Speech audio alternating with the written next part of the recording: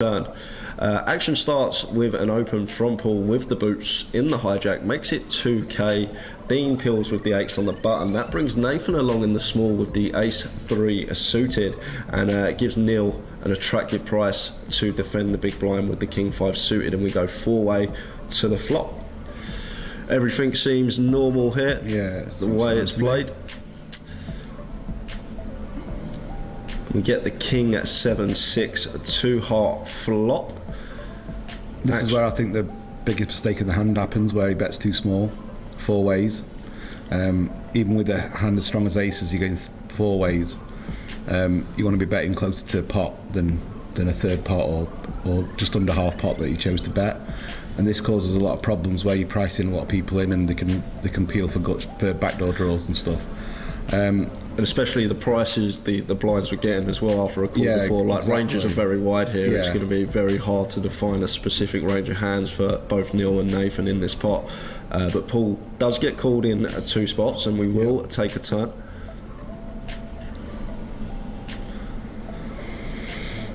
Now, this turn looks worse than it actually is, for a few reasons.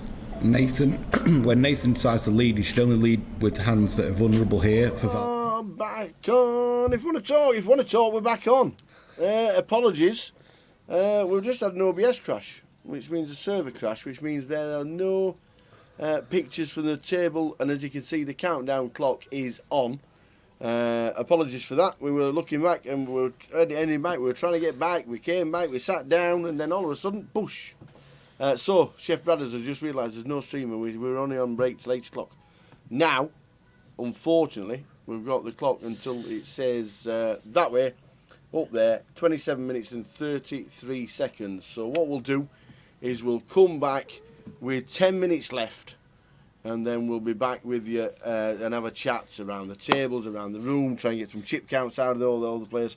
Can Jay tell some jokes? Off you go. I've been. You're the man of the one-liners. I've been seeing this girl at the moment, Brad, and she works for multiple UK magazines. Yeah, she had me at hello. And on that note, we will see you in 17 minutes. I'll leave you with that one, Bradders. Yeah, the OBS had a server crash. Nothing to do with the internet this time. That was just a server crash, unfortunately. But, right there, 26 minutes and counting. We'll come back with 10 minutes to go. We'll leave the clock counting down, so you'll see that on the big screen, and we'll be back with 10 minutes to go. We'll grab ourselves a quick coffee, and the team will be back for the for levels 7, 8, 9 and 10. They're the ones. We'll see you in about 16 minutes time. Chat down until the clock strikes 0, and then back with the action. Sorry for the outage. Tinternet. See you then. See you then.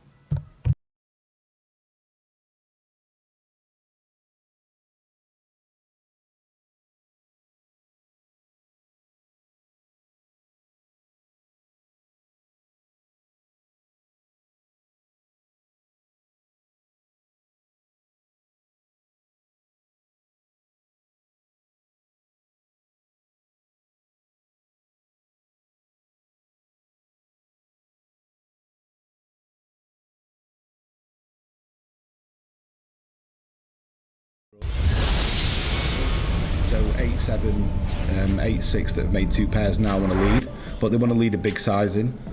They don't want to lead this kind of stabby size that he uses, that's like 35-40% pot. Yeah. He wants to be betting more 60-70% pot. 3 ways if he's going to choose to lead this turn. He's never got 5-9 in this spot. He never has. He can have some 4-5 suited, but not many, not often of the time. So this just kind of looks like what it is to me. He'd never bet a king here, I don't think. There's no point. And the call is, I would rather see the king 5 move in now to try and like sandbag the other guy out the pot with a strong hold in. But he gets him out anyway, so the aces decides to fold. So the aces do fold, and that's what we're going to talk about. Ace rolls off on the river. Either way, would have river top set, but do you think a bit too tight to be folding aces on the turn there, to that size especially? I don't think it's terrible, but I think he should have taken a bit more time and looked at both of the guys' ranges here. Nathan's bet to me didn't look strong at all, and the call, Maybe he levelled himself into thinking the call was really trappy and really strong. But I think the guy's most likely holding the big blinds was King X, and Nathan's got a lot of draws there. He would never have King X. He could have maybe like 7-9 or something like that, like a semi-draw or just a flush draw. The thing is as well to take into account Neil's stack size. If he had a 2-pair plus hand facing Nathan's lead, he's just going to shove. He's going to put it in. He's for just protection. 6-8, 6-7. So even a set might put it in there if you're not a if you're not a strong player. I think most sets are going to put it in there in that spot. So there's only 11.5k back. The pot's big enough. Just put it in and protect yourself and look for one caller. You know, they want a caller with an overpair and a flush draw. You don't want two callers in the spot with a vulnerable 2-pair. So I think he would put in most of his hands. His hand kind of looks like what it is. King X, a X, bad like, King X or a King X with a gut shot or a straight draw or King 10 or something like that. That'd be a hand that I'd look to put him on. But I think the big mistake was the flop sizing and the fact that he just folded so quickly. 20 seconds. Take your time and think about what each player could have. Because if he actually thinks about it, he'll be aware that Neil's pretty capped. We should be well ahead of his range. Like, he's so capped to King X, he's going to shove all his 2X. So it's only really Nathan we're worried about. And he'd have 40,000 back, and so we can still win a pot against Nathan and might lose the 11k more if it goes to the river. Yeah, exactly that. He's not going to be crippled unless he loses the pot to Nathan, you see. And Nathan there, to me, just looks like he should be betting bigger with the hand that needs protection instead of just his little lead out that looked weak to me. So we saw Nathan take the pot eventually. He did river a top pair, but the main talking point in that hand was the aces, how they were played. Thanks, Rick, for joining me. This has been Break It Down. How would you play that hand?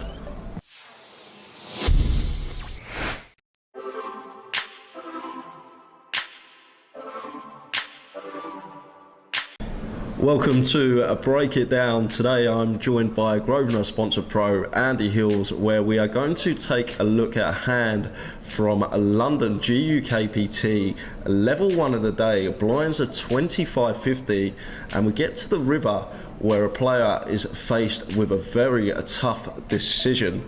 So action starts with an open to 200 under the gun. It gets called in 3 spots, and then a Jaroslaw in the big blind, 9-8 suited, gonna come in for a 3-bet here.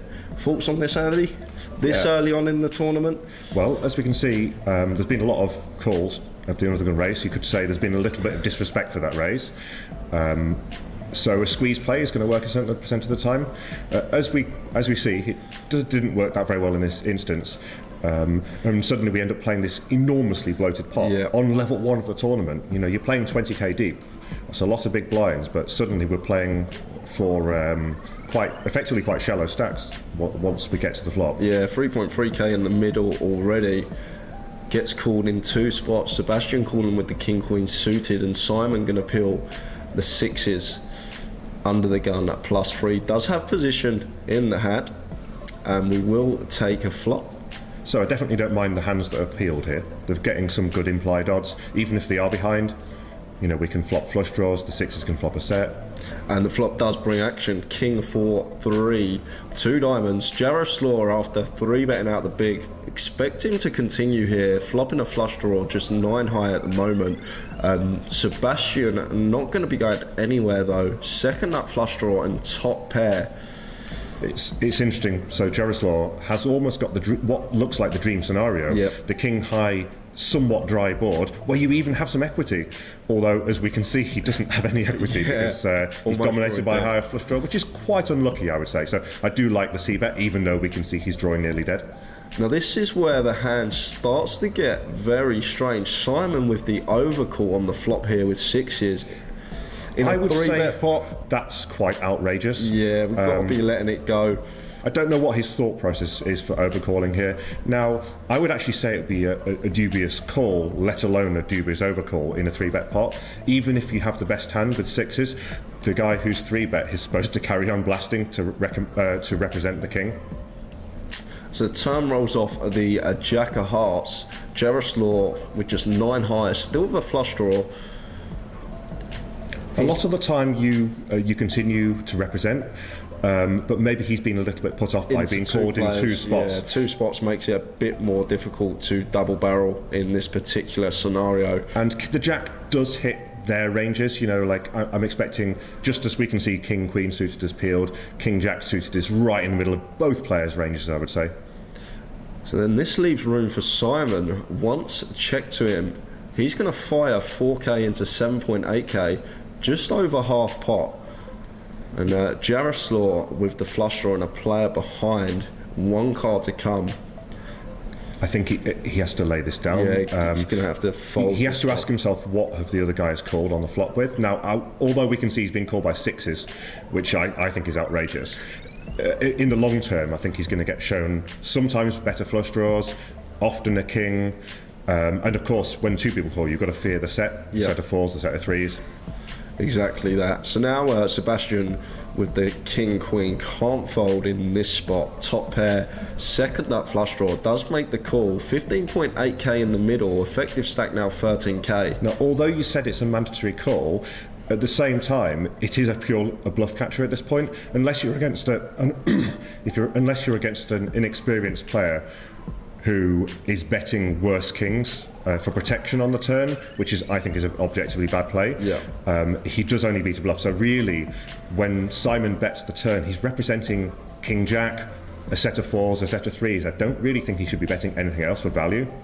And on this particular river now, King 10 suited even gets there. So all King X were actually behind to a Sebastian that Simon can have here in a 3-bet pot. So the only real hands we're actually ahead of facing this jam are just flush draws, really. You don't expect Simon to ever show up with 6s here.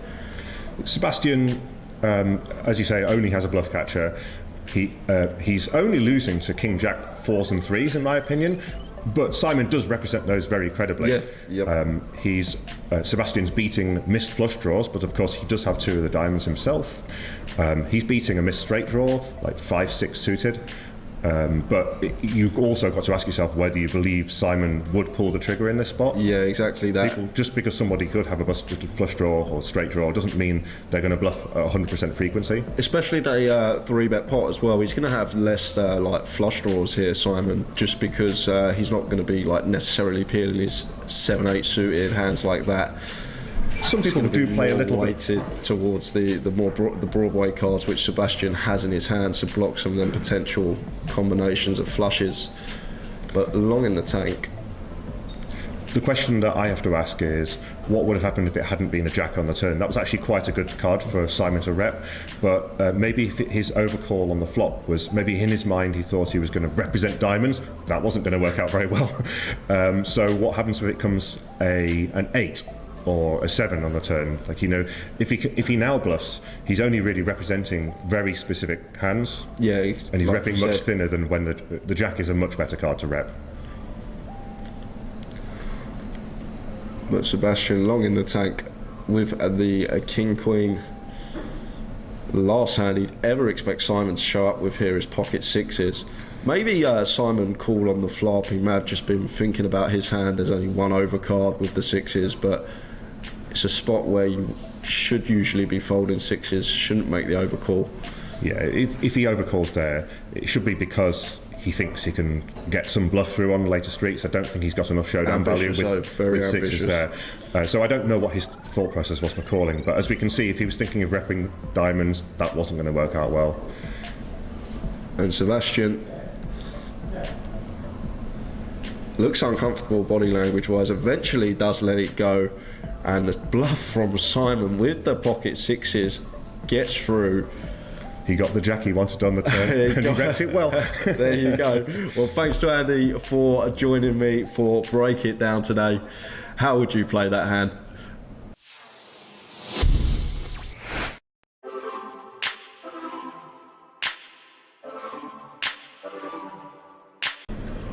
Welcome to Break It Down. I'm joined by Grosvenor sponsored pro Katie Swift. We're going to take a look at a hand that occurred on the bubble of GUKPT main event London 2018.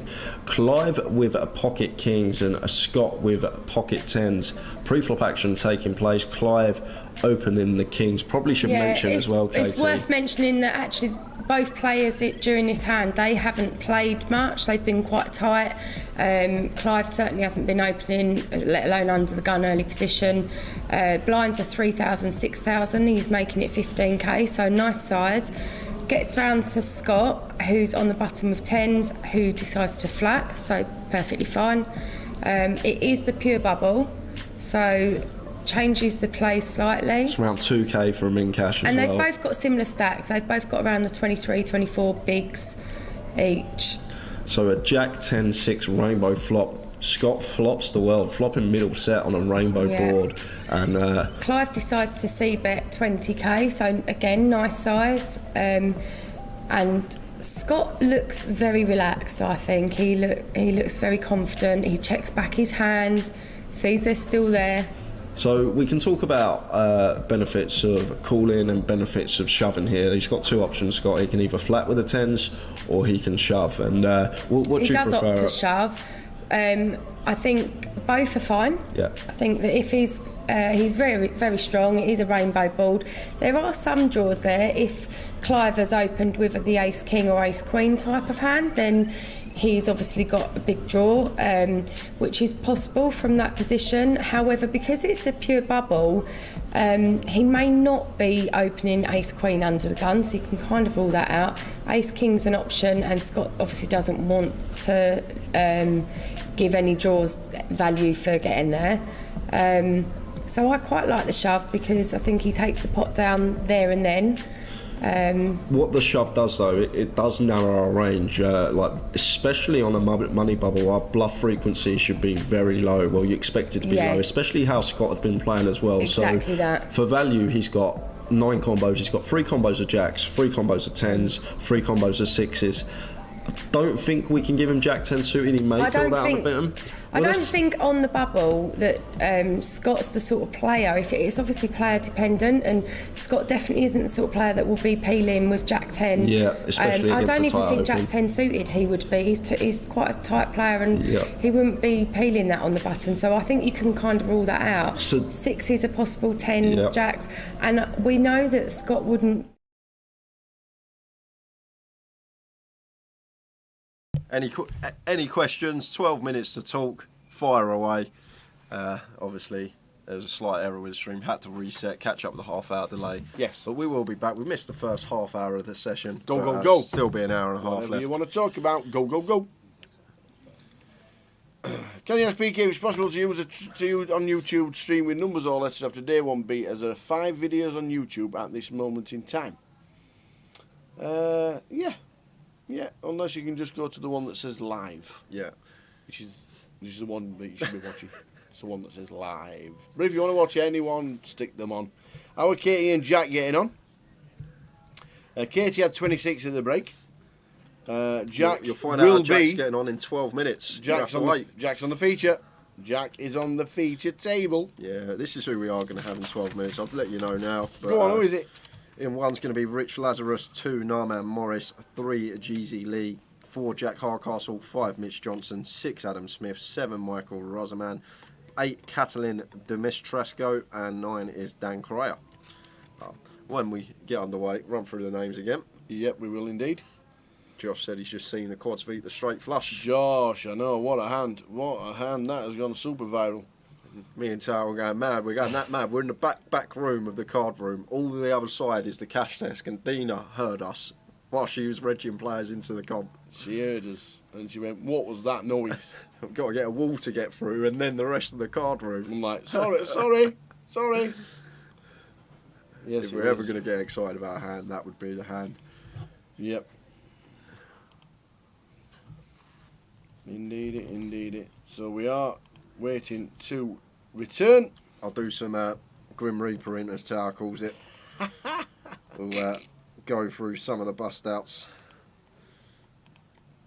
Let's have a look. So, just before the break, the last bust out was Lazar Dejov, and then first hand after the break, Amanpreet Singh. Maxed out again today, I think. I think he's had 6 bullets now in total. Ben Windsor, another one that's maxed out today. He's busted. Bav Khatri, Banksy's out. Gary Banks. Banksy? Yeah. What, as in the artist? No, he's known. Most people call him Banksy when you know him, but Gary Banks. That's Laura's other half that she tuned Oh, in. Yeah, Laura, they're opening the library bar in Barnet. They are. Yes, Gary's out. He might have another bullet. James Williams out the door. Aleem Kanji, Rob Hutchinson, Ben Teague, Tan Lee, Danny Petros, Richard Horton, Vic Mehta had another bullet. Last year's champion, well, 2019's champion, I should say. Aleem Kanji, I think that's him maxed out for today, had 2 bust outs in the space of 10 minutes. George Demetrio, Neil Slade, Dean Wall, Danish Ahmed, Sebastian Young, Colin Gillen, Ben Teague again, Dave Anderson, and Mitch Johnson. Colin Gillen is playing the satellite, the turbo. That's and he's that fed up. He's not joining until level 3. Yeah, that starts at 9. So he's not joining straight away. He's going to play level 3. What I can tell you, you've had 413 total entries. So 67. Amazing yet again. 67 needed. Yeah, we said exactly the same when that hand came across. If that had been a cash table, they'd have been jumping in through hoops and doing kisses and love bites and everything, because it'd have been like 80 grand to the loser, and everybody around the estate would have got a chunk of money.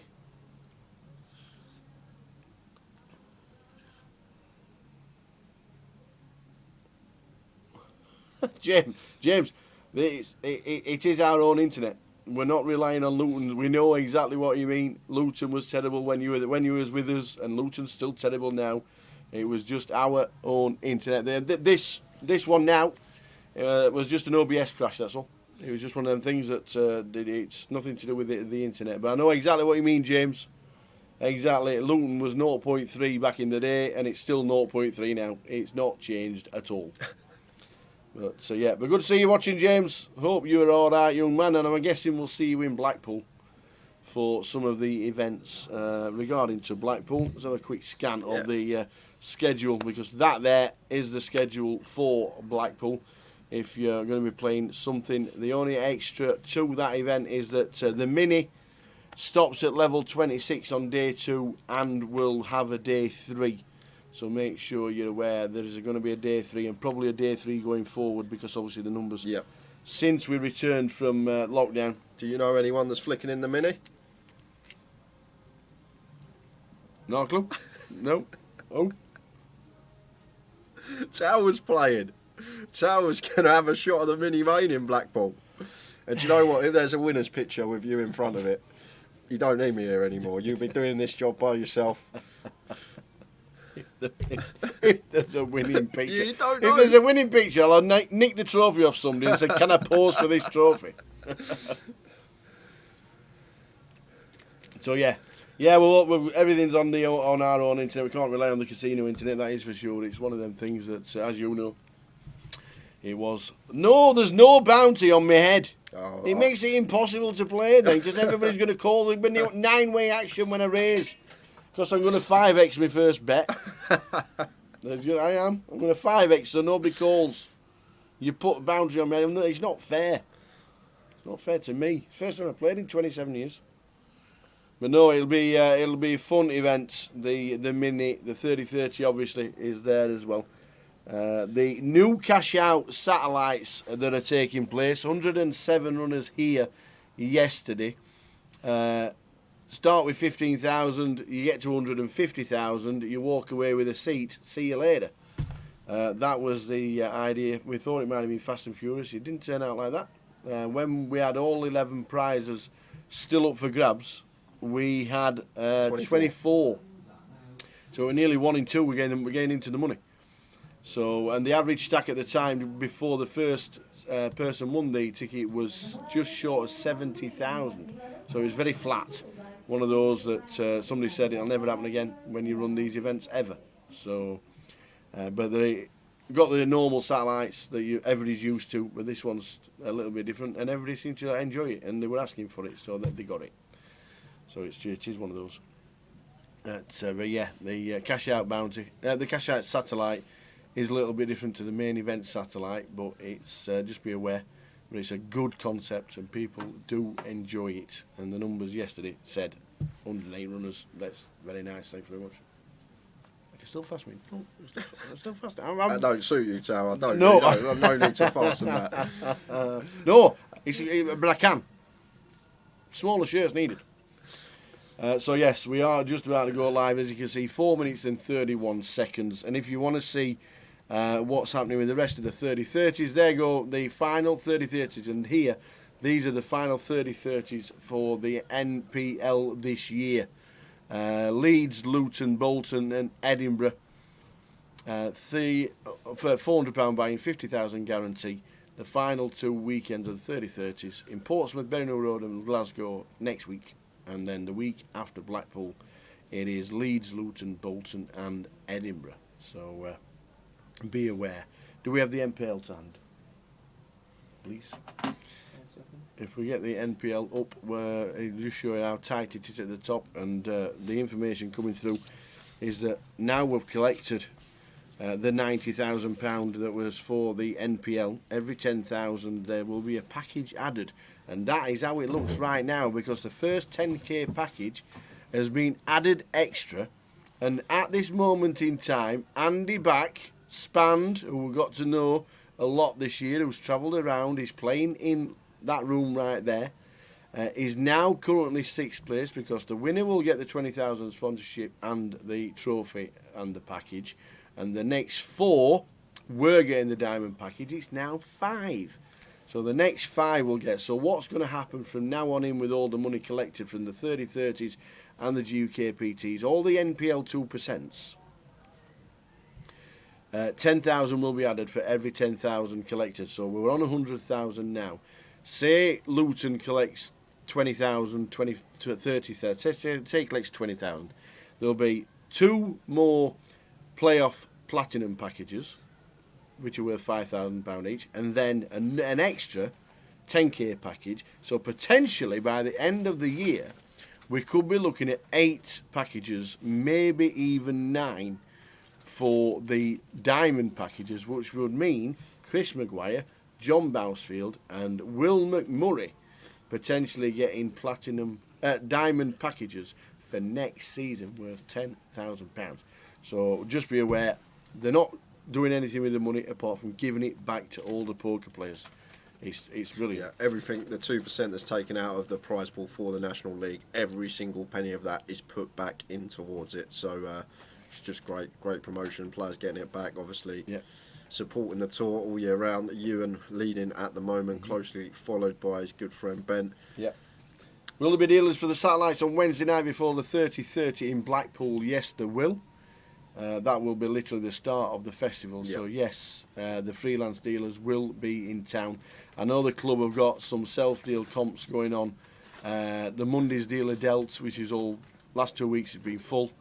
There are some main event satellites that are running which are self-deal, but the 30-30s and the satellite before the 30-30s definitely will have the freelance dealers in town, because it's part and start of the festival.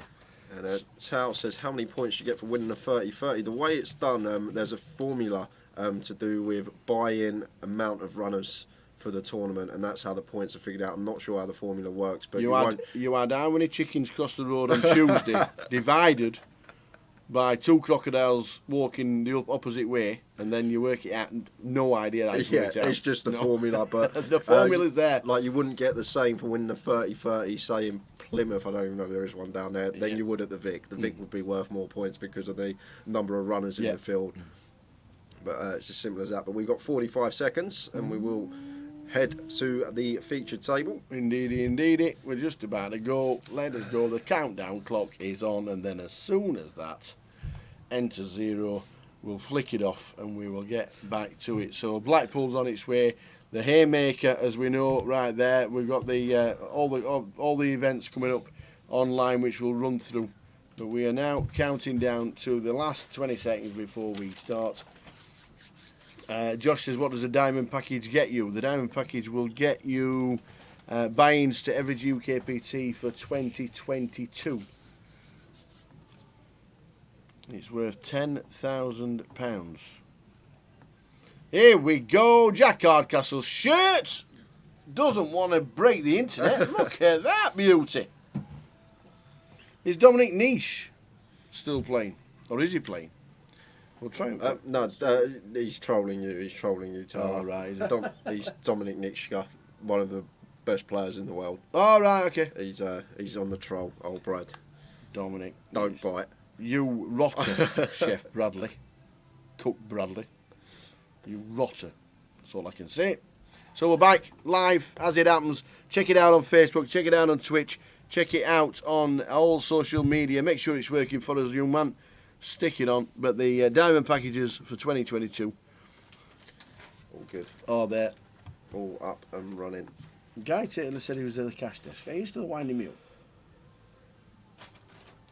Is he having me on? Let me have a look. Go find out, PK.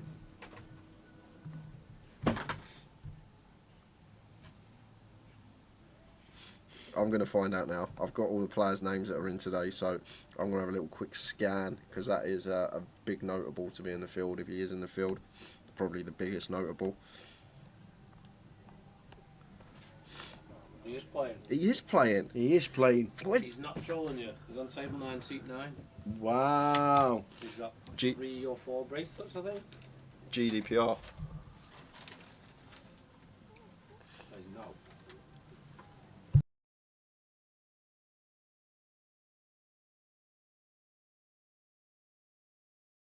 He's only got 18 mil. 18 a million. 18.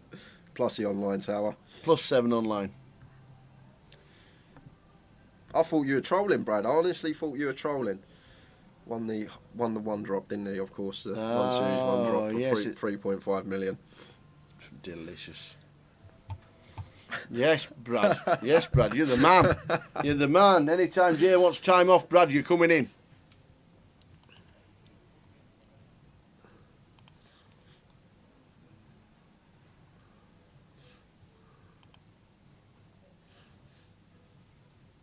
Jack's on the points.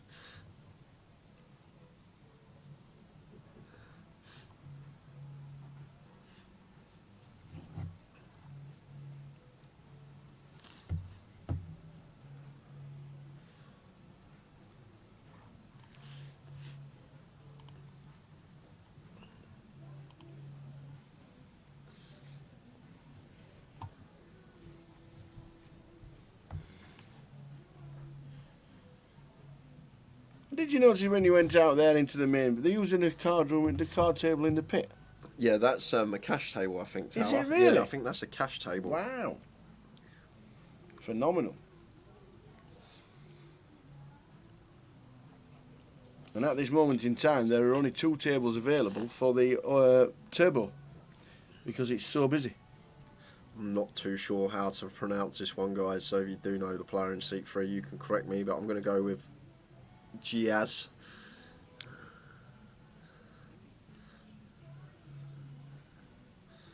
Jack with the kings.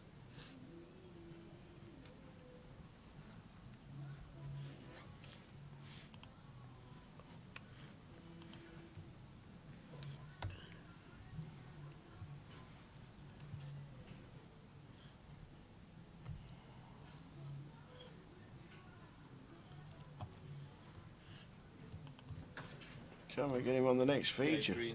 Oh, he's green now. Yeah, he just not filled it in. He was the last person to buy it. So Dominic Niche is in the building, 18 million in earnings and 7 online. And his biggest live cash, 3.5 Million. million. And that's not even dollars either, that's in euros. So $4 million is best live cash. Wow. Not a bad day's work at Not all. bad at all. Yeah, but has he ever won a GUKPT? Probably not. You know what I mean? 8, 9, 10, 11, 12. So his final one. Edinburgh one there, maybe.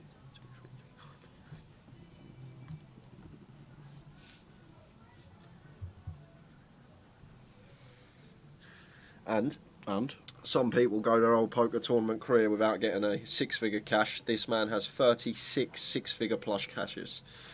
Okay. That's not bad. Okay. 36 six-figure or more cashes. Wow.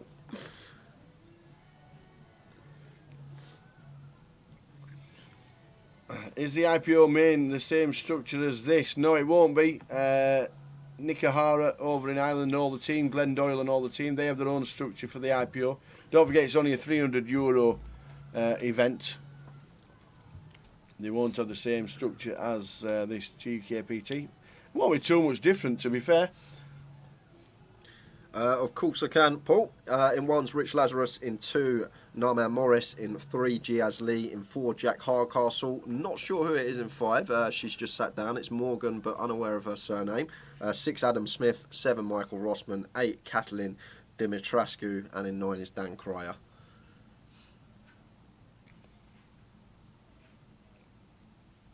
Ah, there we go. Razor Kev says seat 5 is Antoine Lebet's missus. So, Or is it Anton Sout? it could be so, yeah. We have options. Could be either one of them. It's a good name in the poker world, Anton. It is. Let's find out. Especially 2009. Let's find out.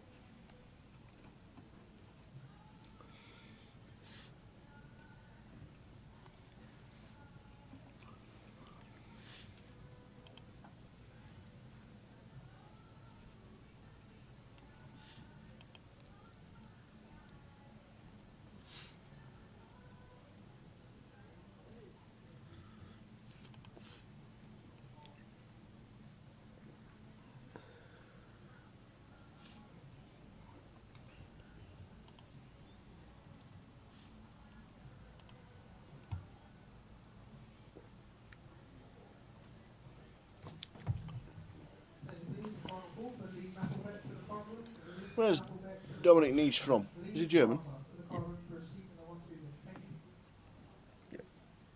Resides in Edinburgh, Scotland. Oh, wow. Played Edinburgh. He did play, yeah. Yeah, I've seen him. I've seen him in let's Edinburgh, see to if be we fair, can I must find any admit. GUKPT cashes on this resume.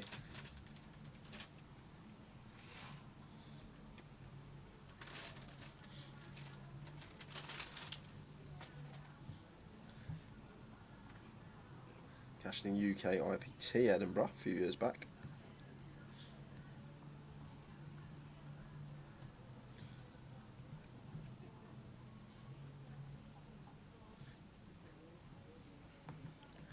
So Daniel shoving the ace queen here for effective, what is sub 20 bigs. Interesting, because Morgan's got... Yeah, she's got a queen here himself. Morgan's got the queen, so to not call, she's got to specifically put him on ace queen. Ace queen, yeah. Sorry, I've literally, I was looking at Dominic Nitschke's thing. I've missed all the action. Didn't realise there'd been a flop turn and river. So Dan's sitting here with the nuts, and Morgan in a tough spot here. She has a queen herself. Dan definitely can have ace queen in his range, opening early position. Very hard to fold this because she specifically has to put him on ace queen. Specifically. And nothing else. She has to call. And unfortunately, Morgan, she will be eliminated. She got the queen, but the extension's there for Dan. And the Broadway nuts in seat number 9. Eliminated out of seat number 5 is Morgan. Very unlucky. Yeah, there's not many people, to be fair, can pull off that shirt that Jack's wearing. Jack can. Jack certainly can. Not many others will be able to. After scrolling through about 300 results, I finally found it. GUKPT Edinburgh 2014 made the final table, finished 9th. Dominic Nitschke. There we go. Very nice.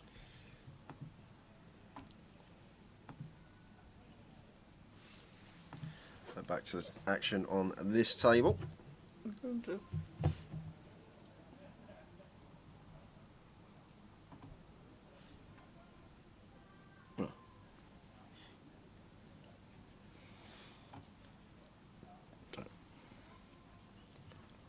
Stan opening queen 10 suited, raises to 1k. Sorry guys, I lost a couple of hands there. I was just looking at that man's results. Sometimes get lost in it, but back to the action now. And There's Jack, nothing wrong with giving out information. Jack going to call with the 10-8 of clubs in the cut-off, and Michael getting out of the way and the big knock defending this one. So heads up between Dan Cryer and Jack Hardcastle.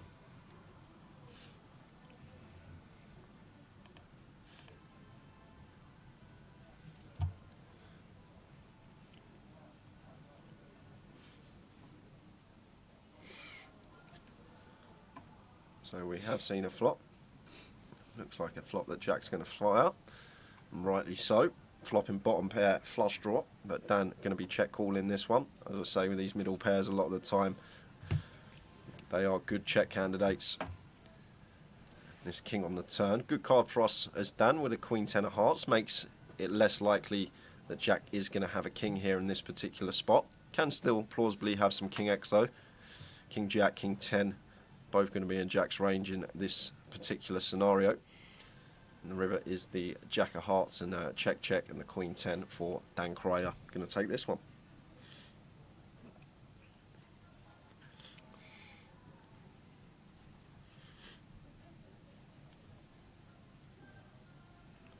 And the turbo starting in 10 minutes time.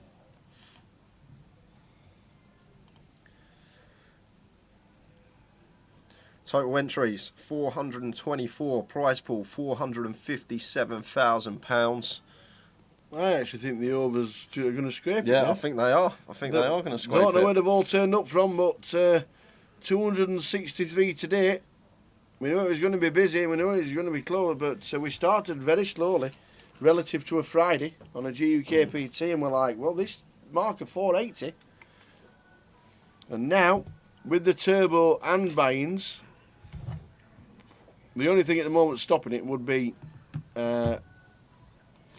availability for tables for the bounty, because at the moment there are only 2 tables for the turbo, because every other table is being used for cash and for tournament. Wow. And there's 1 table in the pit, which we don't see very often.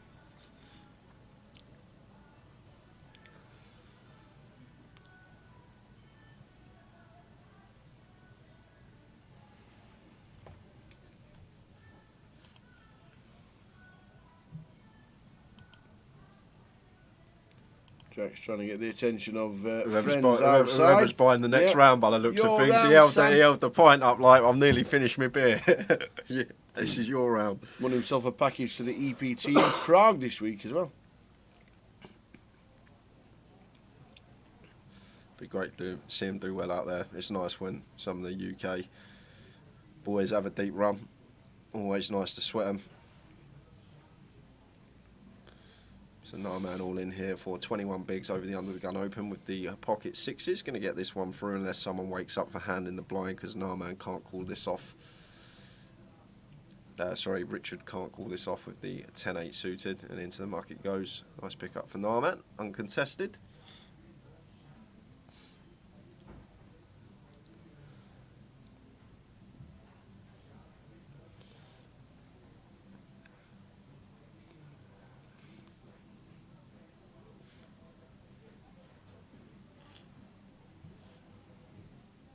Oh, Katie's not drinking again, is she? Why? There's giggles going on. Oh, well, in the background or on the I outer can't tables? see Katie drinking while she's playing. Yeah, not while she's playing. No, it must have been a joke or something from somebody.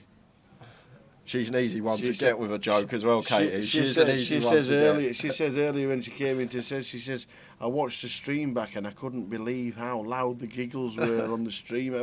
We were stood miles away from the feature. Well, you wasn't. You were like 3 yards back. She went, I know, but you got loud, didn't it? Yes. So Catalin with an ace on the button wants to open this once folded to us, and Dan Cryer with a big hand in the blinds here. Expect to see a free bet around the 4K mark here.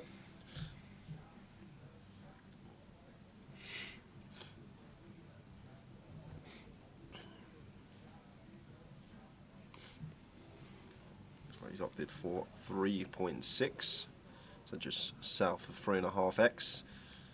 And Catalin can't do much but let the A6 off go. And nice pick up there for Dan Cryer with the ladies.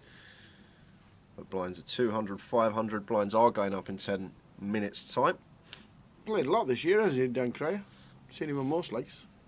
We'll definitely see him in Blackpool, being a northern boy.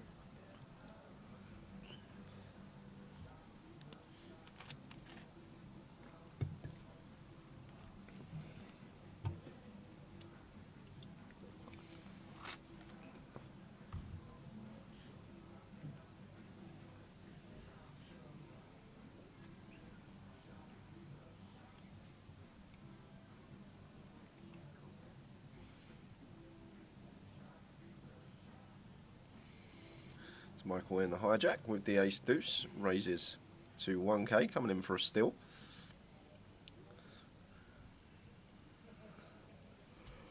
And Richard got lots of chips, so wants to get involved with the 9-8 off in the small blind. Bit on the loose side, but happy to see a flop with this particular hand. Flops the best of it as well on Queen 9-3, 2 hots. And Michael coming in for continuation bet. And a quick call from Richard here. So we'll draw, picked up on the turn for the ace deuce of Michael. And looks like he is lining up a double barrel here. Fold out some 5s through 8s, some 9x in there as well. Going to have a hard time calling. So nice double barrel there from Michael. Gets the job done and shows the deuce. Michael's just shown him. They said, show me a queen. He said, don't show me a deuce.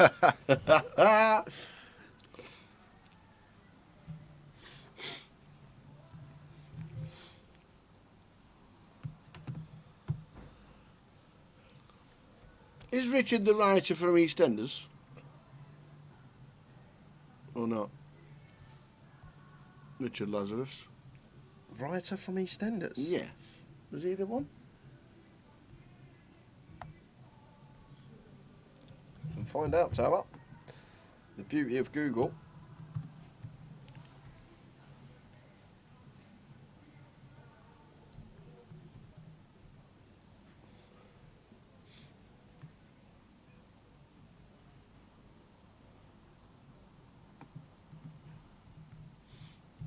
Your attention please, by clients who have registered into the pilot teaser when they see you on screen, players please make your way to the buzzer. And I wish to enter this event, entries now being taken appropriate. Thank you. There is a Richard Lazarus that wrote EastEnders, but I'm going to try and pull up an image.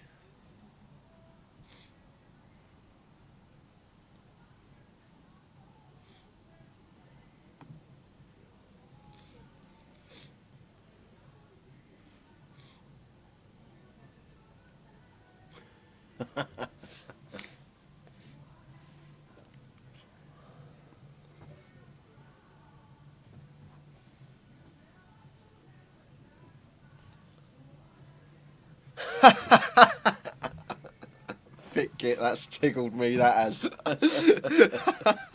Chuck him down the stairs, find out if it makes the right sound. Boom, boom, boom, boom. Oh. Very good. I can't find any pictures of him on Google, so no, not sure if it is or not. I'm sure if he's got any friends or family watching, they'll let us know in the chat. 9 Jack Jack, the latest flop. Norman with the 2s. Oi oi. Talamir's playing the latest 30-30 satellite online. And his chip leading. Good luck. Best way to play these kind of events. The satellites, they really are. 7-6 of diamonds gets there on the river, and Catalin, after check calling this on the turn, going to have a tough time after facing the bet here on the river. Narman can have plausibly checked back some Jack X on the flop tower as well. His main bluffs on the turn are going to be diamond draws. Although we might be thinking from Catalin's perspective, why is he not firing with his diamond draws on the flop?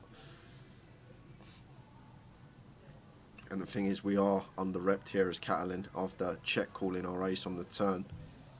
So dicey spot for him here. Difficult decision. The flush does come in, but we need to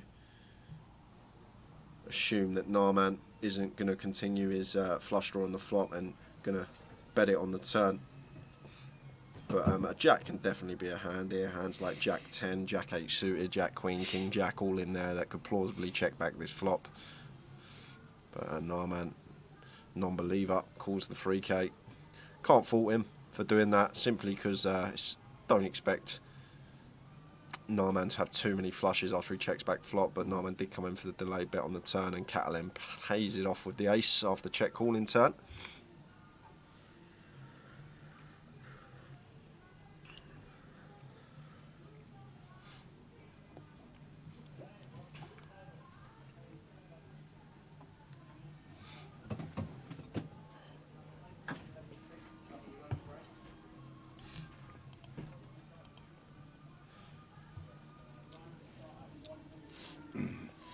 Brian and Alan are not in the building. Both did not play this event. Never even heard of Brian. That is an unknown name to me. Yeah, no. Both of them have not played this event. Hope you well, armchair.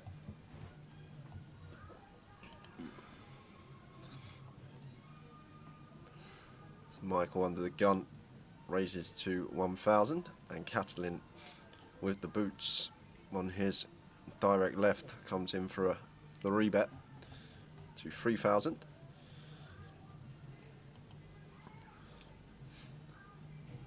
Michael just going to have to get out of the way here.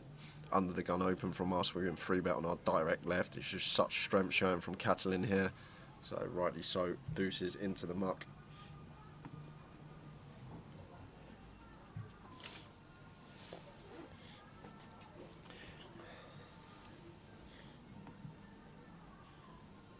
Incoming Don.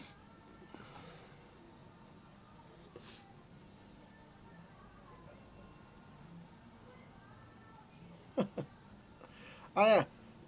Kays is telling jokes that we're not allowed to join in with. Oh, you all Kayser?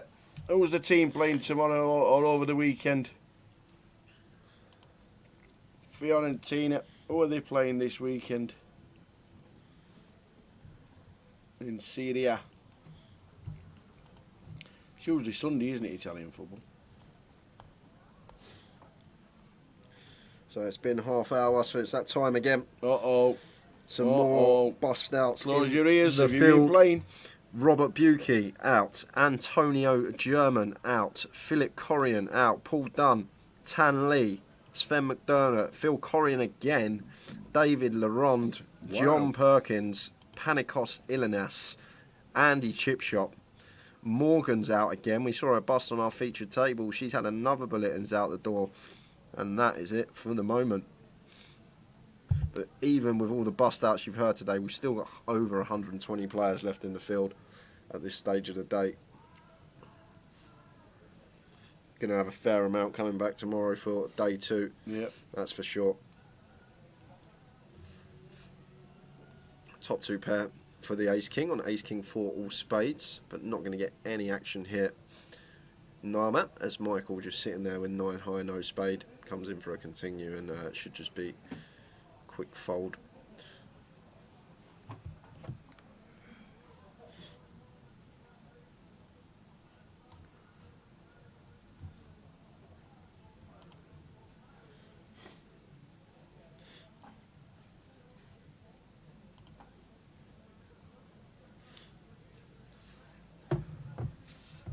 They are away to Venezia. Get yourself out there in the card room. What's happening? I think the ice creams might be out. What? Yeah. Again? I think so. How do you know? I've just got a text from No. someone live. We missed them yesterday. You missed a lot like yesterday. We got just neglected yesterday. Is there a specific flavour you'd like, young man, while you just sat on your Harris? I'll have vanilla, please, Tao. Well, you chose to sit that side next to the door. Don't choose, that's just a given seat. The ant to the deck. Welcome to the wife. Like what, Paul? You'll see on stream in half hour's time, Tower running through with loads of ice creams. I'll stand in front of me. Yeah, definitely do that. It'd be so funny. Yeah. And the white shirts. Yeah. Blind on blind action. King 10-6 Rainbow is the flop. 3 deuce for Catalin. Michael with 7 deuce. And Michael just going to come straight out with a bet, and Catalin just gets out the way with a nut low.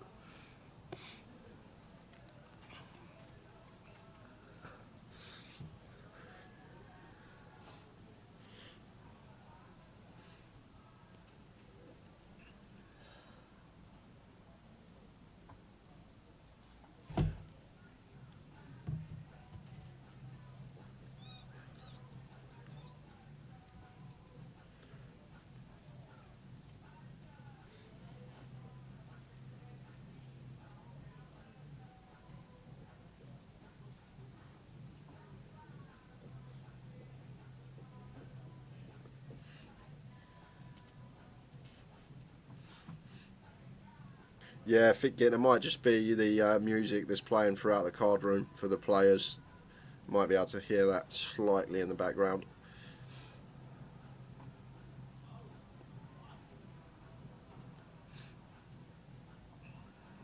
Nine-7 of diamonds in the cut-off for Adam. Opens to 1.3. Michael here could potentially rip this. I certainly would be. 20 big blinds cut off open. And we're working with King Queen. Lovely from him. Good to see him take this reshove spot. And Dan's going to get out of the way, and Adam's going to have to do the same. But nice from Michael there, understanding. Cut off open here. King Queen, 19 bigs. Best play is to just get them in.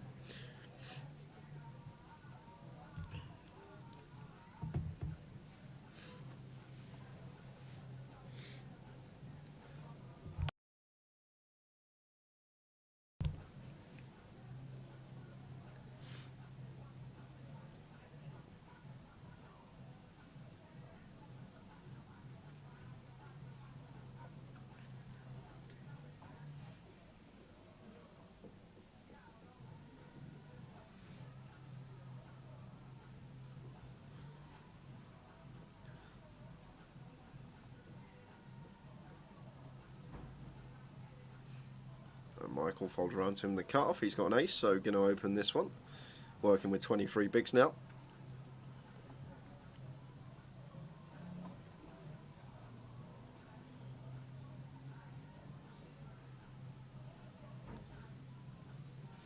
Raise and take.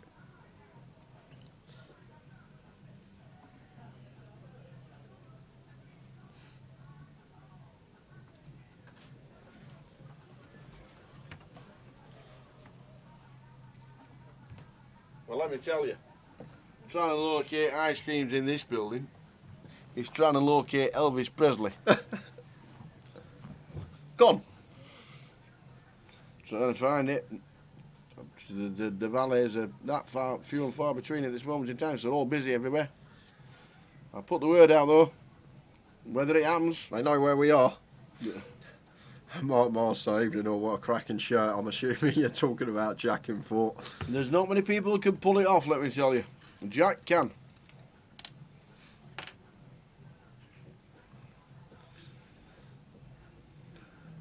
So Michael, 3 pots in a row, shoved the King Queen, then opened the Ace Deuce off, and now opening the Ace Deuce suited in the hijack. But Catalin here should be ripping here. Tower 22 big blinds facing hijack open. We've got pocket nines. This is a pretty easy shove spot for us as Catalin. There is the all in. And Michael just going to have to get out of the way. Ace Deuce not going to fare too well against a 22 big shove range.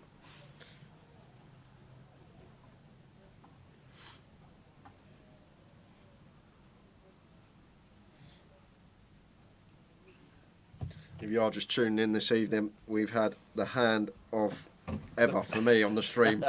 Best hand I've ever seen, one of the most cold hands especially. Go and check it out on our Grosvenor Poker Facebook page. We'll have to try and flick it into one of our stream decks so we can play it.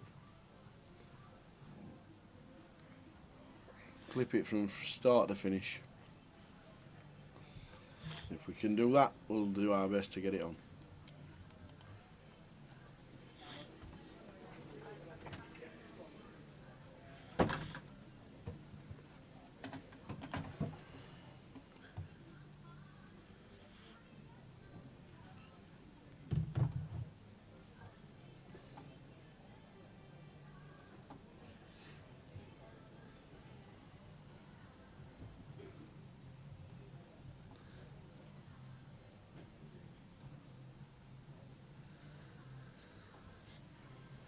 Nightman raises to 1.2 in the small, and Jazzy's got a pretty easy shove here. We got a pair, we're blind on blind, we're working with just sub 12 big blinds, in it goes, and quick fold from Nightman there with the Jack 4.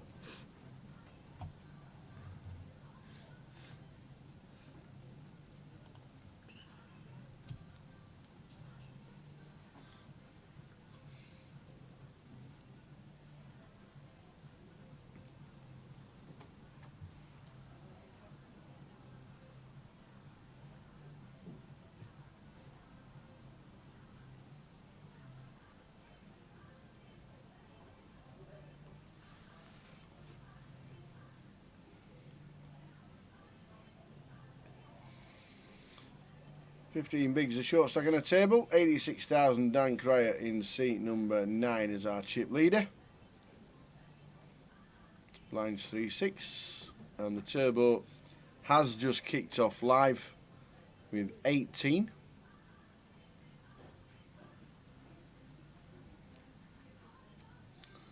So the price will get ladies and gentlemen, come here, you, come here. It's all happening in Luton. There you are. One for me. It's Thank all you. happening in Luton. Look at that. I'm not being funny, but look at that. Delightful vanilla flavoured ice cream. There you go, young man. There we are. Why is the only one? Ah, there isn't. I'm only kidding. You don't want to see us eat these. Oh, what a flop here for Jazz. Flopping the flush. Actually has Jack drawing dead. Jack just sitting here with 7 high.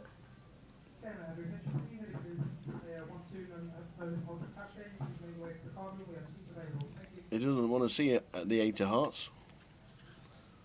At all. Does he want to see the 8 of hearts on the river? Yeah, Jazz probably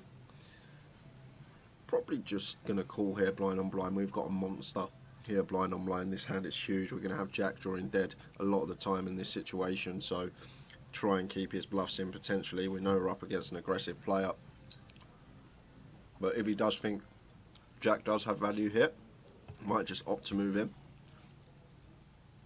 But yeah, I much prefer this tower rather than just shoving here. I know some players might just want to get it in here, but I like this a lot from Jazz. Pairs the 5 on the river. And well-timed check from Jack. Didn't barrel off. Andy Tang, good evening. Can we switch to the table whichever Dominic's on? We'd love to, but obviously we only have one feature table.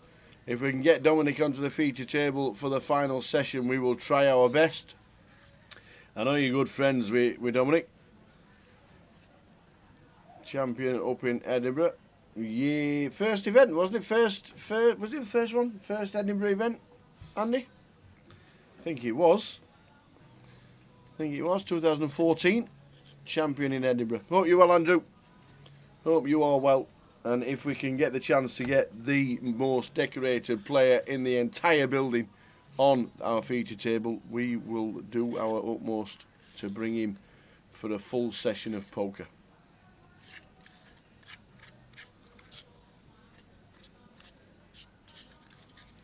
It'd be good to see him.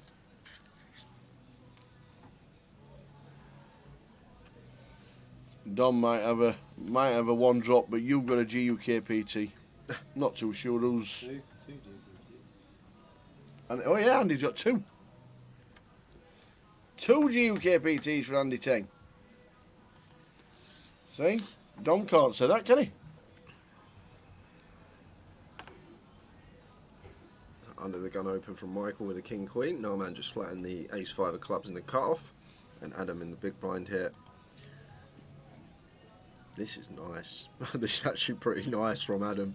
Adam 9, Narman playing 29 big blinds. So he's going to be free betting the under the gun open with probably a hand that can call this shove off. So we take him out of the equation. And then we got Michael, who's opened under the gun.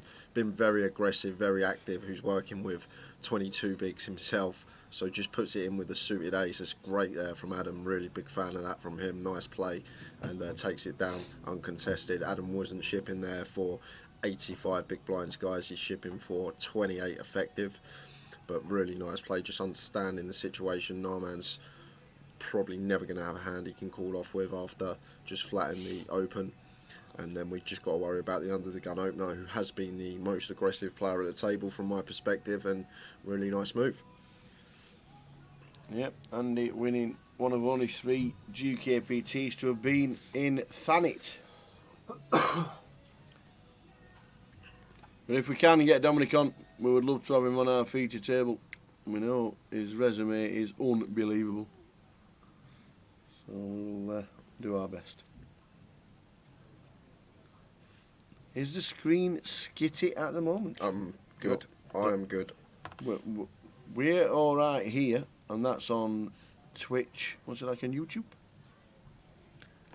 Thank you very much. YouTube looks even clearer on this laptop. So hopefully everything sorts itself out. Armchair.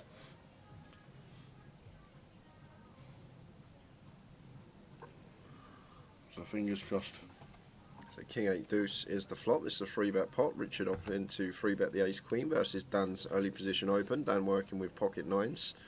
1 overcard to our 9s here, but going to have to call once. Getting this price. Take a turn.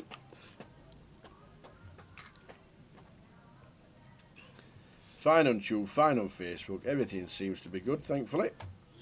6 of clubs rolling off. Does bring in the flush. And Richard firing barrels here, continuing to rep a hand like Ace King, Aces. 9s of Daniel here. Going to have a hard time continuing, even getting this price on his money. 3.6 from Richard. 3.6 into 11.9, so 3rd pot here from Richard on the turn.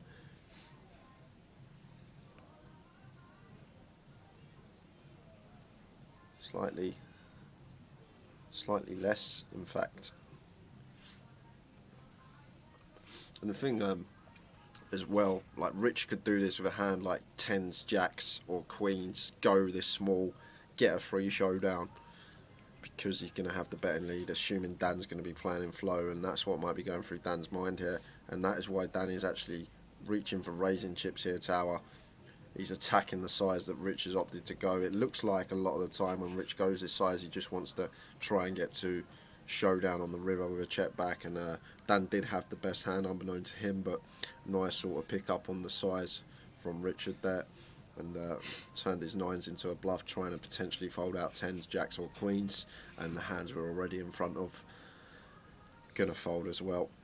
Evening in C4. They played with Dominic at the PSPC 25,000 buy-in. Is that the one you got given for singing Elvis? I think it was, wasn't it? Used his schoolboy German. He got it all in with a set of 7s against a flush on the turn, and of course the board paired. There you go. Easy game of C4.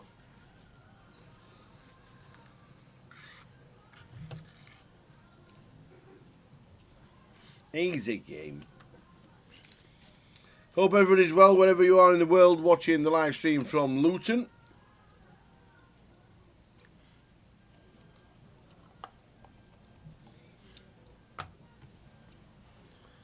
Raised to 1.2 under the gun from Dan, and Richard involved with the 4-3 suited.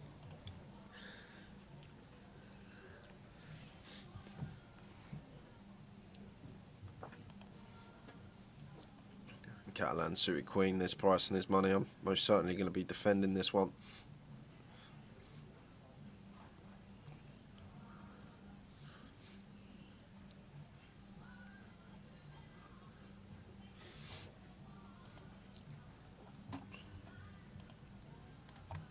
the 4-3 of diamonds. Jumps out into the lead on 10-5-3 rainbow.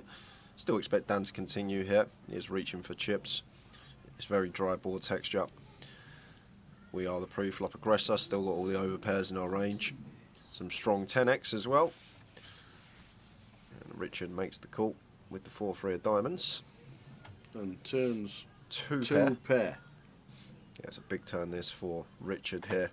Like under the gun opening range of Dan here, we should only ever really be behind pocket 10s and pocket 5s, which 10s may not elect to bet the flop, such a lock on the board. So we're just going to feel so comfortable with our hand here. As Richard, ace deuce suited is a hand I should mention as well. Actually, that does get there on the turn. That would c-bet this flop. 7 of spades.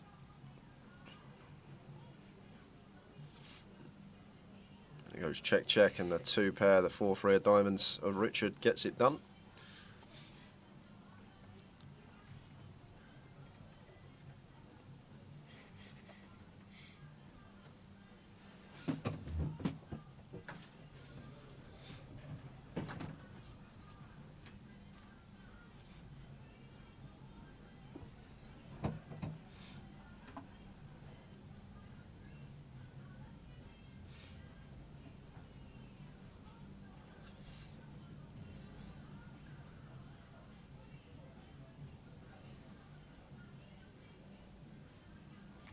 Well, that's not Jack's. I don't think Jack drinks Guinness. No. That's Ben Teague. I bet it's Ben Teague that's going to come up. 100% that has to be Wait Ben for it, Teague. wait for it, wait for it. Show the hand, show the green jumper, the green arm. Where is it? Where is he? Here he comes. Yay! Hey, there's Ben Teague. It had to be, didn't it? It had to be Ben's Guinness. Who else drinks Guinness at that age?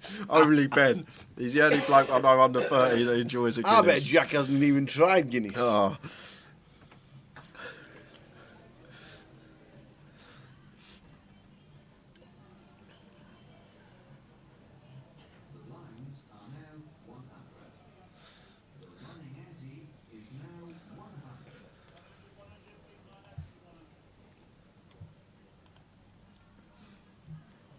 So Rich limping the 9-7 suited under the gun. Fun player to watch, Rich. And Michael just attacking it from the looks of things. Comes in for a raise to 1.8. And Catalin here with the ladies working with 23 big blinds exactly. Probably just going to move in here, tower up. I think with kings or aces we can incorporate in a flat some of the time, especially against Michael, who's been pretty aggro from what I've seen. But this occasion with the ladies, in it goes, and it's just going to be 2 quick folds.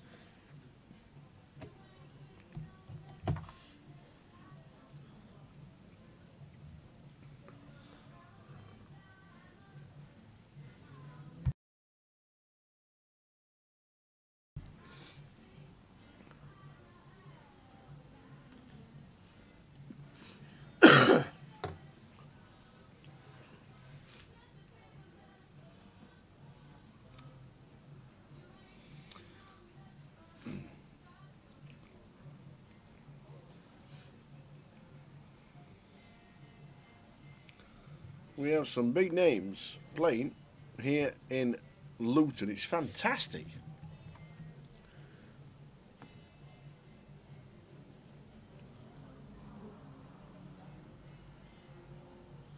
Blinds and antes, please. Thank you.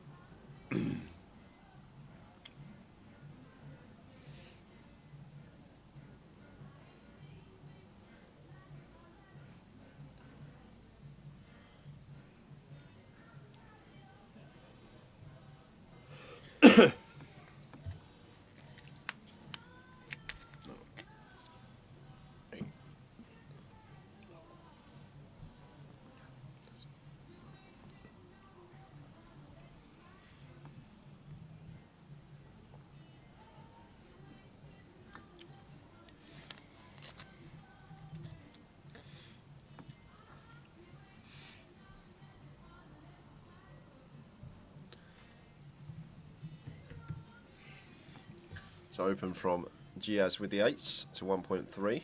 Jez Bear just comes to... Oh, it's Jez! Jez is at the table. 7-6 of hearts. And Catalin here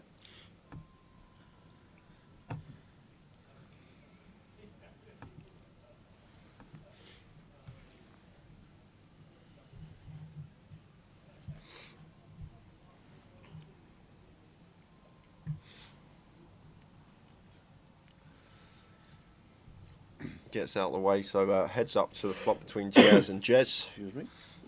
Ace 5 Jack. Rainbow.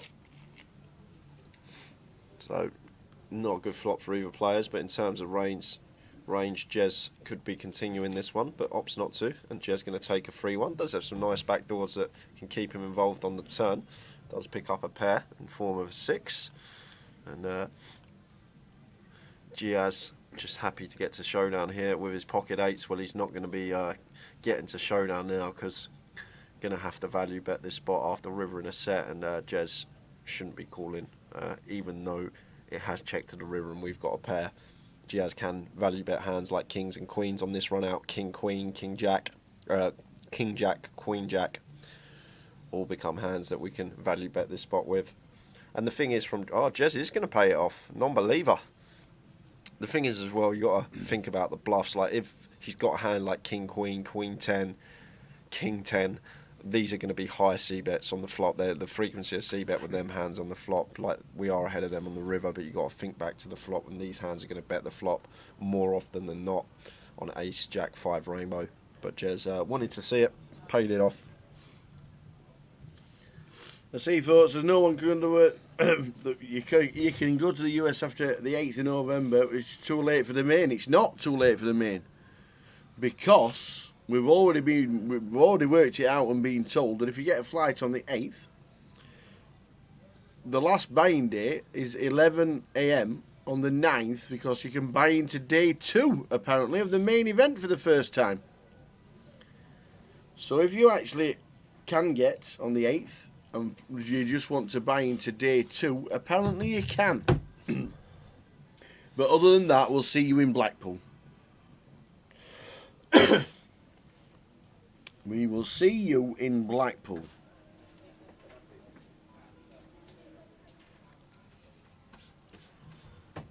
Dan opening the button with the king, queen, and Narman just snap calls in the big blind with the queens. Love this. Got a lot of time from this from Narman, working with his stack of 27 big blinds, just opts to flat, and he's got incredibly unlucky with this flop because he's been flopped nearly dead to a chop here. It's a rough one to take, but versus Dan Cryer's button opening range, I love the flat and the big off of this particular stack size with the ladies.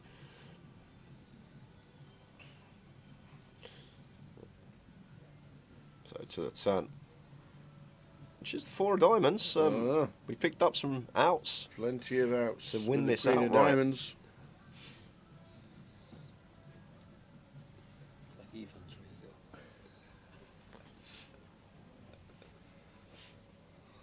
So Dan want to be firing again here and setting up river shoves. So probably size up here, 3.5, 4K perhaps. Get a nice sub pot river shove. He's gone slightly smaller, 3.1. Still working with just over a pot size shove on the river, which hopefully we'll be doing on bricks. Oh, we're going to end up chopping it up anyway. All in snap call. Yep. Well, it might not even shove here. No, man. He's looking at the stack. Yeah. But with our straight, what we're trying to get called by here, a lot of OK is going to shove. But a lot of the time, it's just going to be a chop for us. Is Blackpool a nice city? It's a town in the northwest. It has a promenade of 7 miles long. You can walk from top to bottom, one straight road. If you fancy it, it's a great road. And this year, for the first time, when the GUKPT is on, the illuminations will still be on.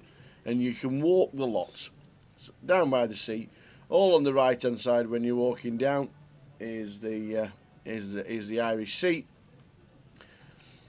Yeah, there are some places that are a little bit dodgy, a little bit suspect, but the prom's beautiful. Got a massive Blackpool Tower, obviously, on the seafront, and right at the bottom is the Grosvenor Casino down south, and it's a nice seaside town. Carey's never been to the illuminations. Well, they're on, Carey, while I've never seen them either. the illuminations are on, while the GUKPT is on for the first time ever.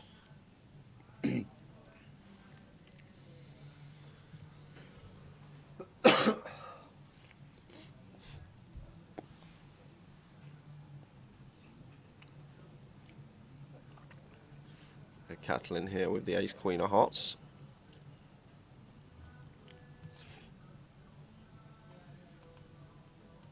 Raises to a 1.4. And Giaz here 6-5 off, just not wanting to defend.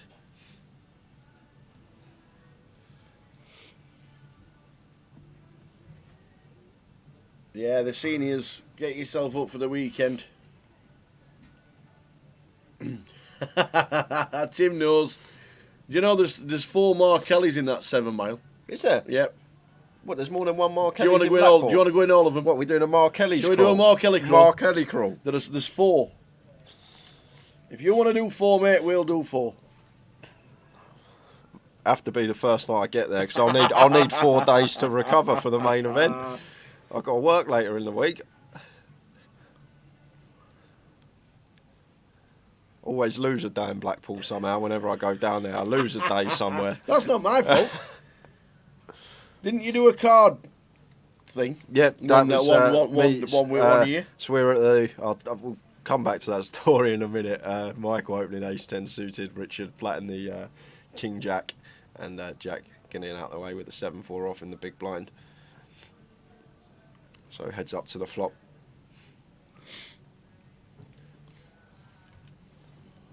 7-8-9 flop. So up and down for the ace 10 backdoor flush draw as well. Richard has a gut shot. So Michael, in terms of range, should be better for Richard slightly this one, peeling in the cut off. I wouldn't mind him coming in for a continue here. We can go either way on this board. Got a nice hand to fire with. Obviously got to worry about our stack size though. If we bet, what we doing if our opponent sets us in? If Richard sets us in, we need to make that decision now. So there's the fire up from Michael, quick fold with a king jack. So sitting at the Blackpool bar, I think this was maybe 2019. Me and Sam Goodman, I'm sure a lot of people that are watching will know Sam Goodman, good pal of mine, plays a lot of poker. We were planning on a night out, and we thought we'd have a little coin flip on who pays for the whole night. Towers at the bar for me, pulls out the double-sided coin, flips it for me. I win the flip and I get a free night out. There you go. It weren't really double-sided. If you're watching Sam, it weren't a double-sided coin. Did not see Jay for 2 days. Yeah, lost. Yeah. It wrote me off completely that night out. It was crazy.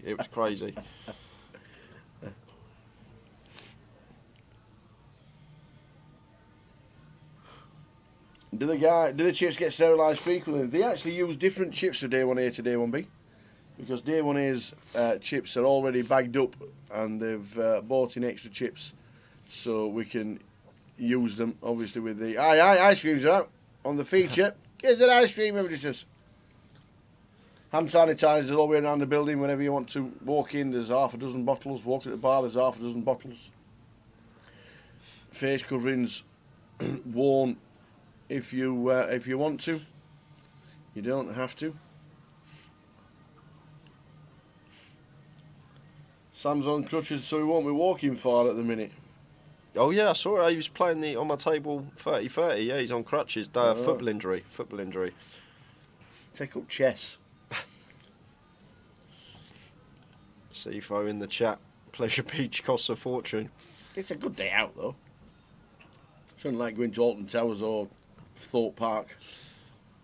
A CFO knows all about not seeing me for 2-3 days as well. He knows what that's like. You was the best roommate he's ever charged.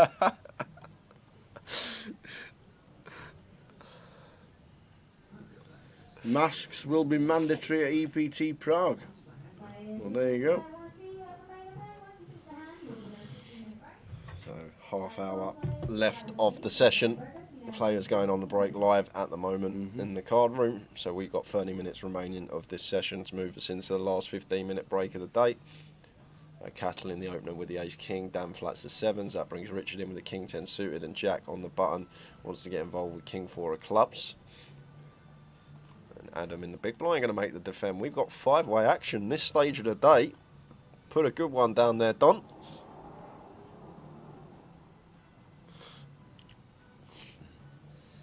Five-way action late on day 1B. Well, that is all clubs, and I'm pretty sure that means Jack. Yeah, it was Jack with the king 4 suited. has flopped the stones here, and Catalin with top pair, top kicker, but has to tread carefully here. I always talk about these multi-way situations. Going to be a lot more hands out there when you go 4 or 5 way. Yeah. But still here, I'm Delicious flop for Jack. I'm always going to be firing really. Here is Catalin 5 way. I want to try and thin the field down. Obviously, we're worried about flop flushes, sets of 3, sets of 8s, some ace 8 and ace 3. But the only position that should really have the 2 pairs is the big blind, which is Adam.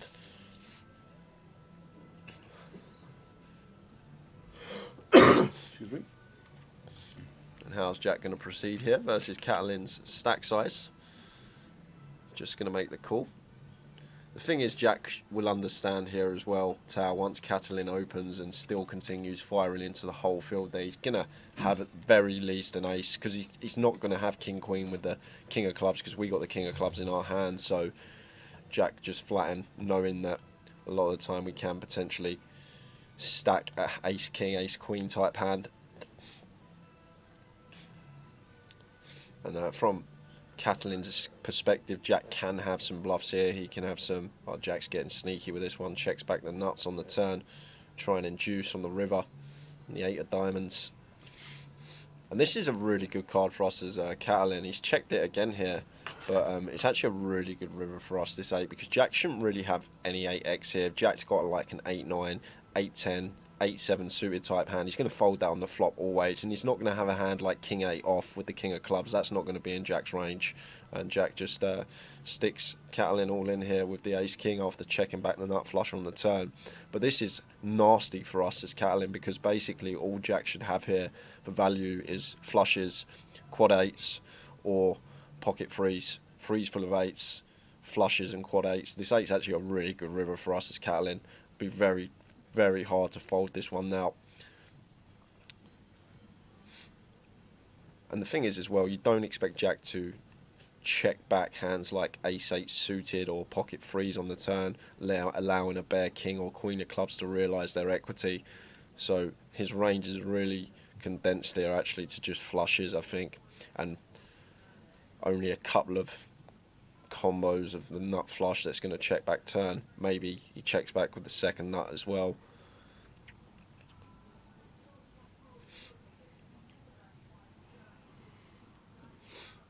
But really tricky spot here for Catalin, because Jack can have a hand like king queen with the king of clubs, king jack with the king of clubs, king 10 with the king of clubs, king queen with the queen of clubs. There's definitely some combinations of bluffs out there for Jack, and value is basically flushes, because as I mentioned, sets and 2 pairs probably going to fire turn against Catalin's stack size. Like what checkbacks has he got? And he should have no 8x here. An 8 on its own, quad 8s is a possibility, but an 8 on its own isn't a thing. All Jack's 8x are going to fold flop, and he can't have king 8 with a king of clubs, because he's going to fold that pre-flop. He's not peeling the offsuit king 8 even on the button. So we're in a bit of a predicament here as Catalin. Really tough spot for us, being set in by an aggressive opponent on the river. Going to have a difficult time folding it. I will be very impressed if he lets this go, to be honest. We're basically at the river with the best hand that we're supposed to have here. This is probably the best we're going to have in this spot. Ace king. Ace jack's probably just going to get it in on the turn with just over a pot. Sets are going to do the same. Flop flushes for us as Catalin going to probably do the same as well. So this is probably the best hand we're going to get to the river with like this after we check turn and check river. A really tough spot for him. Rightly taking his time here. Definitely one you want to be deep in the tank for. All the people, so many people. Jay Harwood is talking the sense.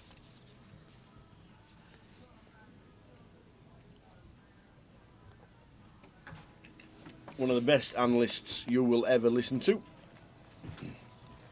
Excuse me. I'll be impressed if he lays this down tower against Jack. I can't fold this hand.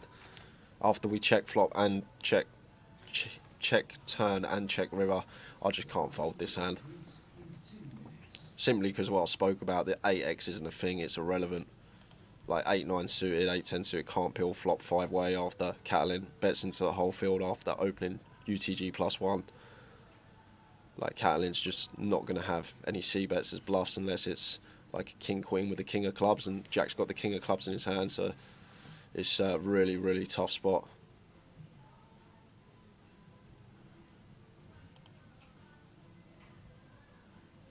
What a fold. What a fold, sir. That is a good fold. That looks a lot better. The way the hand's played, that is a really, really good fold from Catalin. It's really, really nice from him. And Jack smiling like he don't believe him. He's looking at him like he don't believe he had ace king. Is this going to be another deep run from Jack Hardcastle on another GUKPT? It could well be. 20 minutes to go until the end of this session, and then a new table. That's a good fold. Really good fold. Really impressed by that. I stack off versus Jack there. I think the way that hand's played, I'm not going to lie, I'm out the door. I'm out the door. Gary Whitehead's on the next feature table. Oh. And sat in seat number 9 is somebody called Dominic Niche. Dominic Nishka. Is that his name? Yeah, Nishka. Nishka, where's the K? I don't know. That's how all the EPT commentators have pronounced it over the years. Is it not Dominic Niche? Nishka. Nitschhe. Where's the K? I don't know. I'm pretty sure it's Nishka. Okay. Well, anyway, this lad called Dominic, who's won 18 million in his lifetime, is coming to the next feature. What's he table. doing in Luton? He's having a good time. He's heard there's $500,000 in prize pool. I want to join in. Get me involved, he says.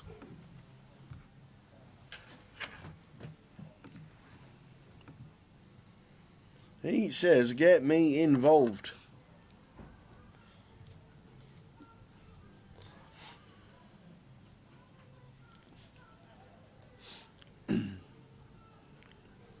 Jim Marlowe's out. Simon Green. Ryan Spittles. Iron Lightbone. Barathi Navanajar. Giovanni Amoroso. And Sean Walsh eliminated. So there you go. I thought I'd do it this time. Yeah, Greg, you're right. Nishka is in Luton. Dominic is here. I'm looking forward to the last session. Going to be interested to see how he proceeds in this comp. Yeah, it does live in. Is it Edinburgh he lives in? Yeah, this is good from Michael here, taking a nice shove spot. Just understanding, button open, going to be very wide from Adam. So we've got a suited ace working with 19 big blinds. Easy shove for us. Glad to see him take it. It's just going to get through. Adam not going to be able to call off with a king 3 here for 19 bigs. And a nice pick up there for Michael, uncontested. Jim has confirmed ace king against king queen, river 2 pair. Unlucky. The prize pool currently stands at £482,000. I think we're going to hit the $500,000. 448 runners total. And I think I'm going to owe Kev 20 quid as well. I thought you went overs. No, I've got unders. You've got the unders. I've got the unders on 480. We've got 448 entries so far. So 32 until we get to that line of 480 that we set at the start of day 1A. Dominic is playing and is on the next and final feature table of the evening. So at 10:15 when we return, you will see one of the most decorated poker players in our last 10 years. I don't think we've had many bigger names than Dominic ever on the tour tower. 18 mil in live earnings. And 8 million in online earnings. So combined earnings live and online, 26 mil. Not bad. Not bad for a lad that I don't even think's older than 35.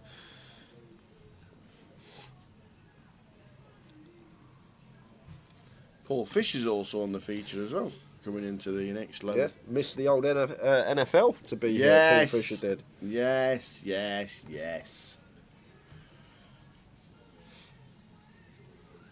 He is 36th in the all-time money list. Ever. Yep, that's across all countries. And don't forget, when you put the one drop was 20 million for one event, wasn't it? Or was it 4 million? No, I mean for obviously somebody who's won more than Dominic. Yeah, like That is Trickett Van der Aar. and Trickett. Yeah, we were second in that one, weren't he? Back to the action because we are approaching the break. We've got about 20 minutes to go for the session. Open under the gun from Giaz with the ace jack. He was working with around 25 big, slightly more than that, incorporating in his open as well. Flop a king jack 5. So coming in for a bet here with his ace jack. Can definitely incorporate some checks in here as well on the king jack 5 with the ace of clubs in our hand with ace jack. Good candidate to check some of the time. 10 of hearts on the turn. So Dan's still the best hand. Both players turn in a gut shot as well. Dummy and gutter for Dan. Broadway draw for Giaz. And the ace on the river is going to give Giaz the best hand. And once Dan checks over to us, I'd like to see a value bet here from Giaz. Like, fine to bet fold this spot. The thing is, we can plausibly have Queen X in our range here, so we're pretty protected from getting bluff raised. So I'd like to see him come in for some value, try and get called by some potential worst 2 pair off there, or if Dan gets sticky and just heroes it off, but not wanting to come in for thin value. But we're protected there from getting bluff raised. If we bet and get raised, we can just easily fold because Dan will understand that we're going to be fairly Queen X heavy ourselves. I like little anecdotes like that. Rub Vicks Vapor on the soles of your feet overnight if you have a cold and a cough. And really, it's me that's been coughing in the last 5 minutes. I think the ice cream went down the wrong hole, even though you've only got one hole. Blaming the ice cream. Absolutely, I am. And good evening, All the day at Cook. Dustbin Daily. Aye. How are we doing, Mark? I'm sure Mark will be playing some events in Blackpool as it enters into his hometown. Plenty of satellites going on as well. Satellite online, satellite in live. Plenty of satellites coming up in the next 2 weeks. Hope to see you in the Grosvenor Casino, Blackpool. Mr. Mark Daly. Jack going to open the Queen 9 suited. Raises to a 1.2. And Jez, Jack 8 of hearts. Wants to get involved. Maybe a smidge on the loose side here versus Jack's EP open, but happy to try and get to the flop cheaply. Rich got an easy defend with the 6s here. 3-way action.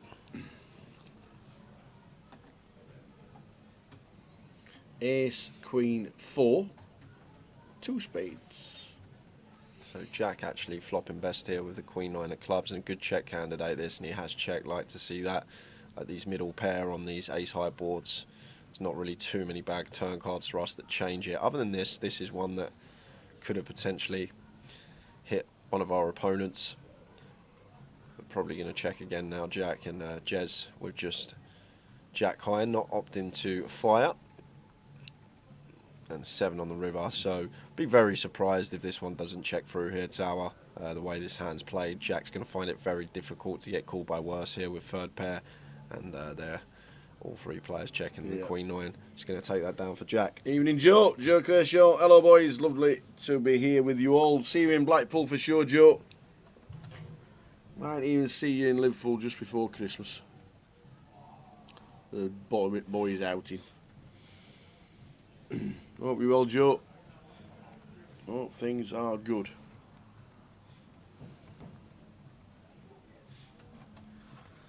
And if you have just tuned in, I'll keep mentioning it every hour or so, but there is a hand that we'll never see again on the feature table. If we do, I'm going to be out of pocket, put it that way. We had straight flush versus quadzo earlier, both players using both hole cards. We'll try and clip it into the stream over the weekend. That is on our Grosvenor Facebook page, so if you want to go and check that hand out, if you missed it, we had straight flush over quads, both hole cards being used for both players. It's just insane, and I'm sure that is going to get many of you over the next couple of days. But if you want to go check that out, that is on our Grosvenor Facebook page. You can find us on Facebook and Twitter, Grosvenor Poker, and for live stream coverage /GUKPT on YouTube and Twitch. It's been shared 43 times already.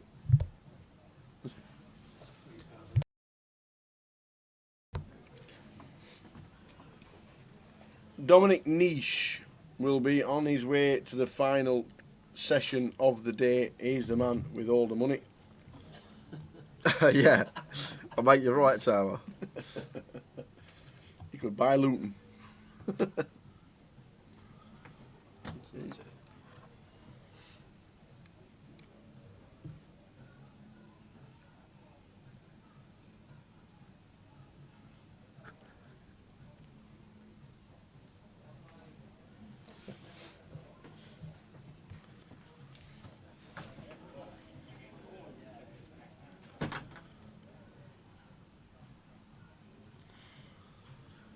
Jack under the gun, pocket nines, raising to 1.2, and Michael, timing is everything in this game.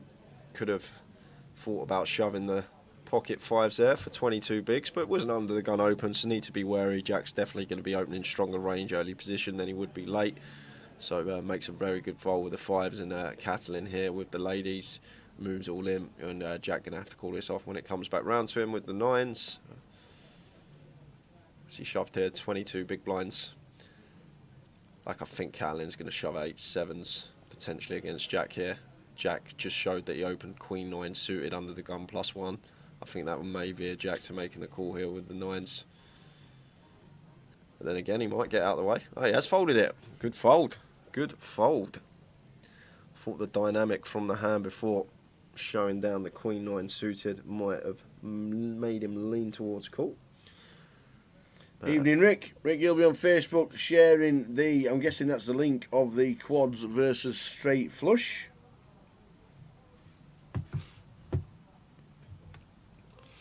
How you doing, Bowie Effect?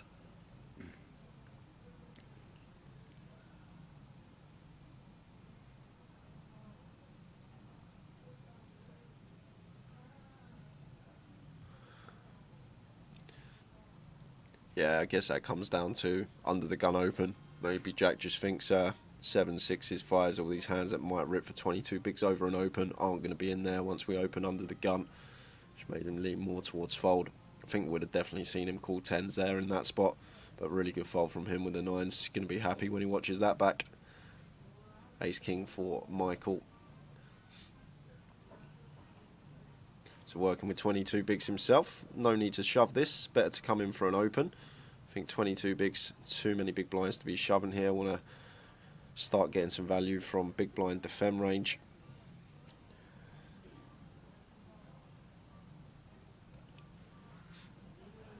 No action from Michael with the Ace King. 10 minutes or so to go.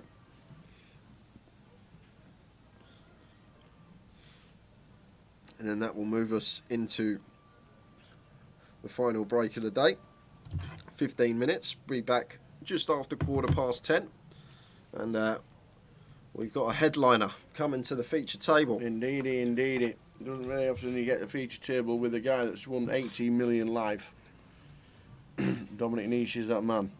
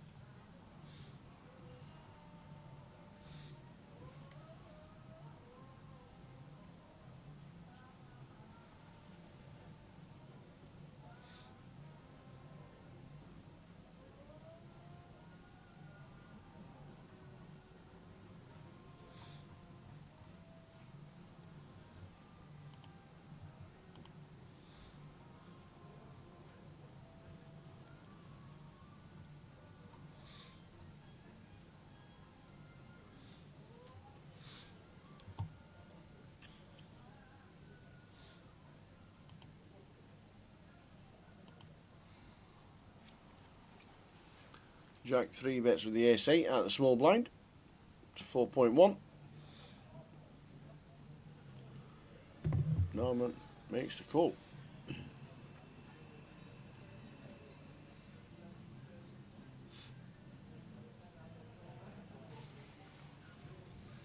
Nine, 5, 3, 2 spades. Jack with just ace high here. What's going to be running through Jack's head? Narman started the hand with 15.3k, which is 25 bigs just over. So that's why Jack probably free bet. Had a good hand to do it. We've got an ace in our hand for removal purposes, and gets the continue through. Did have the best hand.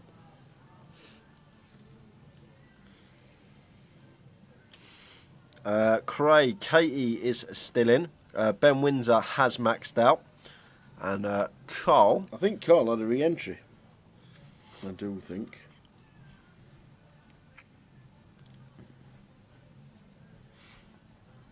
He was on a feature table earlier. I think Carl had a re-entry. Find out for sure at the break. Tim Chung eliminated. Paul Siddle eliminated. Maurice Nicholson eliminated. Asif Ilyas eliminated. Mitchell Hynam gone. Steve Chandler gone.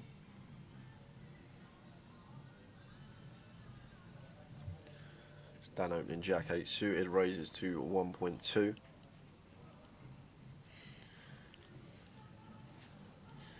Ace 8 here for Adam in the big blind. Expect him to defend this one. Gets involved. Does actually have Dan in a dominated spot. He will be unaware of that though to the flop. Queen Jack 10. 2 clubs. So Adam flopping a double gut shot here with the ace 8, and Dan with a Jack 8 of hearts. Going to come in for a bet here. Definitely a board which going to favour us. We have the nuts here that our opponent doesn't. Adam going to be free betting ace king almost always, so we've got a nut advantage on this one. But Adam not getting involved with his double gut shot. Some bad reverse implied odds for us. Times that we hit a 9 and make our straight if Dan does have a king.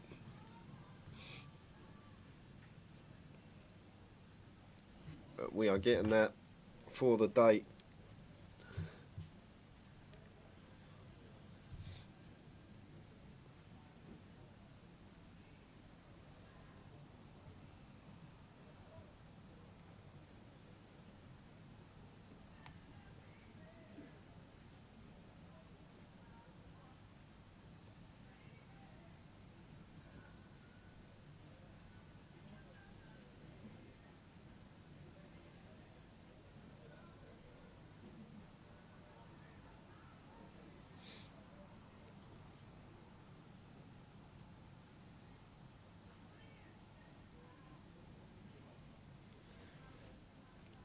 Jack with the king 8 off in the cutoff, raises to 1.3, and Jez a6 of diamonds.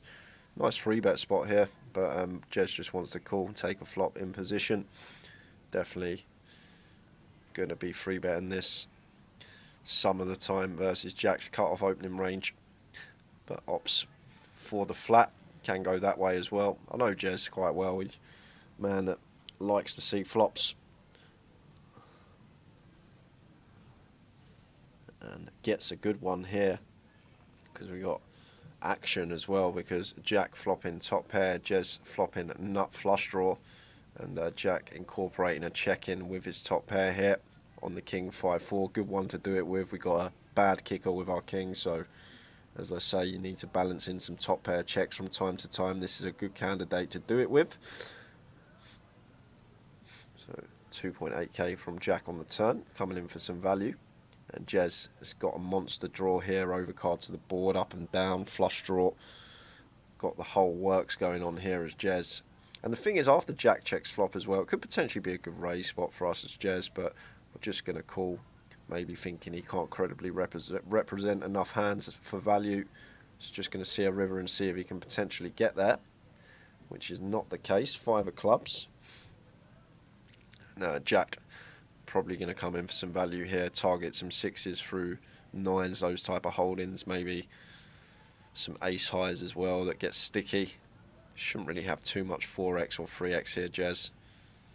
Maybe some 4x suited, ace 4 suited, ace 3 suited, I guess. That's what we can target some of the times.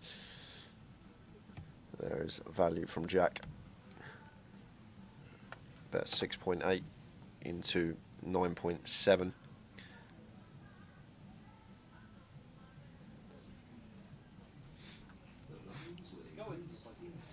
What's Jez thinking about here? Is he thinking about pulling the cape on? Heroing this off with ace high. Safe. Maybe thought process is he's going to fold it. I was going to say maybe he thinks Jack's going to check all of his ace highs and he's checked the flop, so maybe doesn't give him credit for a king, so maybe thought he might have just been at it. Jack moves up to 75,000. 4 minutes to go until the end of this session, and then a new table will be with us, including Dominic Nish, Paul Fisher, Gary Whitehead, Ed Rogers. Ludo had 2 buy-ins yesterday, didn't he? Yes. And as he's playing today, he's still in at this moment in time. I think he's still on bullet 1 from today as well, Tower. I think he is.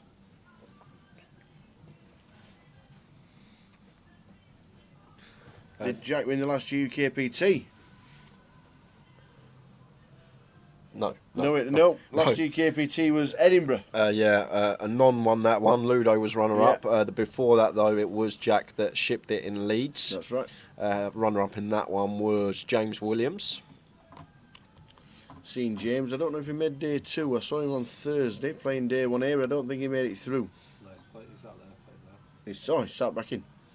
He's back in the mix. I remember Adam Bromley in Leeds as well, sat there short, like with 7 left, and was just laddering. People were going mental with like ridiculous hands. That was a fun watch. The last couple of hours of that final table, we went from 7 players to heads up in about an hour. And if you do ever want to go and watch any of the live stream coverage back, it is all uploaded to YouTube. Our previous streams. The weird thing, we went from 17 to 7 in about 8 hours. that was the thing, wasn't it?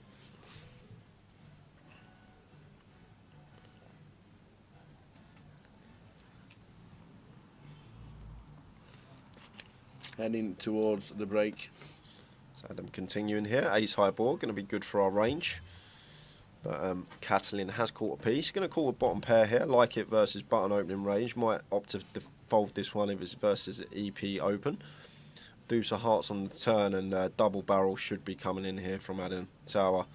This is a very nice double barrel spot for us. We're going to have so many strong hands on this board. We can start targeting some 7x and Jack X of our opponent, as well as the gut shots that they're going to peel with on the flop. So nice to see there from Adam after picking up some equity, firing away.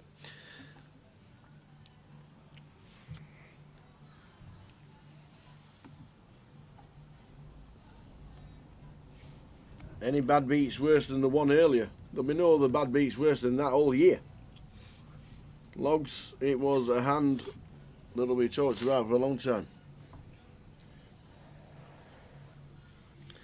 And left the table gracefully, shook the hands of Ryan Spittles. Remember that guy at the Goliath film? He did like that with his chips and pushed them all over the table. Oh, when was that? Goliath it was one, yeah. Was that? It was that was Goliath, wasn't it? Flung his chips absolutely everywhere.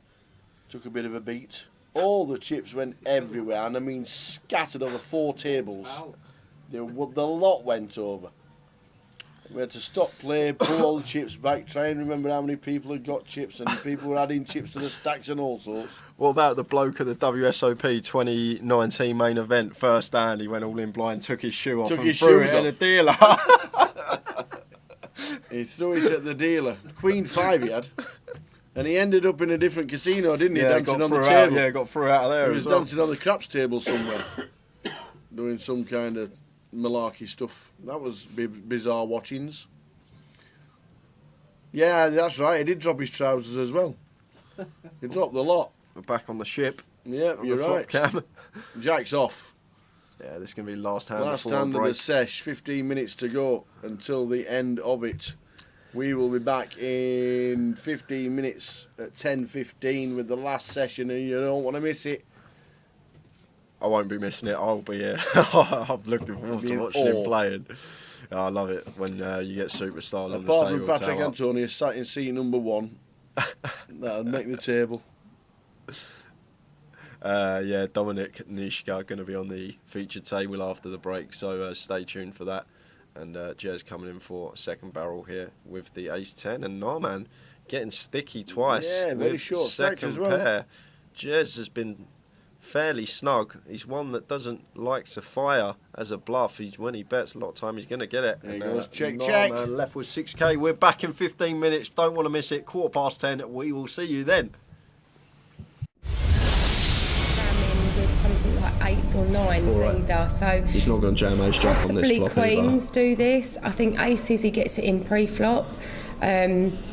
Even maybe queens he might decide to I think jam queens, pre-flop. I think queens So going pre. Ace jack, he would just flat I on this think flop. Clive needs to think all those through in his head, and he gives him credit for actually then deciding he has got the set. Yeah, so it's it's coming a- up with bluffs though, Katie. That's the thing. Like, if Scott is going to have a bluff on the bubble, the only real bluff here is king queen and up and down straight draw. And you're blocking Yeah. the kings. So We've got two kings at our hand, so that halves the combos of king queen out there. So effectively, he's got 2 combos of bluffs, 9 combos of value, and then the factor that he's been playing tight, Clive's been playing tight. Yes. It's being aware of your perceived image at the table as well. Taking all these factors into account, I really can get behind folding here on the bubble. I think as well, you don't know people's personal situation. He may have qualified online, so That's that very min true. cash of 2,000 odd pound for the min cash could be quite significant to him. That, you know, he's only one pair at the end of the day. It's kings. There's still 2 cards to come. He's still got a healthy stack. The ICM as well is that he looks around the table. There are people there playing with much shorter stacks than him. So I think just folding it is fine and moving on to the next hand, hoping that someone else goes out and that you lock up that min cash can, you know, could be the factor there. If that was post bubble, I think it's a different Yeah, I situation. I think think it- that goes in and, you know, he gets the bad news, but So we see Clive make a great laydown, and Clive actually did go on to min cash that event, so that fold took him there. But thanks Katie for joining me today. Fun hand to break down. This has been Break It Down. How would you play that hand?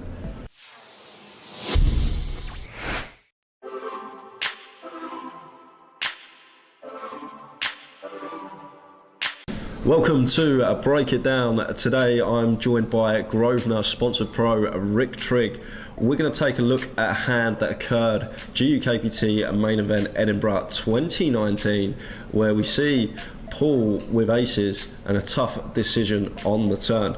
Action starts with an open from Paul with the boots in the hijack, makes it 2k. Dean peels with the 8s on the button. That brings Nathan along in the small with the ace 3 suited, and gives Neil an attractive price to defend the big blind with the king 5 suited, and we go 4-way to the flop. Everything seems normal here. Yeah, the way it's played. We get the king at 7-6, 2 heart flop.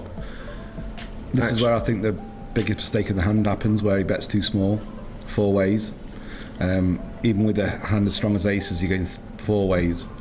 You want to be betting closer to pot than a third pot or just under half pot that you chose to bet. And this causes a lot of problems where you're pricing a lot of people in, and they can peel for backdoor draws and stuff. And especially the prices the blinds were getting as well after a call before. Like, exactly. ranges are very wide here. Yeah. It's going to be very hard to define a specific range of hands for both Neil and Nathan in this pot. But Paul does get called in at 2 spots, and we will take a turn.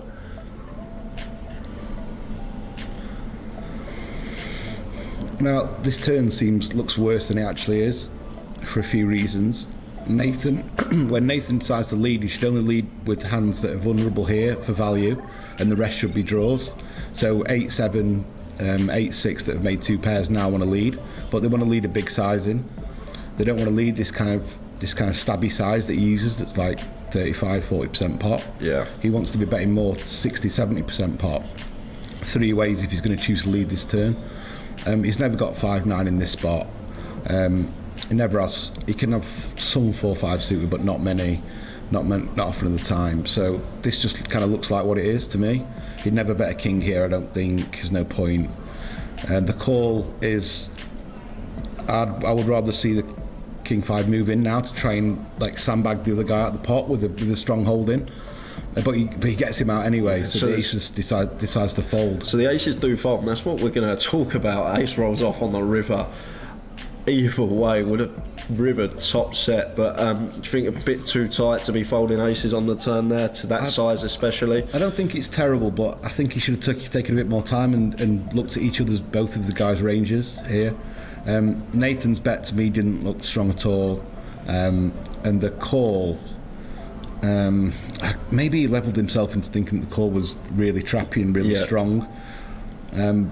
But I think the guy's most likely holding the big blinds was King X, and Nathan's got a lot of draws there. He would never have King X. He could have maybe like 7-9 or something like that, like a semi-draw or just a flush draw. The thing is as well to take into account Neil's stack size. If he had a 2-pair plus hand facing Nathan's lead, he's just going to put it in for protection. 6-8, 6-7. So even a set might put it in there if you're not if you're not a strong player. I think most sets are going to put it in there in that spot. So there's only 11.5k back. The pot's big enough. Just put it in and protect yourself and look for one caller. You know, they want a caller with an overpair and a flush draw. You don't want two callers in the spot with a vulnerable 2-pair. So I think he would put in most of his hands. His hand kind of looks like what it is. King X, a bad King X or a King X with a gut shot or a straight draw or King 10 or something like that. That'd be a hand that I'd look to put him on. But I think the big mistake was the flop sizing and the fact that he just folded so quickly. 20 seconds. Take your time and think about what each player could have. Because if he actually thinks about it, he'll be aware that Neil's pretty capped. We should be well ahead of his range. Like, he's so capped to King X, he's going to shove all his 2X. So it's only really Nathan we're worried about. And he'd have 40,000 back, and so we can still win a pot against Nathan and might lose the 11k more if it goes to the river. Yeah, exactly that. He's not going to be crippled unless he loses the pot to Nathan, you see. And Nathan there, to me, just looks like he should be betting bigger with the hand that needs protection instead of just his little lead out that looked weak to me. So we saw Nathan take the pot eventually, did river a top pair, but the main talking point in that hand was the aces, how they were played. Thanks, Rick, for joining me. This has been Break It Down. How would you play that hand?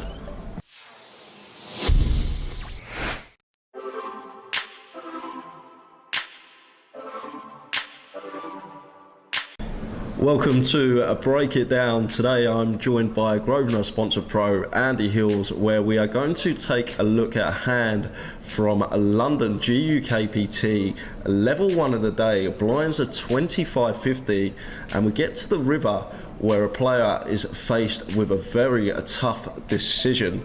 So action starts with an open to 200 under the gun. It gets called in 3 spots, and then a Jaroslaw in the big blind, 9-8 suited, gonna come in for a 3-bet here. Thoughts on this, Andy? Early on in the tournament? Well, as we can see, there's been a lot of calls of doing with a gun raise. You could say there's been a little bit of disrespect for that raise. So a squeeze play is going to work a certain percent of the time. As we see, it didn't work that very well in this instance. And suddenly we end up playing this enormously bloated pot on level 1 of the tournament. You know, you're playing 20k deep. That's a lot of big blinds, but suddenly we're playing for effectively quite shallow stacks once we get to the flop. Yeah, 3.3k in the middle already. Gets called in 2 spots. Sebastian calling with the king queen suited, and Simon going to peel the 6s under the gun at +3. Does have position in the hat, and we will take a flop. So I definitely don't mind the hands that have peeled here. They're getting some good implied odds, even if they are behind. You know, we can flop flush draws, the 6s can flop a set. And the flop does bring action. King 4-3, 2 diamonds. Jaroslaw after 3-betting out the big, expecting to continue here, flopping a flush draw, just 9 high at the moment. Sebastian not going to be going anywhere though. Second up flush draw and top pair. It's interesting. So Jaroslaw has almost got what looks like the dream scenario. Yep. The king high, somewhat dry board, where you even have some equity. Although, as we can see, he doesn't have any equity because he's dominated by a higher flush draw, which is quite unlucky, I would say. So I do like the c-bet, even though we can see he's drawing nearly dead. Now this is where the hand starts to get very strange. Simon with the overcall on the flop here with 6s. I would say that's quite outrageous. Yeah, we've got to be letting it go.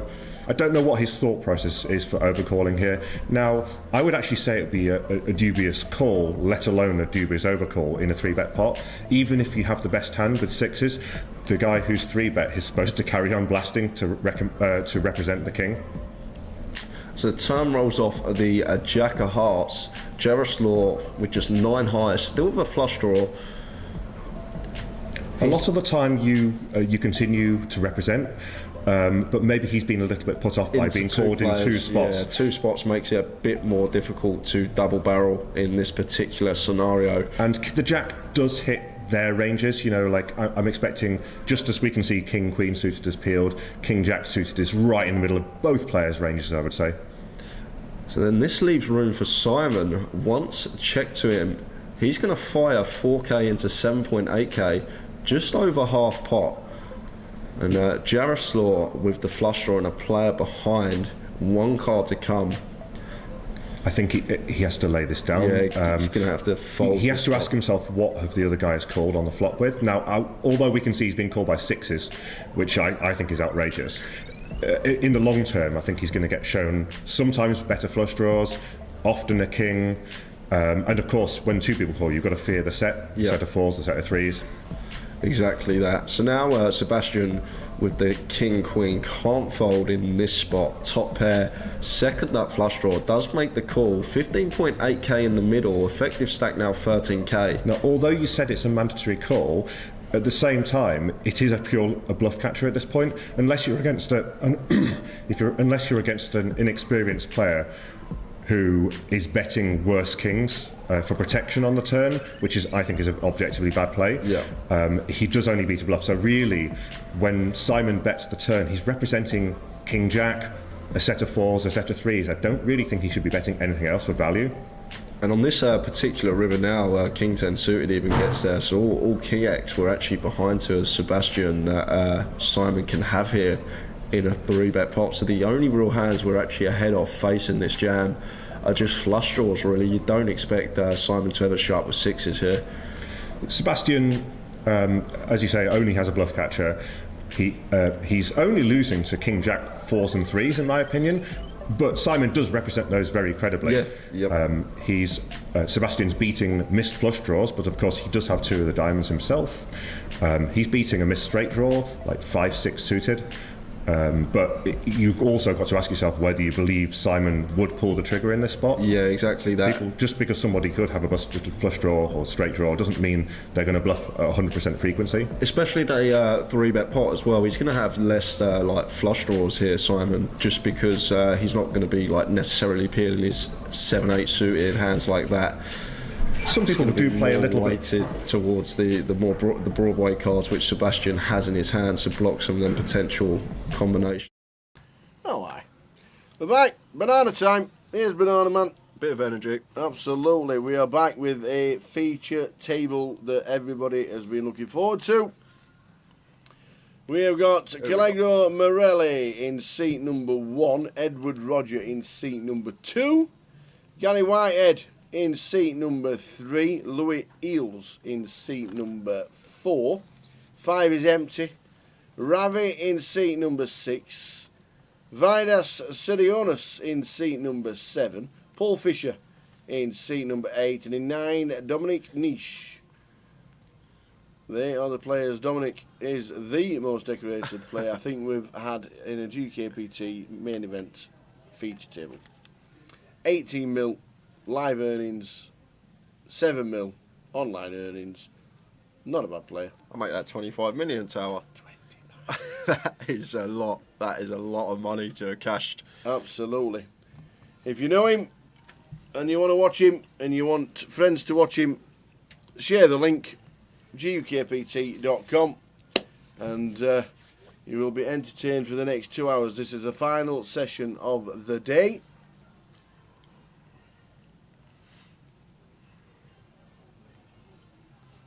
Mini main champion in Manchester in C8, Paul Fisher. Is that Dominic? The Pierce Adventures. Yes, it is. If you want to share the link of the live stream on your social media for all his friends that will be watching, or won't be watching but want to watch, then stick it on. He is off. Who's the clown in seat 9, says Bowie Effect. Not the Dominic. It is indeed. It is indeed.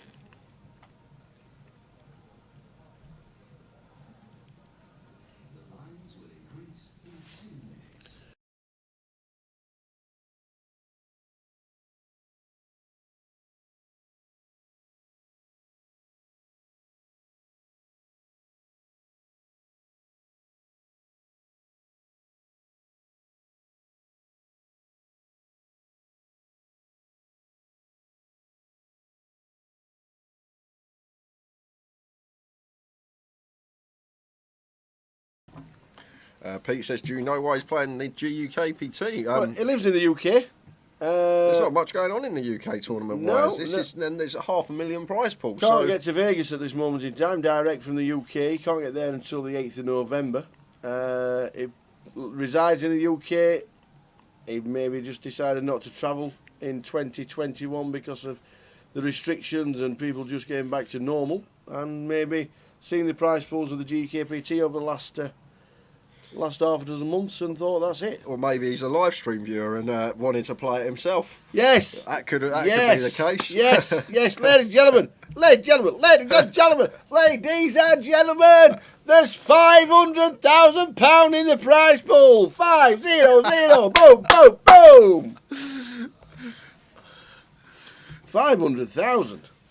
£500,000. £500,000. Amazing. What a turnout. What a turnout. Collected £500,000. Amazing turnout. Well done, everybody. Yet again. £500,000 in the prize pool. Going to be chunks to the winner. I think at the moment it's about 125 grand to the winner. Pretty impressive. Well done, everybody. And we can still late reg for the turbo, and you can still flick it in for day 2. 463 entries. Average stack's 55,000. And we'll give you the eliminations around the room during this final session. So, action on Vidas opening the King 9 suited. Paul's going to flat the 4s in the hijack.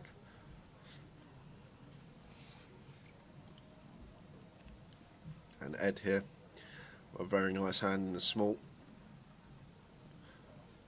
Having a look at Vidas' stack, probably just going to flat here tower, but it looks like he's counting out 3-bet and chips.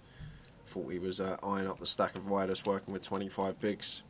Obviously not going to be the best news for us if we do get 3-bet and get 4-bet ripped on. Not the best hand to call off with, but is going to go straight in for the 3-bet. Makes it 5.8. And action back on Paul with the pocket 4s. Lets it go.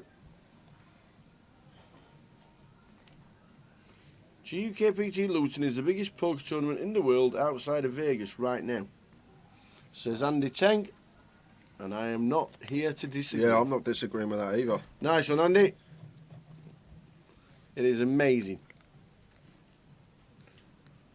Usually round about the 25% mark to the winner, which is £125,000 as it stands right now. Amazing. What a turnout.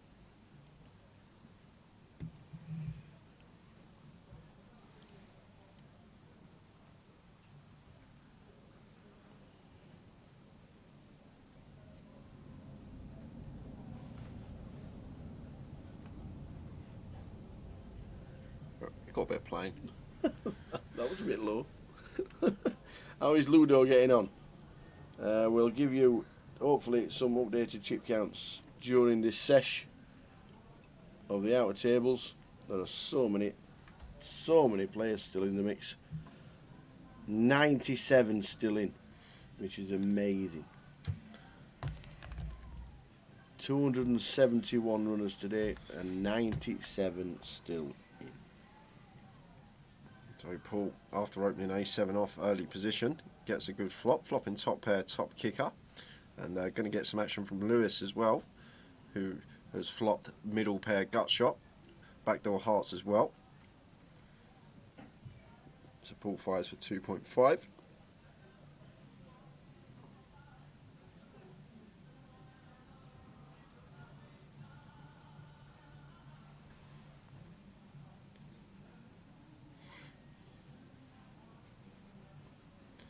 Queen of clubs on the turn.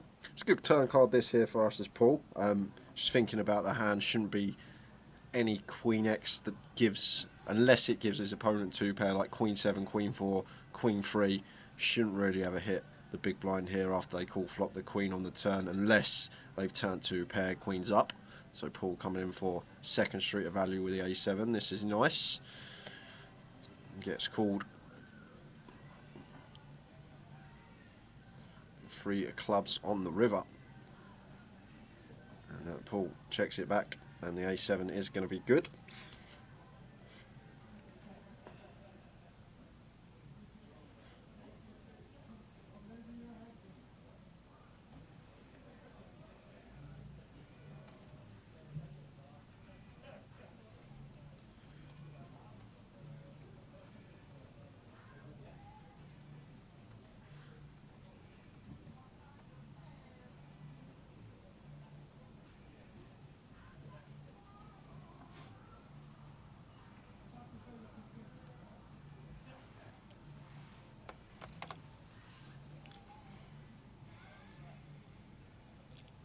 So the final session of the day,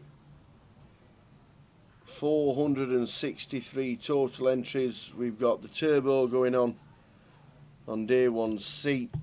The main event is down to levels 9 and 10. Vida Siriunis in seat 7. He gets out of the way, Fisher gets out of the way, Dominic comes in for a bet.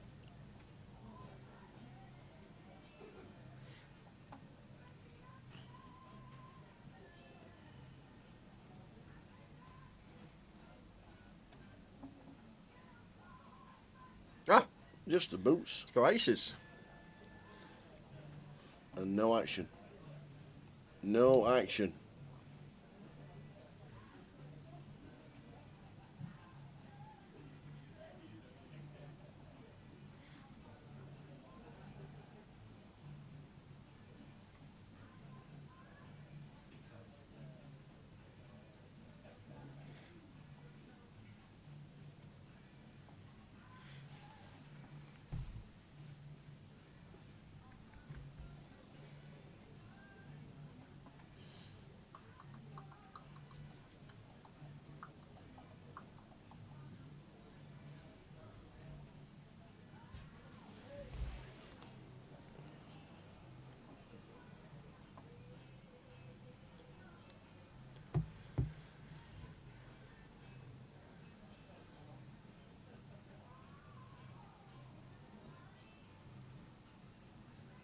So suited ace for Ed, ace deuce of spades in the hijack, raises to 1.8.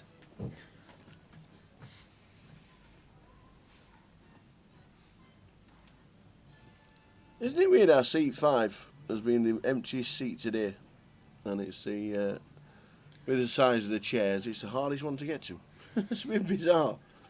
It's, they're nice comfy chairs, but they are a little bit wider and bigger than the normal chairs. Yeah, seat of death today. Everyone It has is, been getting. yeah. That was the quads as well. The quads busted in seat 5, didn't Yeah, they? we expect seat 5 not to be there at the end. Don't balk him, Tower. He's just sat down. Yeah, Don is awesome at dealing. There's not many people deal like that anymore, but he is so good, so quick. Gets a lot of respect on the tour, does Don.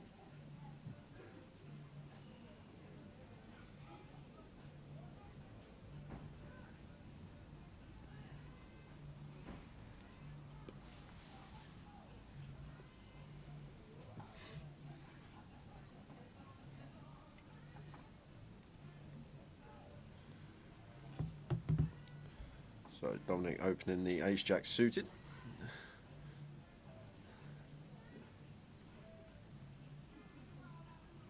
He's done that on purpose, Tower.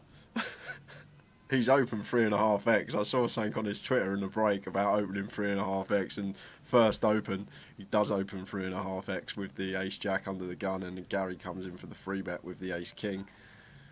Almost clicks it back, does Gary, and Dom going to make the call with the ace jack. Gary gets a lovely flopping top pair, top kick up. The 9 of clubs is back, as Fickett remembers.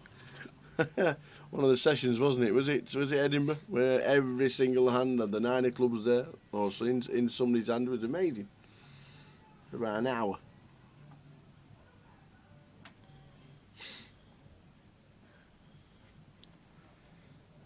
See Dom's wearing a DTO patch there as well. I'm guessing he might have something to do with the app. What app's that?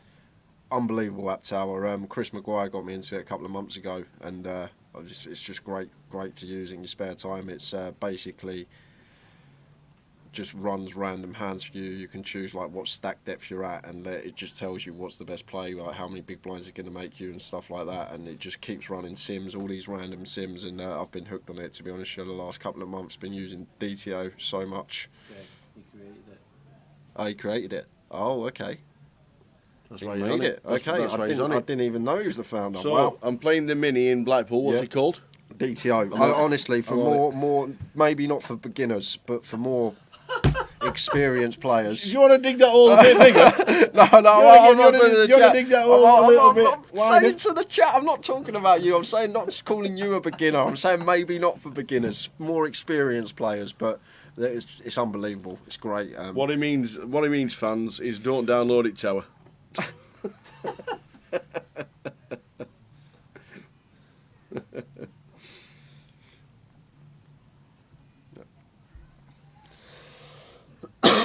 There you go, DTO.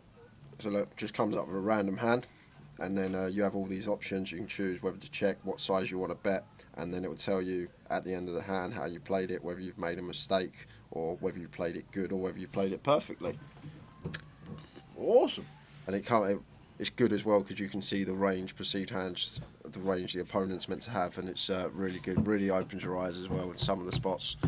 But Solutions worked out from Dom's own dream machine. Dominic Theory Optimal was created by Andy Tang. He named it.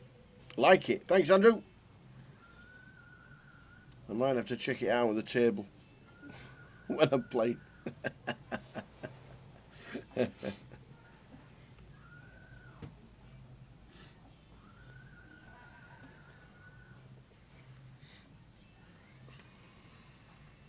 It's good that a poker player puts stuff back into the game to enhance other players playing.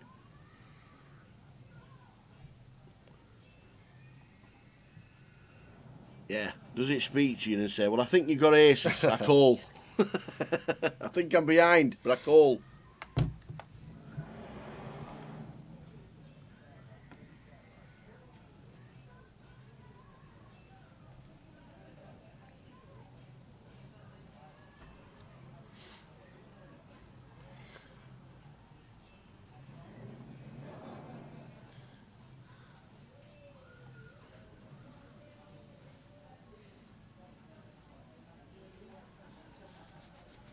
so Ravi playing back at Paul here.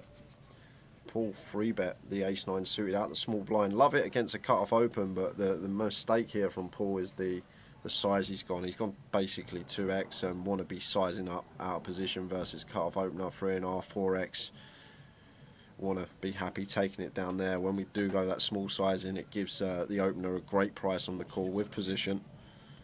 Just need to size up a bit more there when we're free betting out the blinds versus late position opens.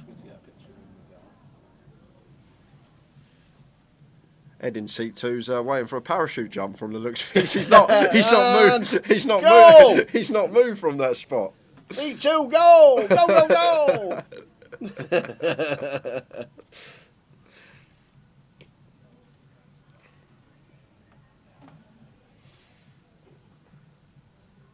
The final session is upon us for day 1B. The turbo is going ahead as well.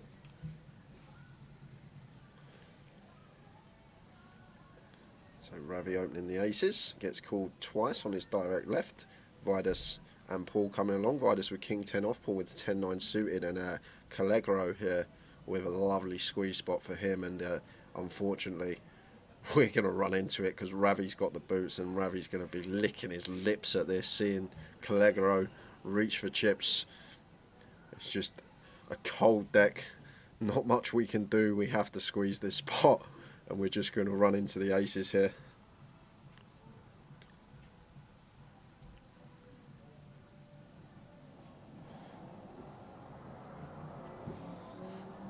So 11k, like the sizing, nice and big after an open and 2 calls. Action back over to Ravi here now.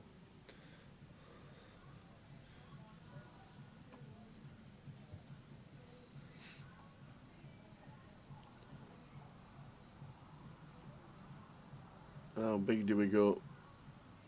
Do we ever think about flatting?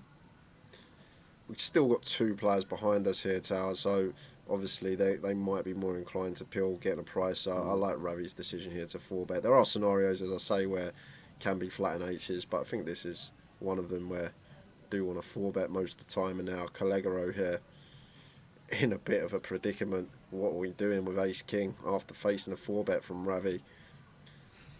That is shaped facial hair. Yeah, that is some beard, that Tower. That is lush. That is some beard You feel game like going you on wanna there. Grab it and kiss him.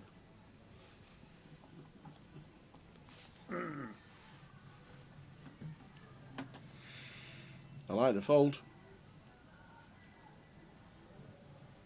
The thing is here as well, which might play on his mind, is we've got a really nice squeeze spot after an hijack open and 2 calls, cut off and button. Maybe he thinks Ravi could be playing back at that we're going to be squeezing more hands because of the 2 flats in cut off and button. So that's probably what's going through Calegaro's mind here. Might be a different scenario if it was just an open from Ravi, 2 folds, and then we 3-bet. But makes a very, very good lay down, gets rid of the Ace King, and Ravi there with the aces, no action for him. Good fold. He'll pat himself on the back. They're not drinking Prosecco on the outer tables, are they? Kate is enjoying herself far too much to be on water.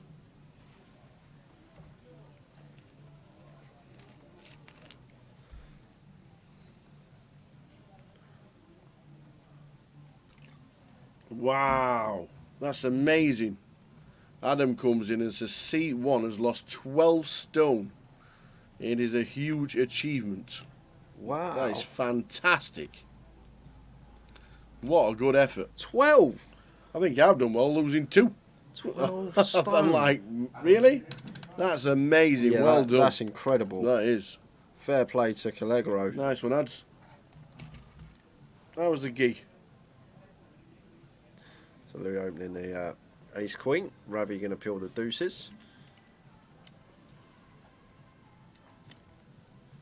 Ed's still waiting for his parachute jump with the 7-6 of diamonds in the big blind. I love that pose. I haven't seen that one. Maybe it's the new one. Oh yeah, maybe it's not the one arm over the shoulder now. Maybe it's 2.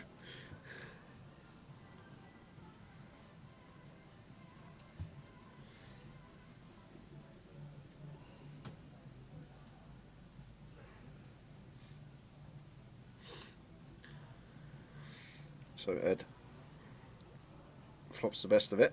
Louis opting to continue here. So he may lean more towards checks. Think we should have more checks on this board than continues 3 ways. It's a board that's going to be very good for big blind range. And Ravi's actually called here with the deuces. And Ed not going to be going anywhere here with top pair gut shot.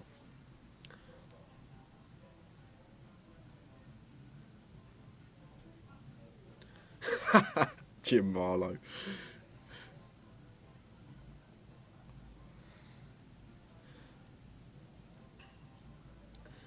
And King of Clubs on the turn.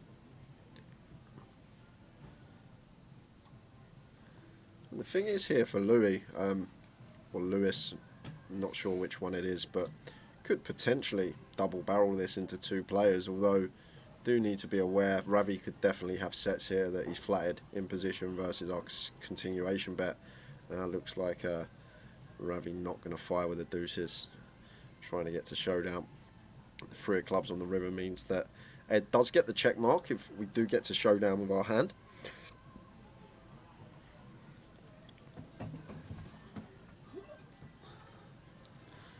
Can't see this one going no other way other than checking through here, Tower. Unless Ravi's thinking about turning his deuces into a bluff. Thing is, it looks like Louis can definitely have a hand here like 8s through queens, and they're not going to be folding, but unless he wants to try and fold out those hold-ins. And we've also got to be aware of what hands Ed's got once he calls flop, and Ravi was thinking about it but didn't go with it. And the 7-6 of diamonds of Ed is good.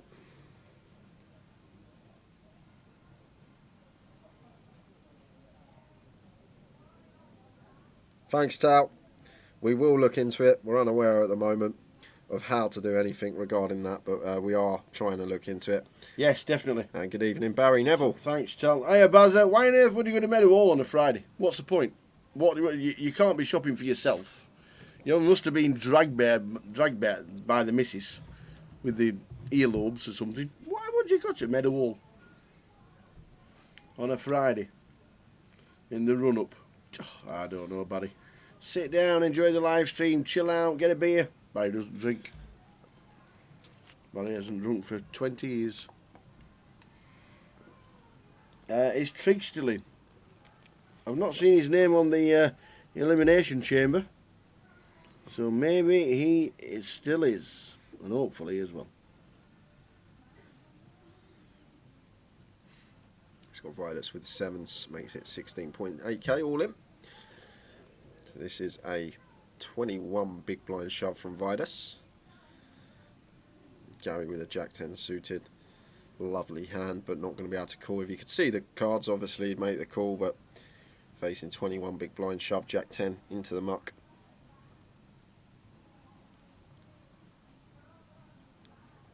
The blinds are now 200, 400. The running ante is now 400.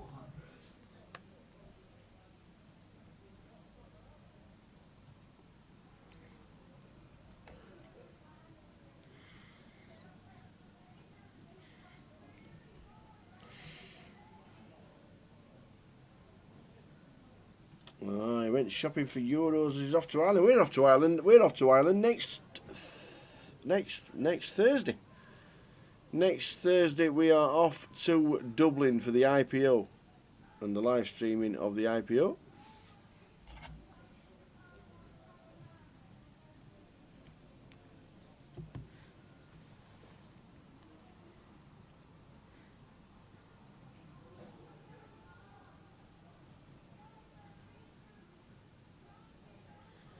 What are we up to here, Mr. Fisher? Good power, mine, Paul. Won't mind me saying this is a bit loose, peeling the Jack 9 off in the low Jack, facing early position open. Wants to see a flop, perhaps. Itchy feet in C8.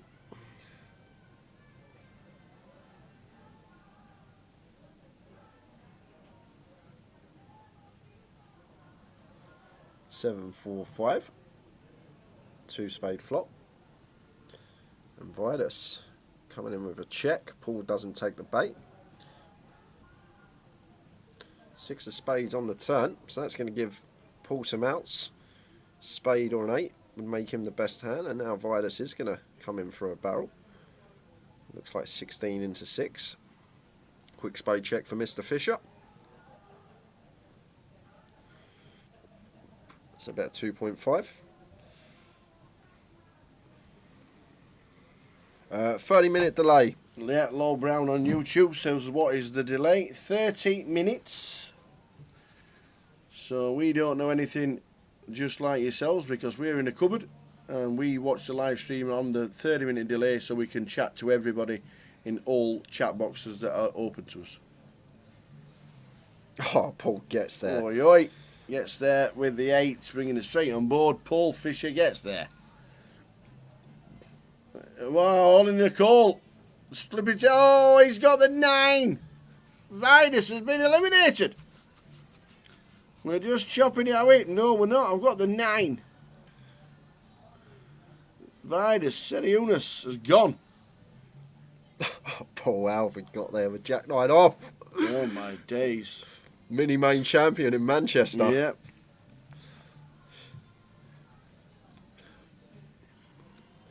Actually was meant to be going to the NFL this weekend and He said was. he sold the ticket so he could come and play the main event. Yeah, the Miami Dolphins are in town tomorrow. I had tickets. I had a box in the brand new Tottenham Hotspur football ground stadium. I had a box. Well, I didn't have a box. I was offered a chance to go to the box and watch the match. What, someone you know? Yep. Exactly. You're sitting next to a Spurs supporter here. Bah, You can put a word in for me, Tower, you're- surely. You're, You can. you're too busy. I don't think I would be for corporate game at the Spurs stadium. I'll sort it out. We'll sort out a corporate game at Spurs. Me and you and a couple of friends. Yeah, that would be great. Yeah, Miami Dolphins play the Jacksonville Jaguars tomorrow in the on Sunday, in the Tottenham Hotspurs football ground.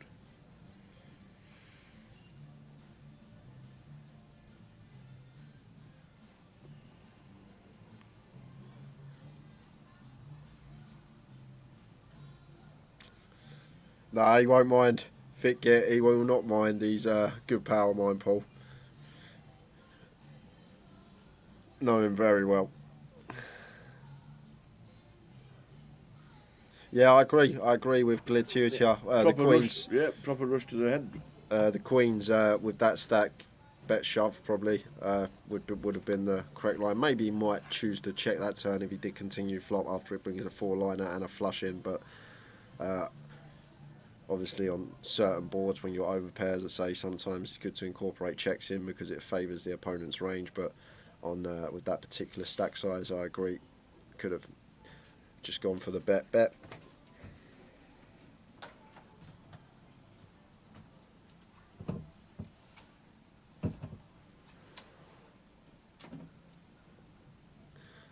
Casey, if you can't remember what happened the last in Leeds when we played Arsenal, I was a bit annoyed at them. So last time on stream when Spurs were playing, that's why I've forgiven them now. I've forgiven them a bit.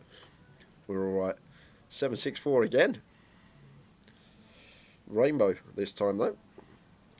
Dominic after opening early position, flopped then up and down straight draw. And gonna check this one behind. And that's going to give Ravi the best hand on the turn. It's just going to come straight in for a bet of 2,000.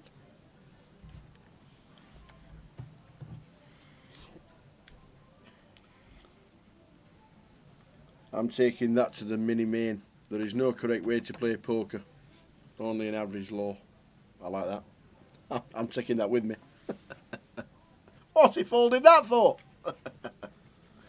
The stream ends at 12:30 today, James. 12:30. This is the final session. 2 levels of poker to be played.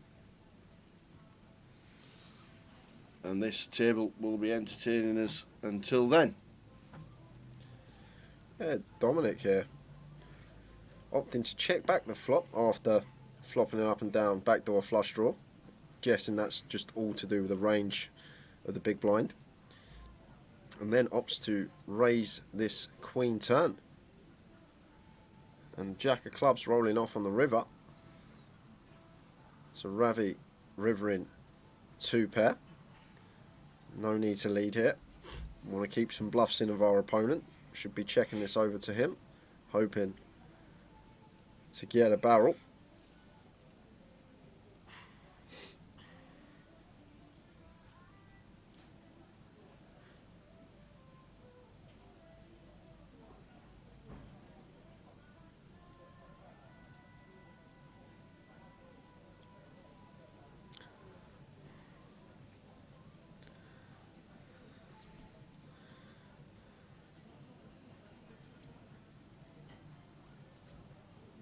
He's left himself with 100 chips. Left himself with 100. Has he folded? Yeah, he folded. He left himself with 100. He won't call him with king high.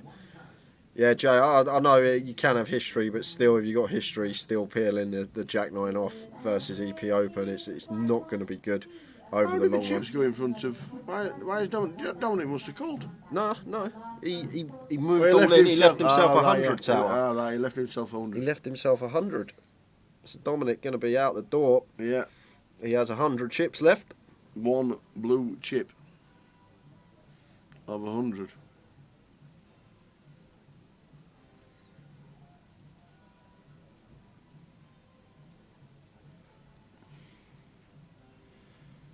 This could be the end of Dominic Niche.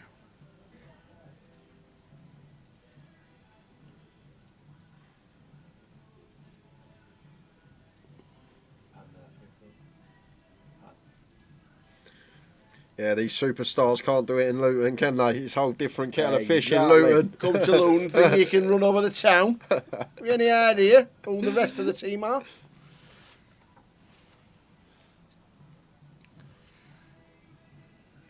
Dominic Niche, 18 million this week. What's he won this week?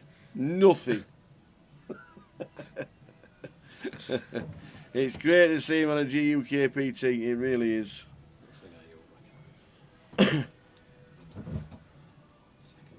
Alright.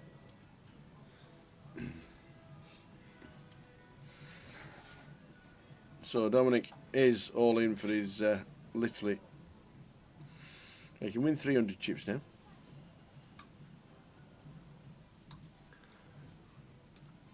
Three, 4. You don't know if Dom loses a hand, he might re-enter.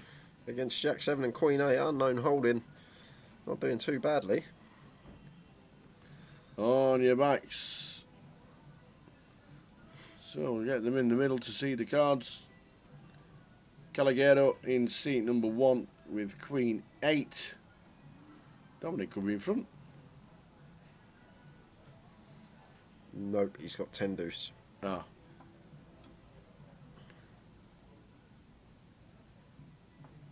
So the Queen is playing at the moment. And he's out the door. Dominic Niche. Great to have him on the feature, but unfortunately, wrong time to be bluffing the last hand. And out the door he goes. Yeah, Chiesa, that's only to do with, I know you're talking about Harry Kane, but he didn't want to go abroad. He come out and said that at the end of the season. He said he will not be going abroad. He'd only move to an English team. That's why, obviously, Barca and all them teams didn't come in for him. He literally said that he wanted to stay in the UK, didn't want to go abroad, so you're not going to put a bid in for a player that you know is not going to travel over there. And the only two that could afford him are Man City and Man U. Simple as that.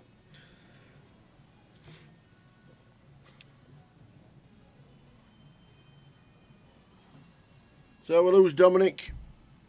Let's have a quick look on the elimination chamber to see who else we lost.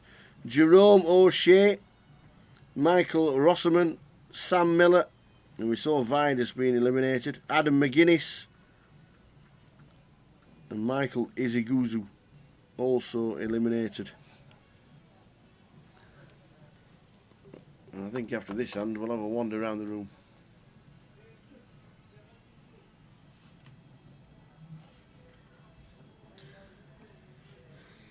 Gary opening the ace-8 suited.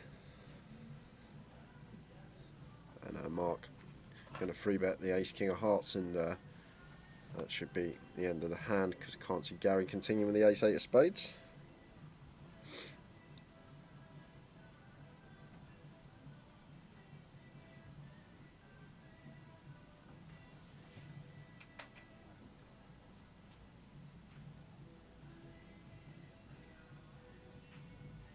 Big get.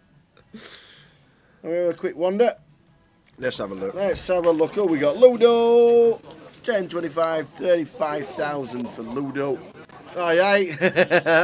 a big nod. Always a smile on his face. James Williams on the table as well. And Sarah next to Boss. Look at Sarah's stack. Yeah, she's going along nicely. Probably about 100 there, Tower. Yeah. At least. Yeah, maybe a little bit more.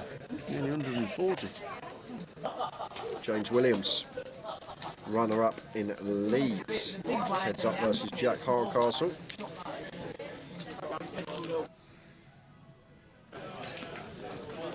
That'll be Justin Suey. 80, 120, 135,000. Nice stack. Nice shirt in the background. Still on the beers. Yes, loving life, James Hardcastle. There's Lee French. Lee will be moving up the leaderboard, so a good stack there as well for Lee. Very nice indeed. Yeah, had a very deep Big one stacks are building in the here in mini. Luton. There's Katie.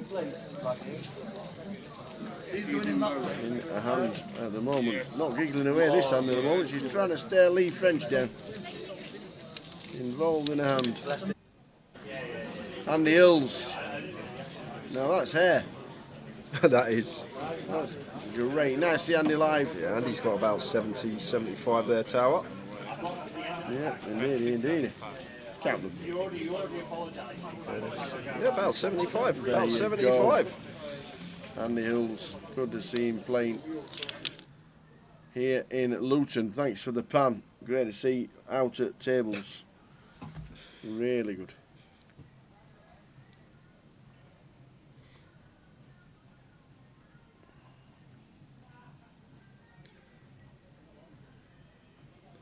So Paul, River in the best hand. River in a pair on the turn.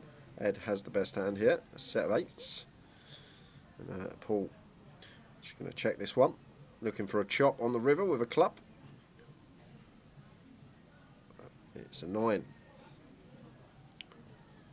So Ed here now with a boat, just praying for Paul Fisher to have the ace of clubs or king of clubs in his hand.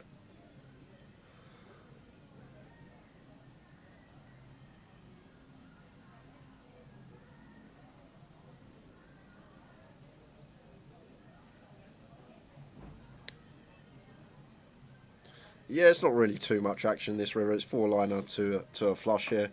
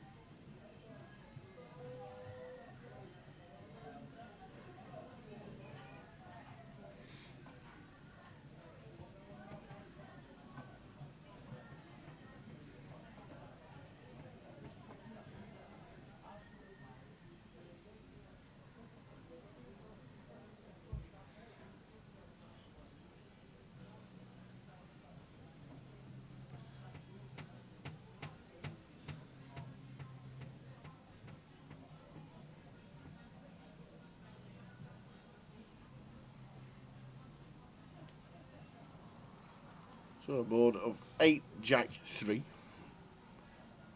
Check call from Ed. Check the turn. River's a boat, but Paul has rivered trip 9s. So Paul's going to do some chips here. Probably not too many with the 4 clubs out, but Oh, he's raised. He blocks the boat, so he's raised. It's a 24.5k. Mr. Fisher's got moves. Turning the ace-9 into a bluff here. What's Ed doing here with the pocket 8s? Does Paul ever do this with the ace of clubs? Probably. So, going to have to call here with the 8s. We're not raising. We lose the 10-7 of clubs, queen 10 of clubs, jacks, quad 9s, jack 9 suited. But Ed doesn't like it, but I don't think he can fold the 8s here because No. Paul... I think if he just puts him on a flush, he just Paul's calls. going to raise the ace of clubs, I think, here, Tower. Especially after he checks it back turn, he's going to try and get more value now. And Ed hates it with the 8s here. And if he folds this, what a bluff this would be. He can't fold. He cannot fold. Surely just got to put him on the ace of clubs and... There's no way Paul thinks he's got the best hand here. This is a bluff. He's got a 9, so he's aware that the boats are a lot less likely to have. So turning his 9 into a bluff. He has to call. Yeah, I can't see how he's ever going to fold, Tower.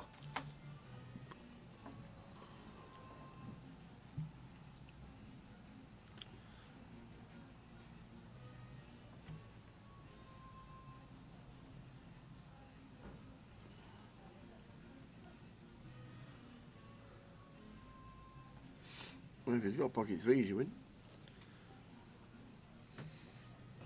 Yeah, that's the thing. If Paul's got, there's value hands we beat here as well, Tower. Pocket 3s, bare ace of clubs.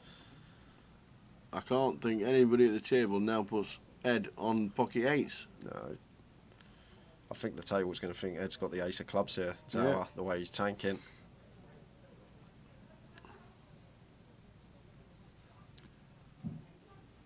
This has to be a call. I just can't see how we can fold here. Paul Me neither. does this with the ace of clubs, surely. After we check back the turners, Paul, he's probably going for value against king or queen of clubs with the ace of clubs. So And like you said, pocket freeze tower is definitely a hand that can be in there. And once you start beating some value, when you creep into that remit, it's just can't fold. Maybe he's thinking 10-7 or Queen 10 of clubs. That might be the thought process. He might think he's got a straight flush, but I just don't see how we're ever going to fold. He thinks he didn't see, he wants it.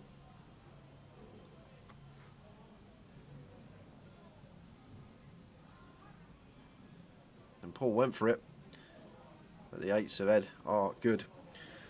There's absolutely loads of football chat coming in the in the Twitch chat. So if we do miss anything, any questions, just rewrite them, guys, and we'll answer them. But yeah, definitely a little bit of a nit roll there from Ed. But I don't see he's never folding that spot. No, surely not. He's just saying he could have been Jack 9. And Paul just went wow.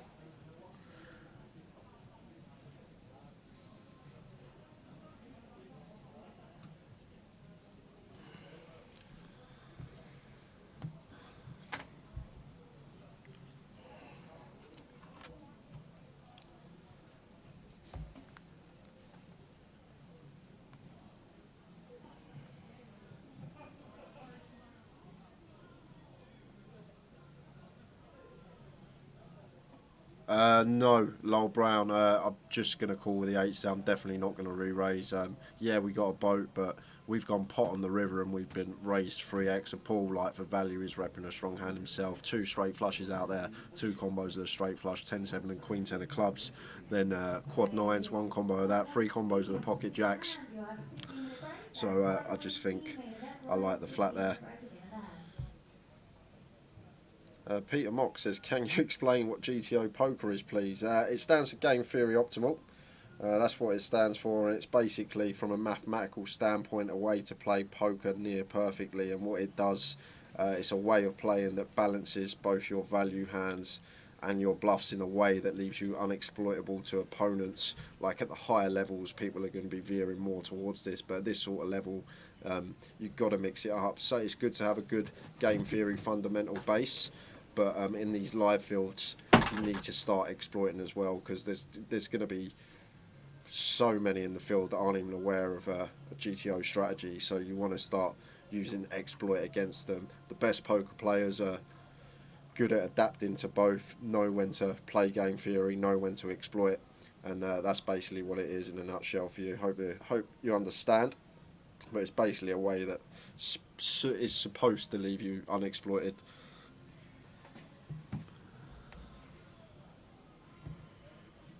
Like the ace-5 suited hand that we talk about a lot as like a 3-bet bluff.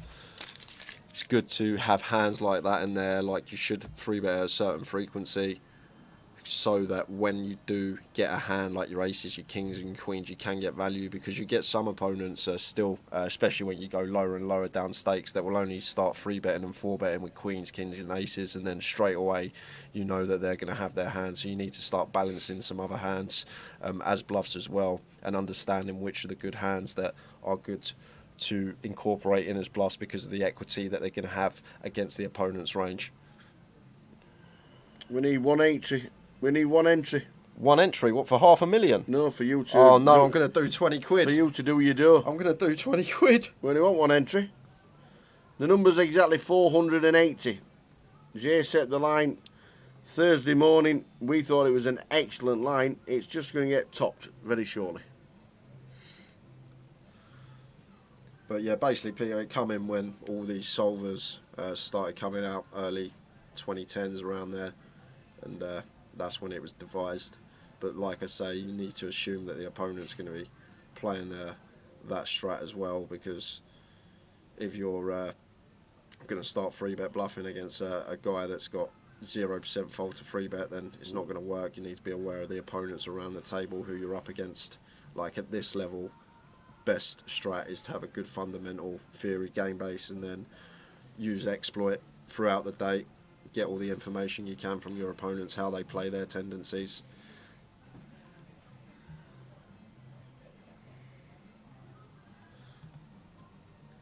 Go guys, all friends in the chat. On a football war about Mr. Harry Kane.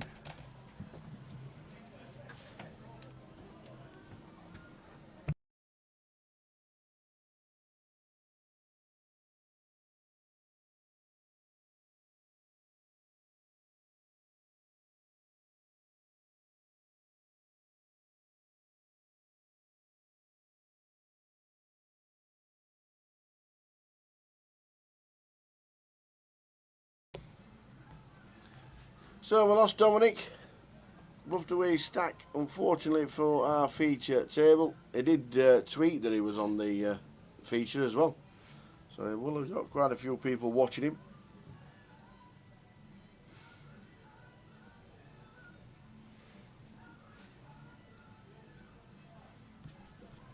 Why does the music seem really loud? Oh, the DJ's on live, by the way, in the club. Oh, is he? He is. Playing to himself he was when I was looking. Nobody there. Nobody there. Music pumping like it was the hacienda. Like the what? But for, please. I know, that's No. a new word for our vocabulary. I like to learn new words. It was a nightclub in Manchester where Hacienda. all the music started. Okay. It was amazing.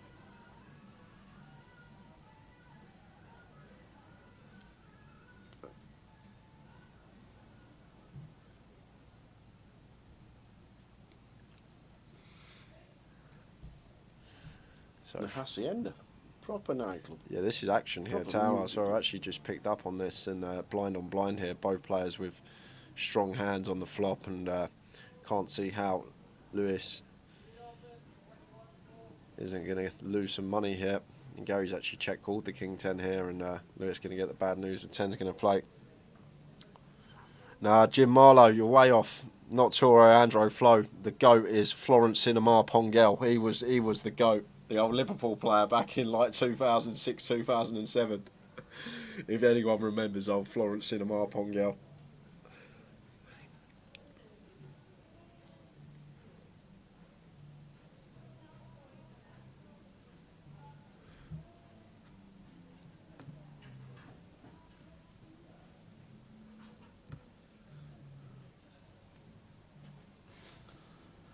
Just over 75 minutes to go of today's play.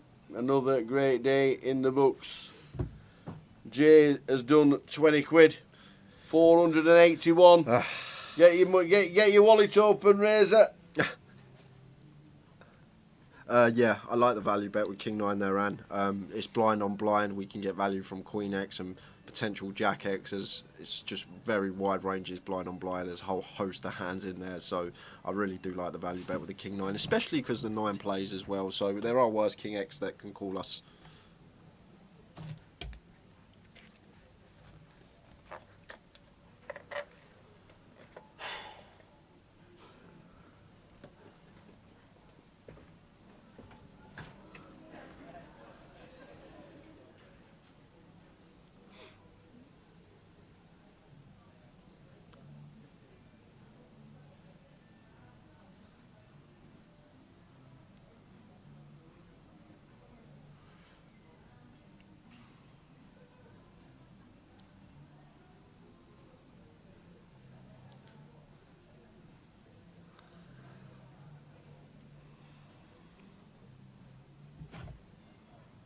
We've got 10 minutes left of this level, and that will take us into the final level of the day. How are we doing, Reza? Enjoying the stream from sunny Turkey. Lovely.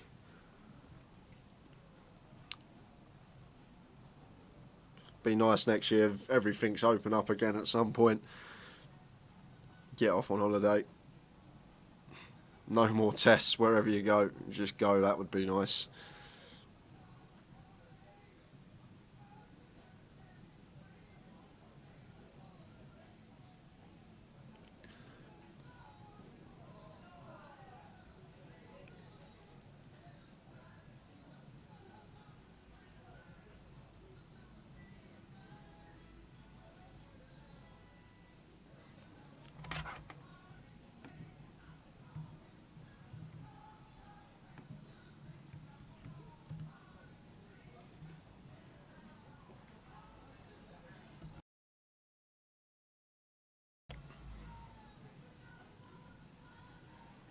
King Queen of Diamonds for Gary in the cut-off. Lovely hand to open once folded to us.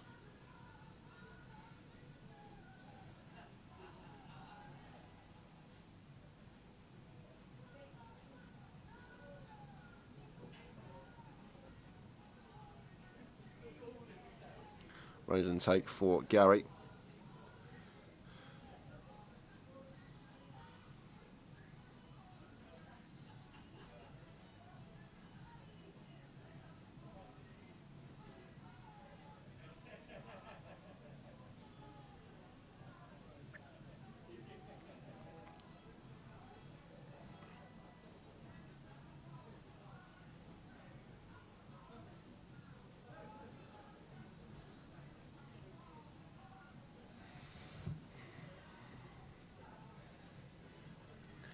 So Paul with 10s under the gun. Wants to be opening this one. Chiesa, mate, calm it in the chat, come on. Let's just move on. We're all adults here, let's just concentrate on the poker. We've only got just over an hour left today. It's been a great day.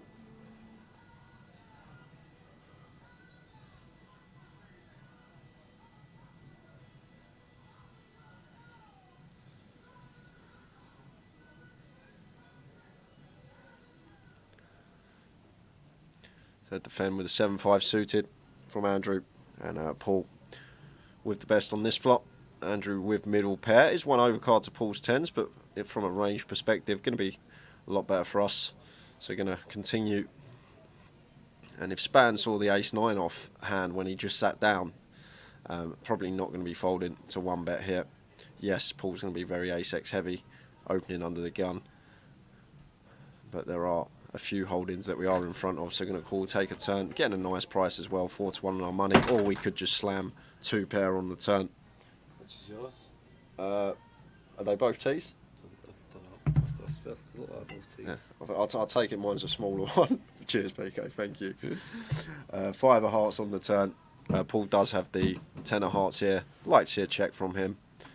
Try and get to showdown now with our pocket 10s. Board's getting very dicey. 2 of clubs on the river, and if I'm spanned here, want to be coming in for some value with our 2 pair. Start targeting some ace king, ace queen, ace jack, ace 10, those type of holdings that Paul will be opening under the gun.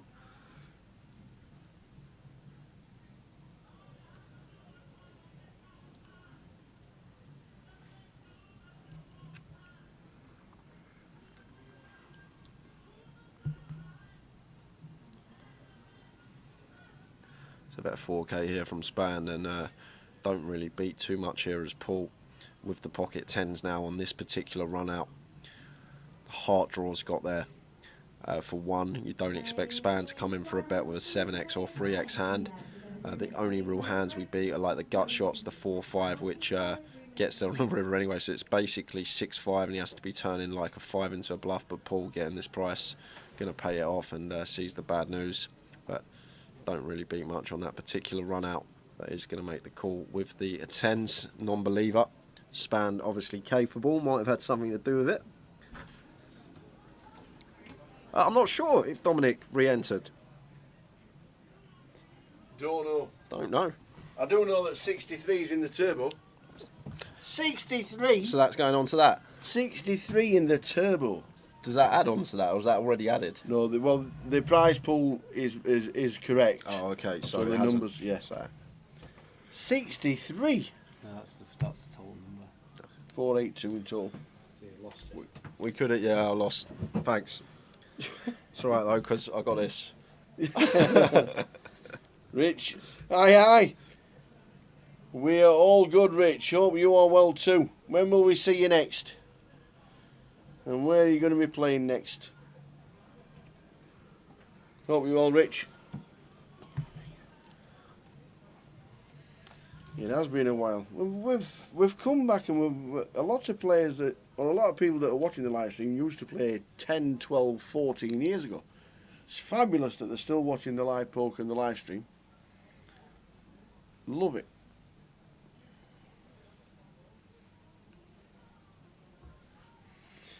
But 63 in the turbo is a fantastic number.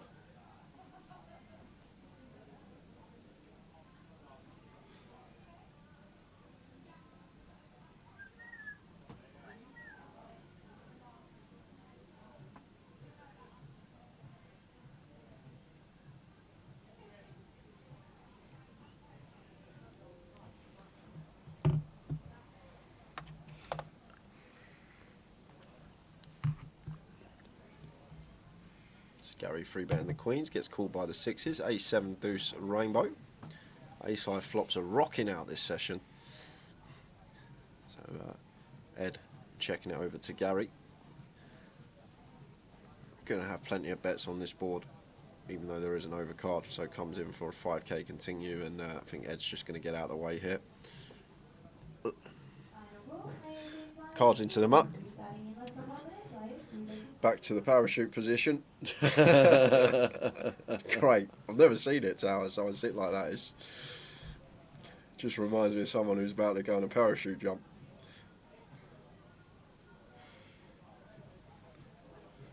So just over an hour to go tonight on another fantastic tournament in Luton.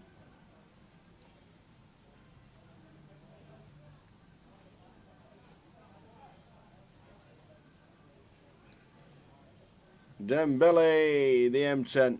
Good evening. That's Dan Gormley, ain't it? Well done yesterday, Dan.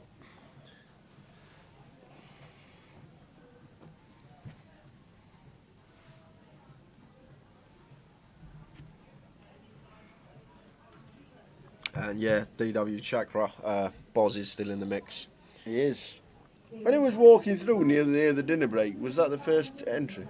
Yeah, I haven't seen Boz on the bust out list all weekend, so I think Boz is still on bullet number 1.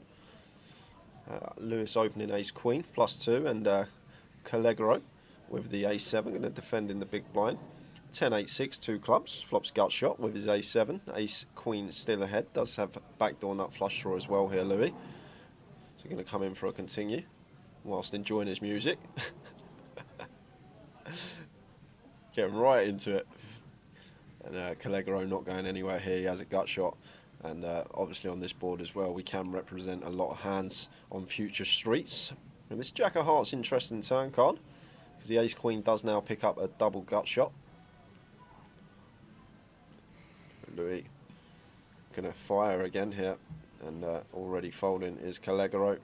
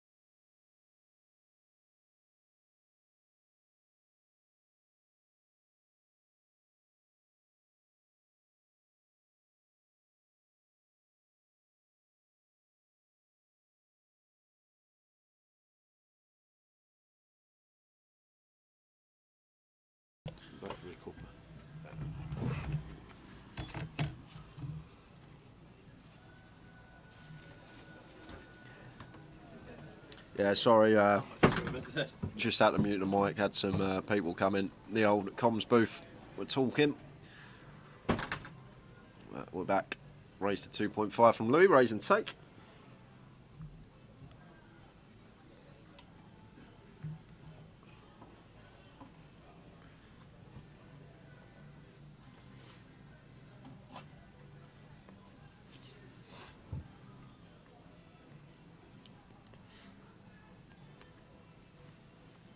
Yeah, the bounty schedule, I'll throw it up quickly. There we are. See it there on the Saturday. 100 plus 50 plus 20. 6 p.m. start. It says 4 p.m. on there, but be aware it is a 6 p.m. start for the bounty.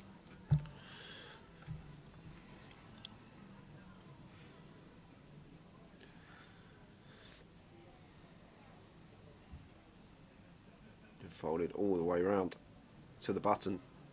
And Callegro not going to open the old Motown, Jack 5. And Ed with a 9-6 of hearts. Going to make the call. And Gary checks his option with the ace 3. Heads up to the flop, king 6, deuce 2 clubs. Ed flopping the best of it. Comes in for 1,000. Gary should be calling once here, blind on blind with ace high. Will be the best hand. A lot of the time it's hard to make a pair, and I our opponent can have a very wide range completing in the small, so like the choice of Gary to call once. And now 1500 here from Ed. We have picked up a gut shot to go with our ace high as Gary, so going to call once more and see a river.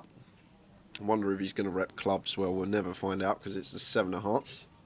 And now Ed comes in for a check, and Gary probably got enough showdown to check this one behind. I don't think we're going to see him bluff at this.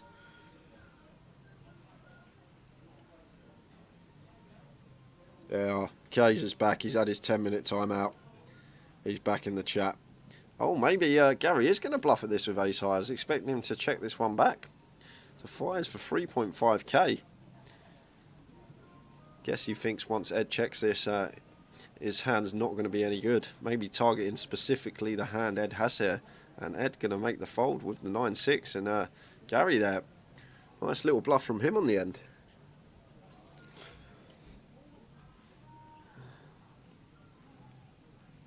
Promotion coming up, running across the bottom of your screen there. Haymaker Knockout Series, free to play, over 40k to be won with that.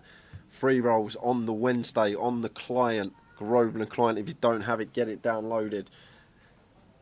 The way it's going to work, we're running 5 more free rolls. 2 have already gone ahead. If you win one of the remaining 5, you'll get an invitation to the Vic for the grand final, where there'll be an 8-man sit and go. David Hay, former world heavyweight champion, yourself and 6 others will be playing for a share of what I believe is around 20k added. So it's just unbelievable value.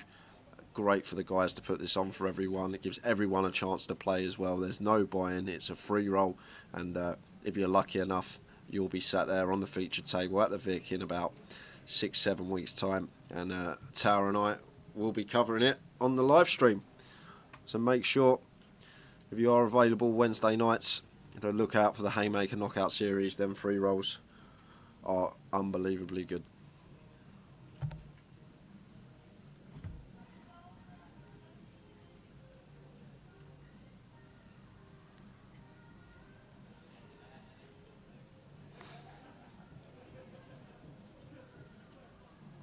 None.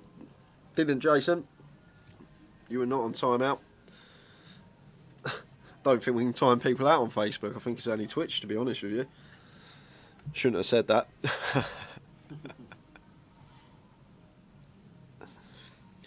We have permanent banning on Facebook and YouTube, but we can time out on Twitch. Chip lead up at the moment. Did have it somewhere.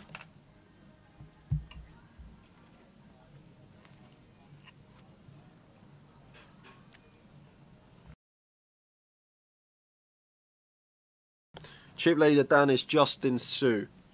Justin Sue is the chip leader. And I can tell you exactly how many he's got. Bear with me.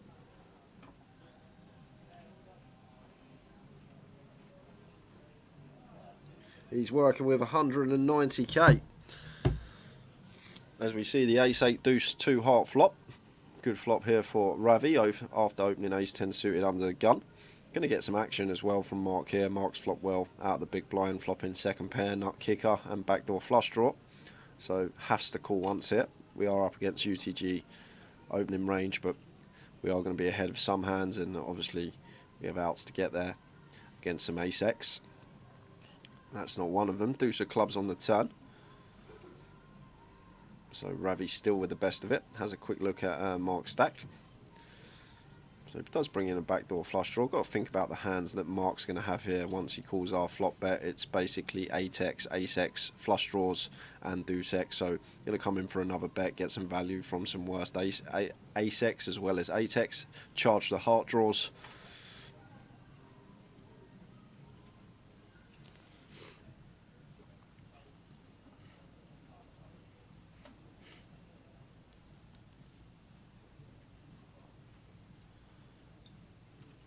Mark makes the call. Non-believer on the turn. And the 5 of clubs rolls off. An interesting one here for Ravi. What are we going to get called by if we come in here?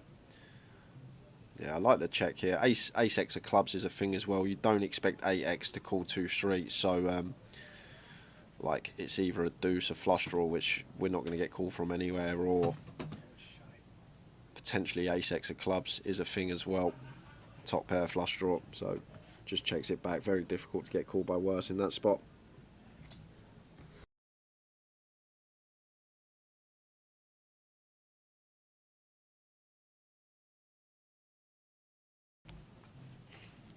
Blinds are up now. We're into the last level of the day. 500, 1,000. We'll be finishing up in about an hour's time. Yeah, 520k prize pool at the moment, Danny. It's a great turnout. It's always, it's just the way it's going now. I think it's the norm.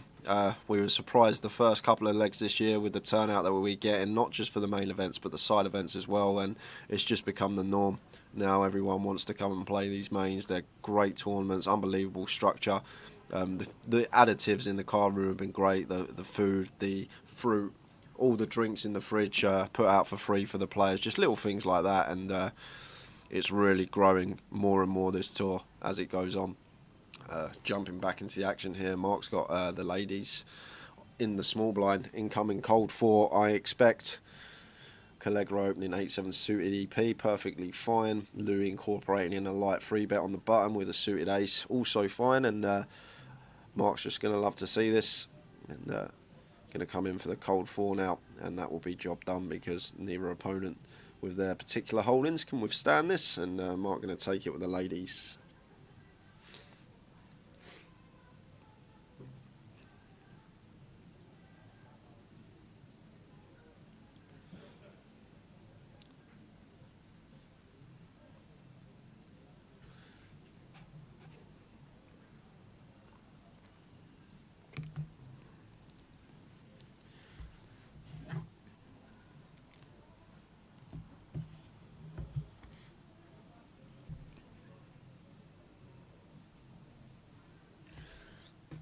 Going to run everyone through some bust outs that have happened in the last hour. We've lost a few.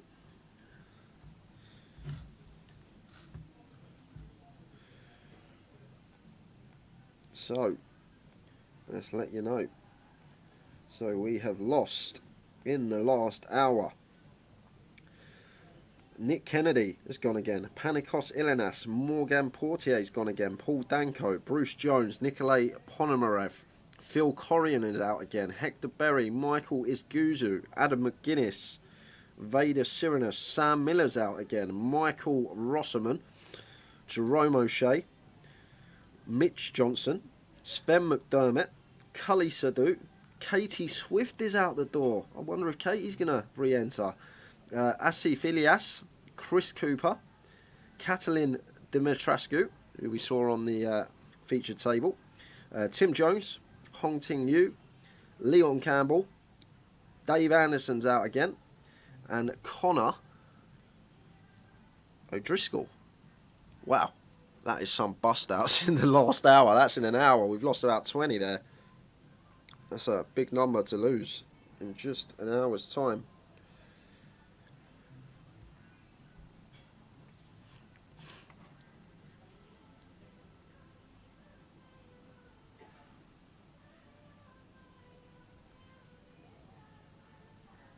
Nokie's unaware. See Callegro, I've seen a lot of him this week, but unaware of where he's from. And Paul ripping in the Queen 9 in the big blind for 17 bigs. Just shy of 17 bigs, and he's up against Lewis here, who's got the goods. But if I know Paul Fisher, the way he runs, he is Mr. Golden Man. Well, he has been the last couple of months at least. To be fair to him, he has been running very well. Well, he's getting a bit of equity. He's standing up. And definitely some chop outs here. Can find a 10 now to chop, or a queen to win it outright. So might have put the bock on him. Looks like we're going to lose Paul Fisher. He's got 4 outs to stay alive, 10 to chop. Queen to win it! Sit back down, Paul. Wow. Called it in for him. Mr. Sun Run himself. Queen on the end. Take your seat, Paul. And there's a well-needed double up to 37k again. Paul Fisher finds the lady on the end. I was sure I put the bock on him. I was sure I did when I said that. I thought, oh no.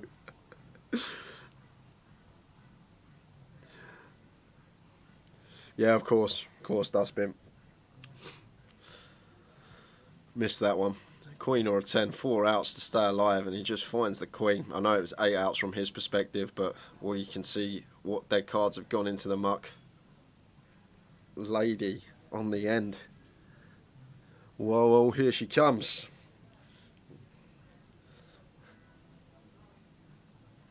Joe, I've never seen anything like when he was on my table in the mini in Manchester. I've never seen anything like it.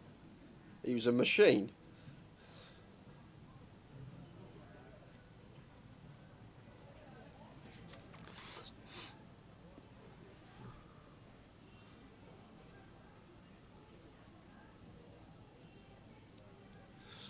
So Mark with the King Queen of Clubs raises to 2.2. And Callegro ace 5 suited here. Won't be folding this one. Nice hand to defend.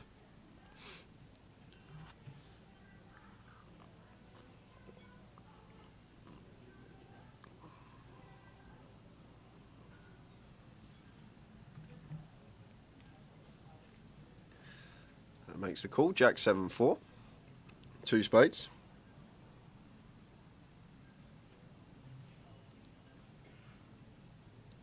5 of diamonds on the turn. So Callegro improves. Did have the best hand on the flop, but has improved slightly on the turn. And Mark going to opt for the delay continuation bet here. And can't see Callegro folding this one.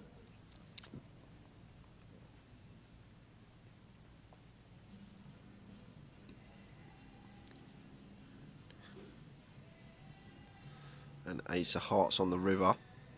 And if I'm Callegro here, definitely going to be checking this one over to Mark, because Mark's going to rep this card and shows the king queen, and Callegro shows him the ace 5.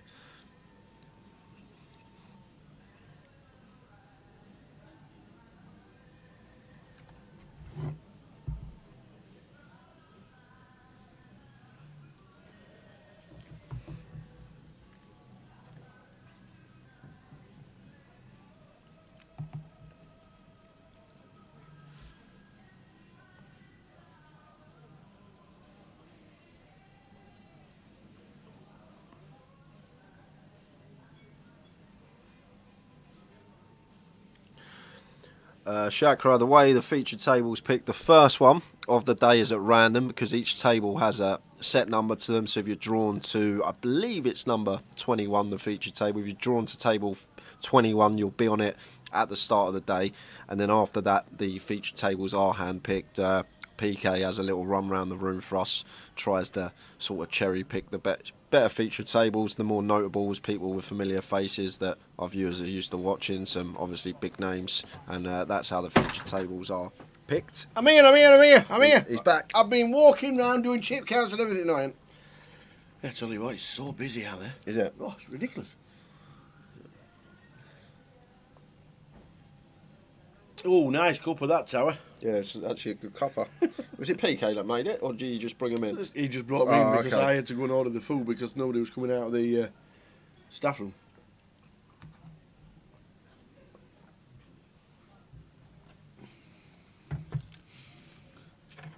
Trig's still in, Andy Hills are still in, Katie's still in. The music's buzzing. DJ's giving it some shapes up near the bar area. And we've got less than 60 minutes on this live stream for day 1B. It'll be in the can.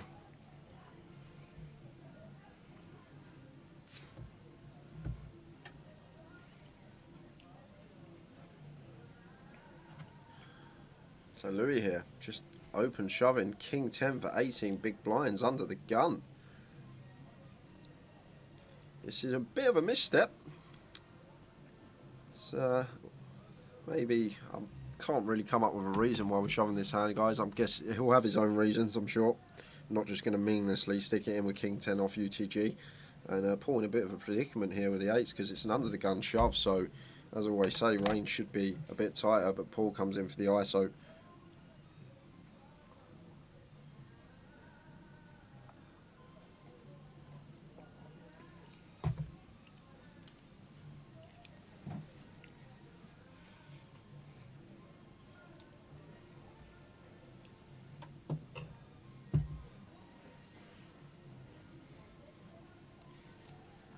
So, we have an all-in and the call with the King 10. They're close to the board, aren't they? King 10 8s. We need a hit. you're not hitting against Paul Fisher. You're not. You're not. No. You just don't. Was You it just a don't. 4? No, it's an ace. He runs too well, the man. Yeah. So Paul, just like that, up to 57k. He was one card away from being out the door, but he found the lady on the river to get the double up, and now he's back in amongst it. Will Peters says, what time can you bang to the main event tomorrow? 11:45 for day 2. 11:45 a.m. If you want to punt away, Will, it'd be good to see you. 11:45. You need to be in the seat draw for day 2. Dealers in slide 1C of new levels, hold on 300, line 600, refine at 2600. That's slide 1C dealers, new level 366. Dealers in slide 1C of the main event, once you finish the hand in photograph. Chris says, how's the buy and decide is it seems to be different for every leg. So we have 2 separate buy-ins other than the grand final, because it is the grand final, that's the biggest of the year. But we have the 750 and the 1250. The 750 is at the legs that usually where we're going to get less runners, isn't it, Tower? That's, Do you that's think the they'll way it stick is. to that next year, or I'm do you not think sure. they might make... Could potentially, they might change it. I'm not sure. It's been like that for years. Do you think maybe somewhere like Coventry, where they got an enormous amount of runners, make it like 9+1, and make it just a straight 1,000 straight through? Could be an option. Or maybe Manchester, I would say drop down Manchester, but there's no point. Manchester smashed it, didn't it? So maybe 9+1 could be a new buying to make it a straight bag. And, we'll have to wait and see for next season. They're already working on it. The dates for the grand final have been set. The schedule is to be released this weekend. The schedule for Blackpool is already out. The schedule for the grand final and the 16-day event in London is about to be announced. It will definitely be announced this weekend. And then they'll be talking about dates for next year and where we need to stick the calendar dates in for the GUKPT.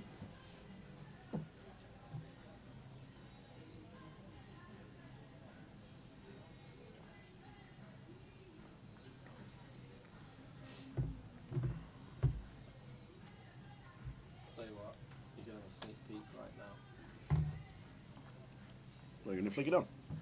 Oh, yeah.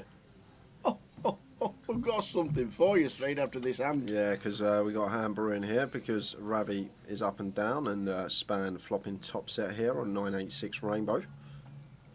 Span comes in for half pot continue, and Ravi shouldn't be going anywhere here. He's up and down straight draw over card to the board. Might be thinking about potentially raising this one, Tower, but he's just going to take the passive approach and make the call. It's a board where we're going to have more value hands than our opponent, and that's going to get us in a bit of trouble. This King of Spades on the turn, and these players are fairly deep, and if I'm spanned here, never checking in a million years. Want to be sizing up here, trying to get as many chips in this pot as possible. Got to be thinking about hands that we're trying to get value from, as from Ravi. Like, he shouldn't really have too much King X, and like, hard for him to have a 9 because we got it here, so we're basically targeting some of like 10-8, 8-7, 6-7, the pair and gut shots, those type of holdings. Ravi not going to be folding after turning this king with the king 7, so going to make the call again. A king on the river would be disastrous. But it's the queen of clubs. So Jack 10 does complete, plausible bluff that Span can have, opening UTG, Jack 10 suited, that barrels like this on this board. But if I'm spanned here, Never are we checking back in a million years. Yes, Jack 10 gets there, 10 7s there, 7 5s there, but we want to get value from. Well, our pot size is just slightly higher. It goes 16k. And, Ravi with top pair here. We are behind to hands like King 10, King Jack, King Queen, Ace King that That's continue flop and continue barreling. God, Lee French, where's he got them from? 2 trays, man. He's been in the chip cupboard. Has he got 300 there, Tower? Is that 3 stacks of yellows? That's getting close to. Oh, if that's 3 stacks of yellows, that could be near a record day 1 stack. Ah, it's whites. It's white. Good. I was going to say, I thought it was about 350k. I thought we had 3 stacks of yellows. It's 2 stacks of yellows. He's got probably 260, 270. Does Rabbit call it off? The top pair. He has called it off. And Span is moving up to 120,000. Nice spike. You know how they let Tower loose with do you want an exclusive? Yep. Do you want an exclusive? Yeah, I love an exclusive Tower. Roll it, PK! Yeah, I have to do it in 2 parts. Oh, look at this, son. Look at this for an exclusive. Grand final schedule out. Let me tell you. Oh, my days. It's in 2 parts. It's that big. Yeah. I've got about to lean forward and read it. Thursday, the 18th of November is the first event. And it's a 12.50. It's the normal GUKPT 1100 plus the juice 4-day event. Are the team streaming it? Yeah. Yay! Woo woo! We are streaming the first event number 1. That is part of the schedule for the grand final. Get it in your diaries. The team are coming down Thursday, the 18th of November, day 1A of the £1,000, the £1,100 nowadays, the 12.50 total. 4-day event as normal, exactly the same as a main event that we run on a GUKPT, exactly the same as this one here. That should, the mini main is 370. The grand final satellite shootout is 215. Love the shootouts. The midi is 560.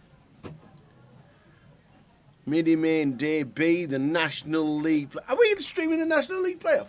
Yeah. So we're down the following weekend as well. Come on, come on. Yeah, this is at the Vicva Tour. This is the grand final. This is in London. Kicks off on the 18th of November. Wow. We've got midi day 2. We've got Just a random 1 day a £500 in there on Sunday as well. 4-card PLO, £250. I might be down. I might be down early. Let me know when you want the second round. Flick it. I'm getting excited. So we're down 2 weekends on the trot, and then we have on the Wednesday we have a high roller. We have the 6 Max Championship Day 2 live. I'm guessing that's the one that's done online. Streaming there. Are we? We're Yeah. down again. Hoo-hoo-hoo! 3 weekends in London, baby. I'm going to move in with Elizabeth, who lives at that Buckingham Palace. God, I wonder if Liz is available. Looking at on the Monday night Tower, 4, 5, 6 PLO, £1,000 buy-in. Hello. Hello. Wow. High roller, 2.7k buy-in. Oh wow, the schedule is unbelievable. And the so grand much to final choose is from. £2,000, 18 plus 2, perfectly pitched for you guys that want to re-enter, I reckon. The grand final cash outs there, the turbo there, the day 2. And what's that? Grand G400. The G400, the new name for. The 3030? Yeah. Ah, okay. The Okay. G400 makes a lot of sense. I love it. My idea. Oh, was that your My idea? idea, the Are G400. are you copyrighting that?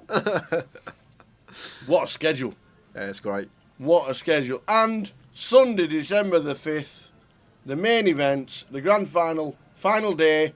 Not only that, PK's birthday. Ah, it can be a night out of beers We after won't that. be going home early that night, let me tell you.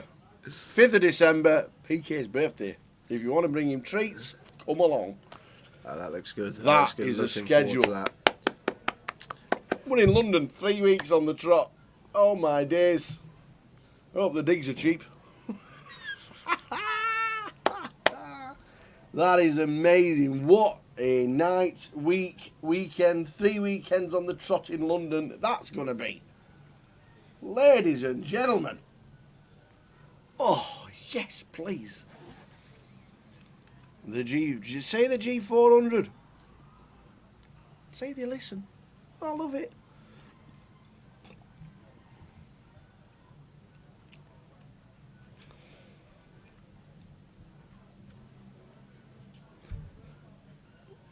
I am expecting a busy 3 weekends in London.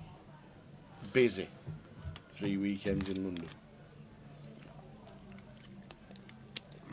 It's going to be like a Goliath. What's that? 12 days work for us. 4 days the first weekend, 3 the second. 3 the second, 5 the and then yeah, Wednesday, Thursday, yeah. Friday, Saturday, Sunday. 12 days work. Wowzers. Get the overtime in, boys. Cardroom Direct, the A-team are on the way. And I think as a grand final schedule, that's got something for everybody. Yeah, it has. It It's really a has. really, really good schedule. And Paul going to lose potentially another bet here. Although Gary has been fairly snug. Anyone knows Gary is a solid player. Gary Whitehead in 3. When will it be up on the site? Zacabello will be up on the site over the weekend. PK has just literally put it together. Asked Jim if we could shoot it and fire it on the stream. They said yes. It will be sorted on the app very soon, and then also on social media this weekend. PK just wanted to know if it was all right to run it through everybody regarding showing what they've put together. C4 says there are weeks worth of events at the Hippo as well, and I'm sure Aspers will as well. London is London. It's a fantastic place to play poker. If you can get down there, there'll be so much choice. The grand final has always been 2 weeks of poker. It has been for as long as I can remember.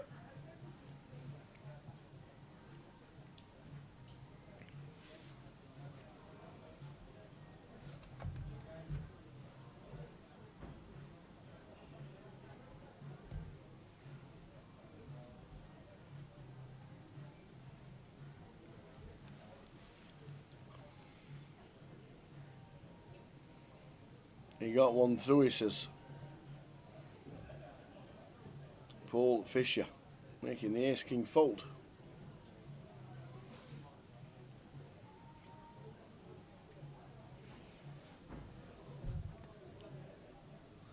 So the schedule will be on social media. We'll have it as a part of our stream deck over the coming 2 days of live streaming.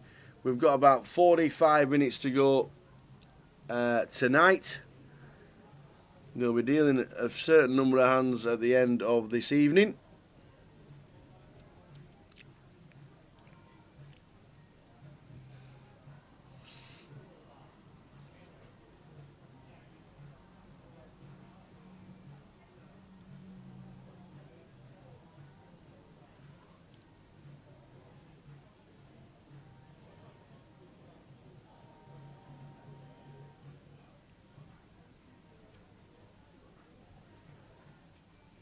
Yeah, you got Gary good and proper.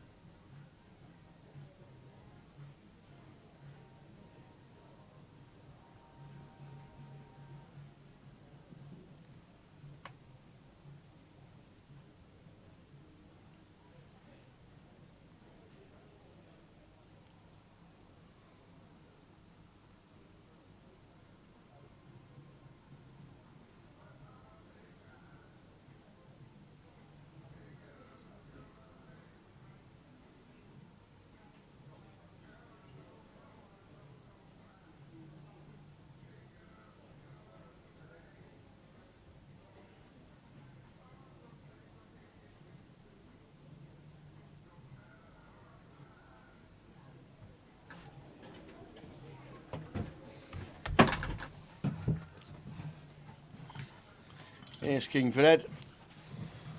In the big, you're not supposed to have handed the big blind. So he just calls the under the gun race from Gary Wyatt. And gets out flopped. Gary hitting top pair.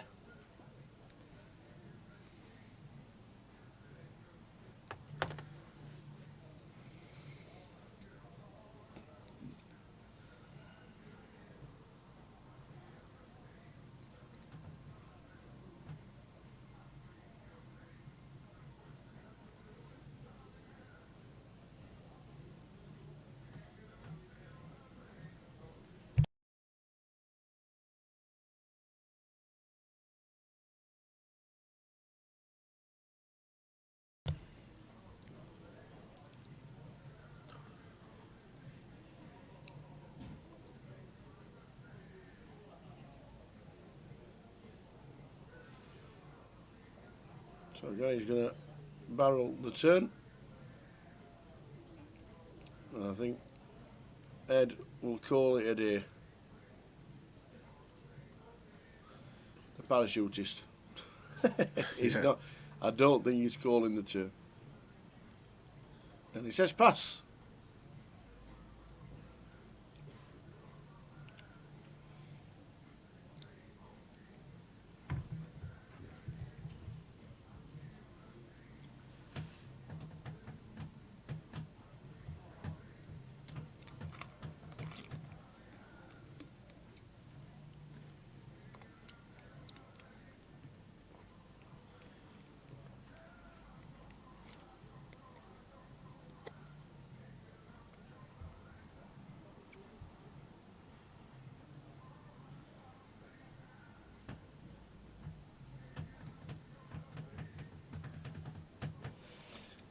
So we gave you a glimpse of the grand final schedule. It will be over social media over the coming 2 days.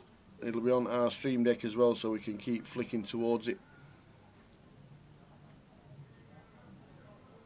If you have the Poker Live app, don't forget Blackpool's events are already on there. Exactly the same schedule as Luton.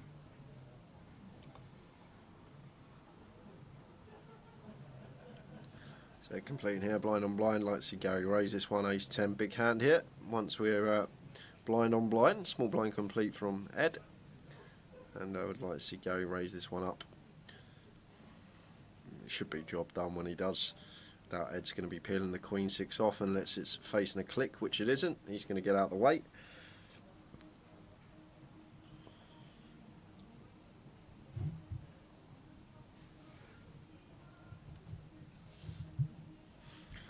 Some more bust outs to let you know about. Oh, we got now. Gary Stephen Smith. Oh, no. Tom Lagzal. Really? We saw Sarah, his missus, on the table earlier. He was our 4th place finisher in the last, the last event as well in Edinburgh.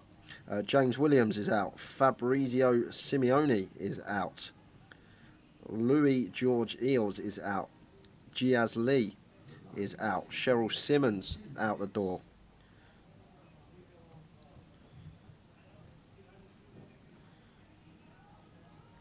And that is it.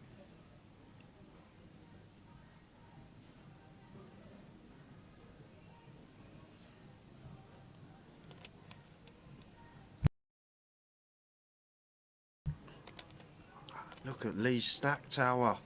It's enormous. 273,000. Opens the 7-8 hearts at 2.2. Mark defending the big with a king queen suited. Ace 10-10 rainbow is the flop. Lee probably going to come in for around third pot continue here. That's what I'd like to see. Just sitting here with ace high. Fold out a lot of hands that Mark is going to defend in the big blind. This isn't one of them though. Backdoor royal and immediate gut shot.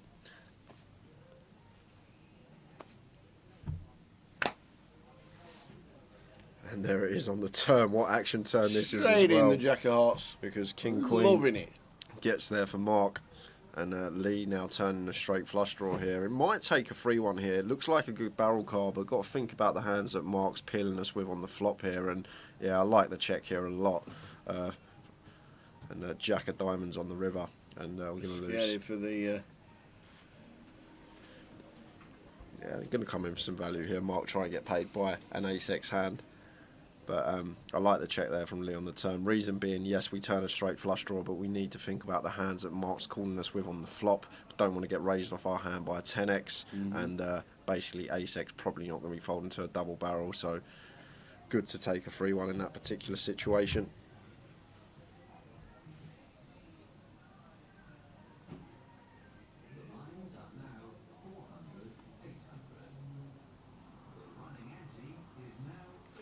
So around about 30 minutes to go from now.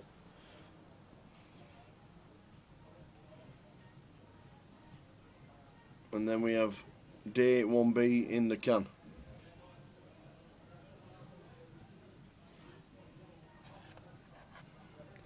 Yeah, Lee French, we don't know how he got them. We didn't have that many when we did the card room pan, did he?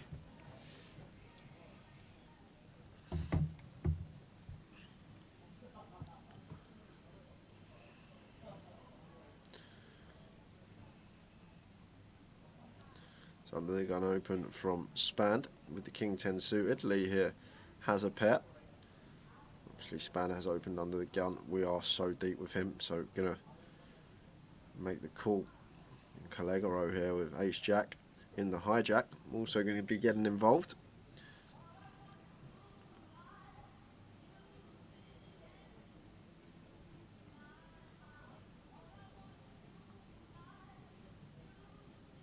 And Ravi can defend the queen free, getting a nice price on his money.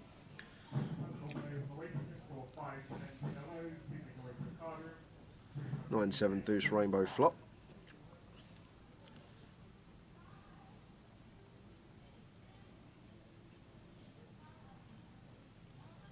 The fours are actually still the best hand here, but Spand going to come in for a continue here with his King 10 of spades. Some nice backdoors. Lee's got to get out of the way with the fours. Can't be calling with two players behind us with two overcards to our pair. And a Ravi not going to be involved with the queen free. He's out of there.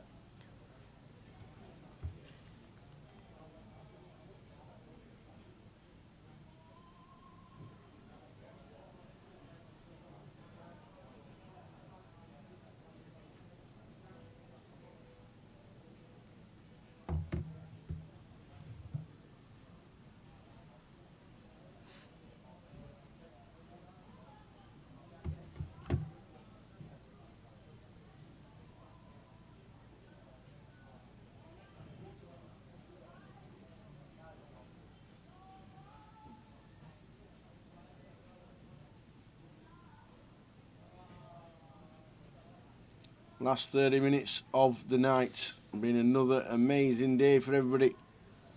We had the hand of the century, hand of the GUKPT for years.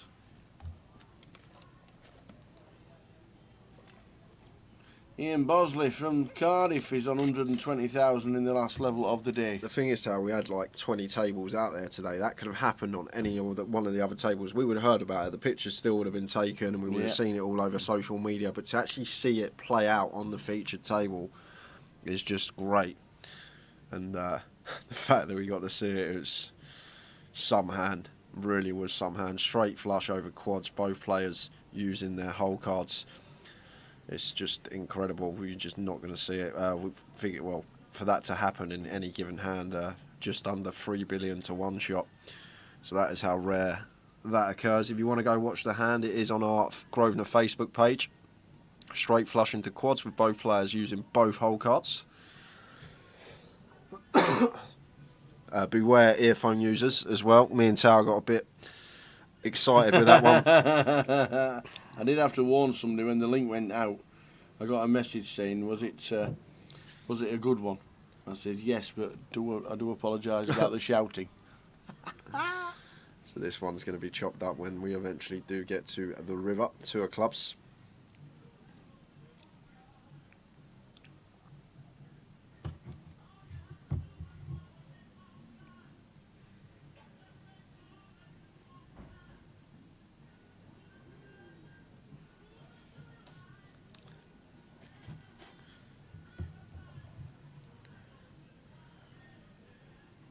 Was that the biggest hand ever in your GUKPT streaming history?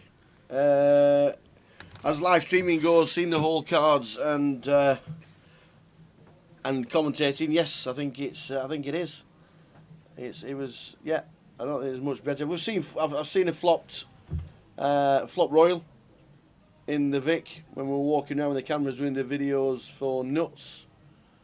That was.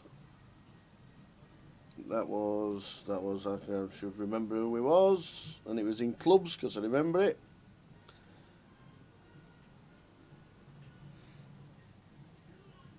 Roland de Wolf, that's who it was.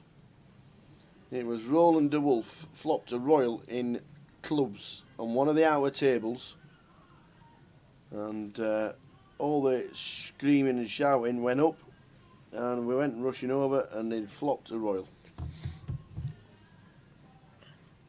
But as big hands go, yeah, we've had big hands colliding, but straight flush against quads is very rare. In fact, one of the early days in the Gala, on the Gala tour, British Gala Casinos British Poker Tour or something that it was called, and it was in Teesside.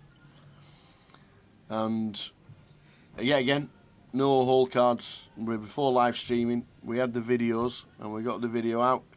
And the flop was 5-5-6, and I think it was Colin Pearson, one of them.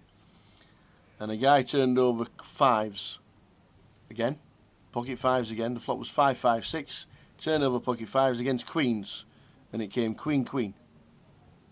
Yeah. And the actual room, table, and the whole building went bonkers. And we filmed. That was a hand that we filmed. Obviously, that was before live streaming. That was just videos.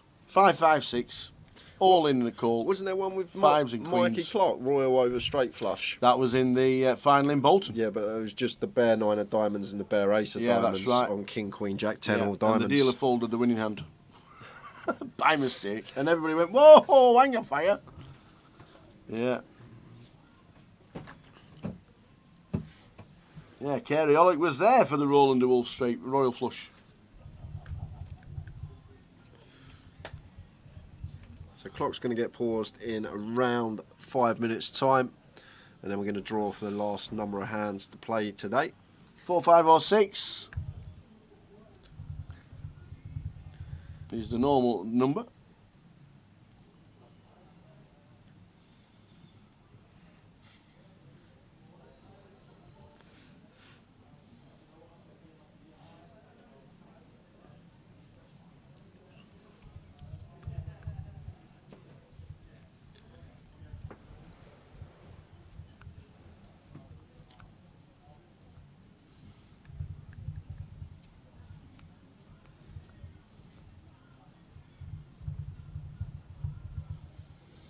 Around about 20 minutes to go until the end of the day. Nice one, Peter, watching on Facebook.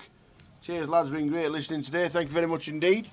Tune in again from 12:30 tomorrow. We'll do it all again with the final numbers for day 2 and the first session, or definitely before dinner, the level 4 break.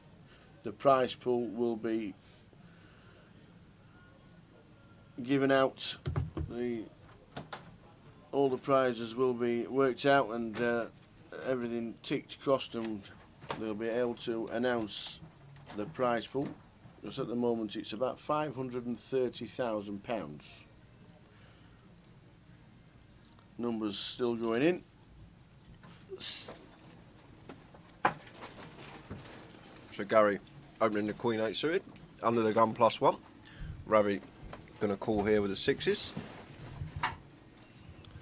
And Span comes in with a 3-bet with the King Queen, like it. It's going to probably work in this situation as well.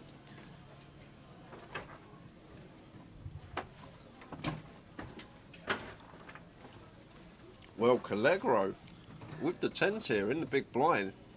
How are we proceeding with this one after all this action in front of us?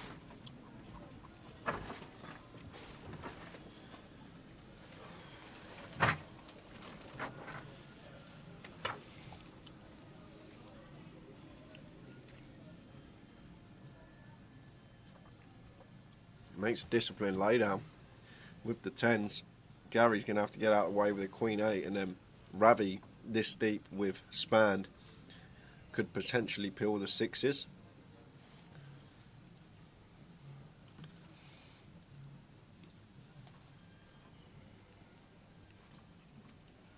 But thinks better of it.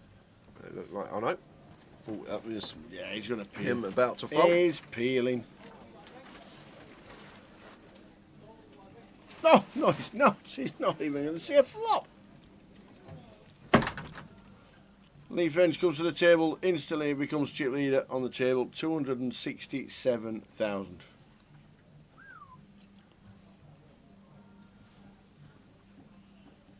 So we're going to get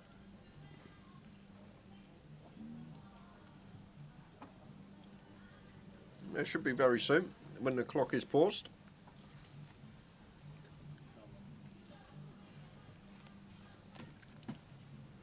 so after this, it's 5 more hands. After this hand, 5 more. Yes. What was it, 6? After this, it's 5 more It was hands. 5, but he'd started his riffle. Oh, okay. Yeah. So So it's this and this one is 5. 5 more. It's a good job we're not listening to the stream, because that's just what I said. Yeah, no, he's replying to me. Oh, you? Yeah, he was Oh, replying to me. yeah, oh, there's all sorts going on here. That box of donuts was full earlier. And, this yeah. apple has been here all day. What's wrong with the apple? You're only in here 2 minutes a day. That apple's No been need. there since yesterday. That apple's been there Stop since yesterday. giving the at game 4 away. o'clock. Who was the last person to have a donut? That's the first one I've had all day, Tower. I've only had one. I call. I have. I haven't had one today. Oh, because it's up past midnight. Is that what it is? I had one. I walked out there with it, and everybody stared at me. Yeah, I remember that one. I remember that And one. that's it. All the teams Fair had enough, it. fair enough. They're team treats. fu- Not just tower It's treats. funny how all the floor staff have come to see us today, isn't it? Absolutely. It's We're very convenient. popular, me and you, Yeah, today. yeah, convenient. Considering for the last 2 days nobody knows where we are. Edit here, 3-betting the ladies versus Span's hijack open. Span going to make the call in position. These two are very deep with each other. Playing 100 bigs deep here.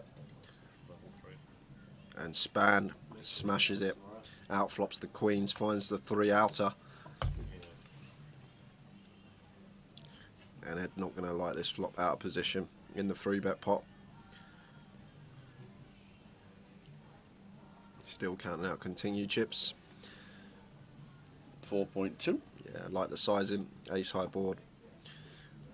And Span just going to be calling here in position tower. No need to raise. Definitely not folding either. Only one option here for us.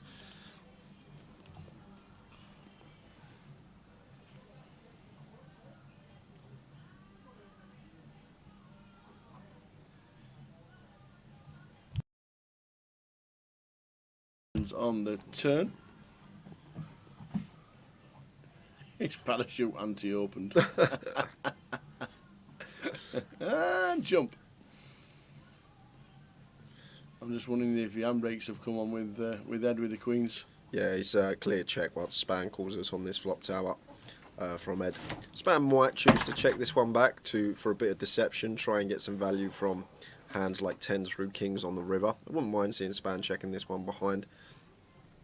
Definitely can incorporate some checks in this particular scenario. Looks like he is going to come in for the value now. The 3-bet pot is hard to get 2 free streets with this particular hand on this board, so I think if he does get called here, we'll see him potentially check back river. Nice sizing. It's got a really nice size third pot to really put 10s through kings in a tough spot. They're going to have a hard time folding against this price, and see Ed here making the call with the ladies. Going to be calling. Makes the call.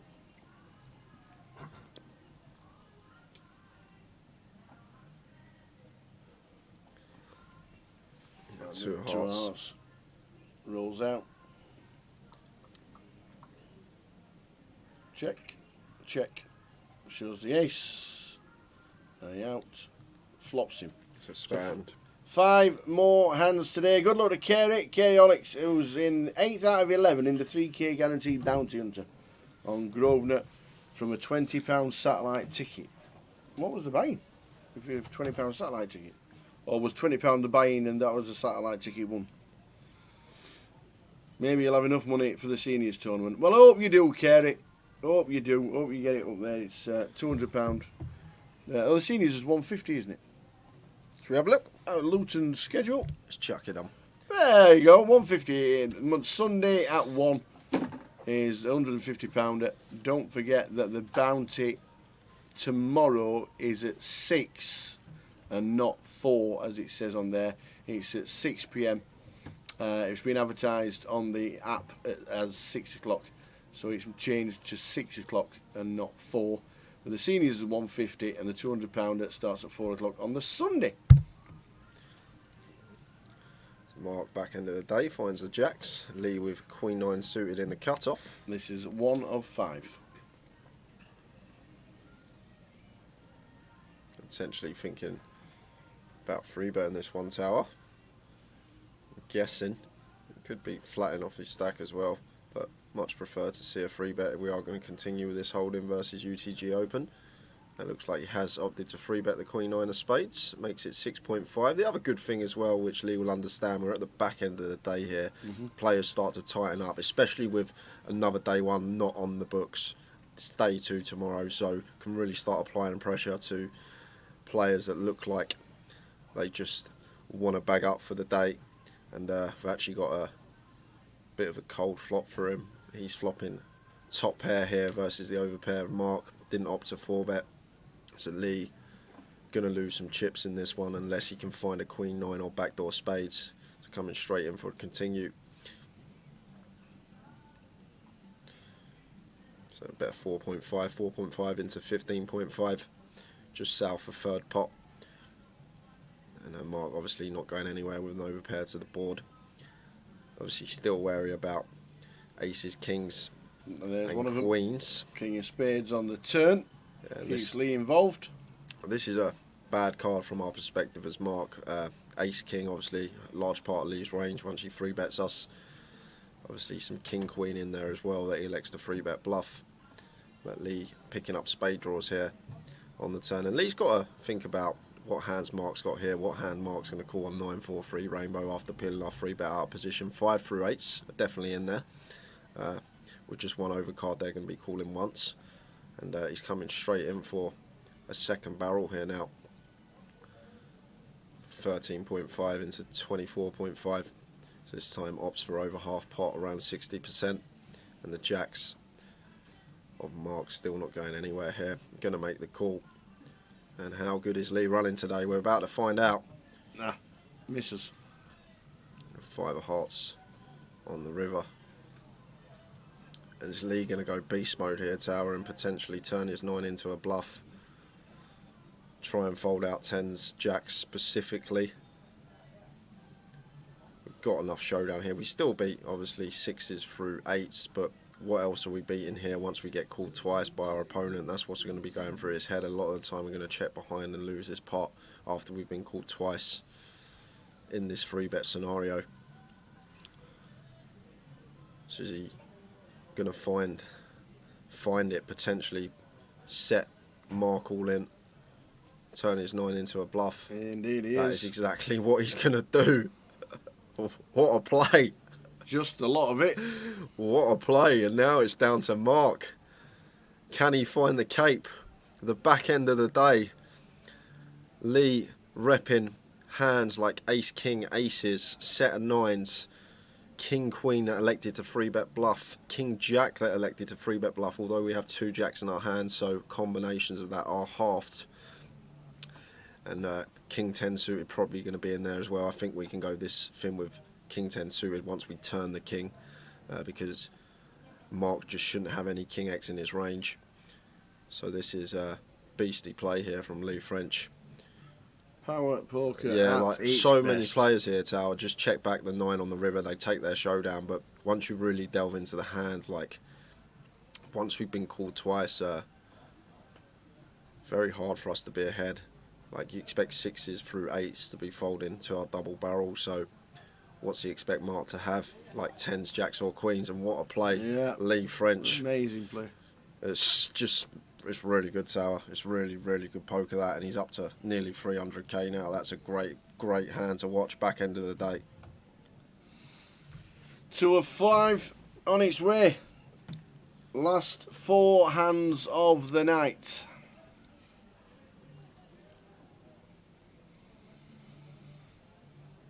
An excellent player, Lee French, and will be one of the chip leaders in the room. He's probably nearly got double second in chips, Tower. He's got 300k. That's unheard of for a day one stack in a GUKPT. 4 hands left of the evening. What a day. So 4 to go.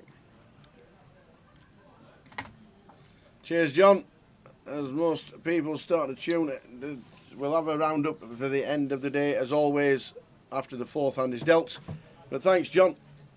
Good to see you in the chat. Hope to see you over the weekend as well.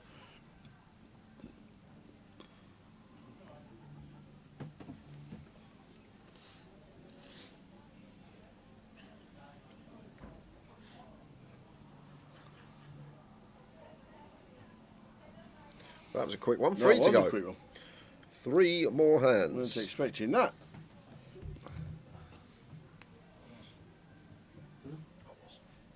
Exactly. He is exactly twice as many chips as the second in chips on the table. 294 to 147. Exactly double. 3 hands left.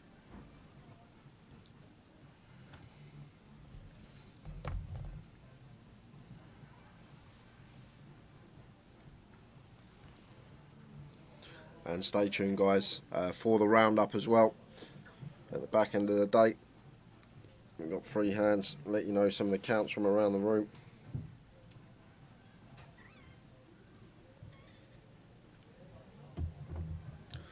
So the opening once more raises to 2.2. And Ravi suited queen in the big. Should be defending this one, especially against the big stack that's going to be opening wide. This point of the day, really good chance for Lee to get even more chips. Jack high flop, Jack 4-7. Well, we got action. Top pair, top kicker for Lee, and Ravi with the 3rd nut flush draw.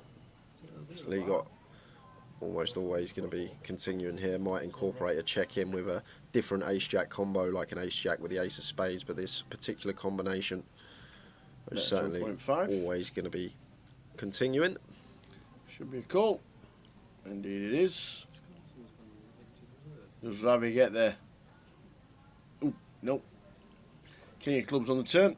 Yeah, but this shouldn't change much here, Tower. Lee should still have the best hand here if he did have it on the flop. This king shouldn't really hit Ravi unless it's in terms of the king x of spades or king 4, king 7 or king jack. So this is, although it's an overcard to our ace jack, it's kind of irrelevant. We're still going to have the best hand a lot of the time here. So comes in for another street of value and just gets a quick fold from Ravi's flush draw. And 2 hands to go.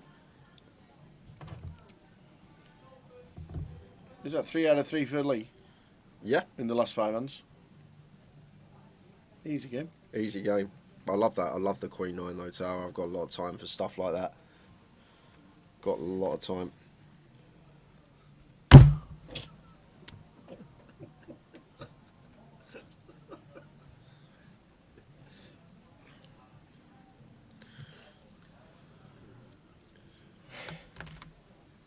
You got Alex Collins on, yeah?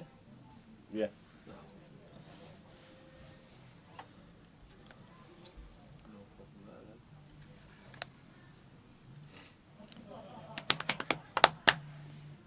So last 2. Lee can win all 5. here. Well, he's on his way to winning the 4 out of 5, Tower, because he's got the ladies, and it's going to look like the table, because obviously they're not going to get to see their delay because it will be finished by then, that he's just going super aggro last hands of the day. And interesting to see if anyone plays back at him. Span here, 7-6 of clubs. In Certainly not with 5-3. sorry, Ravi had Is he going 7-6 to of call? clubs. See, he must have gone to the Student Championships years gone by. 5-3 was the only hand that anybody ever played. And they always used to hit. Well, has flopped the gut shot backdoor flush draw, so Lee might eke 1 bet out of Spand here.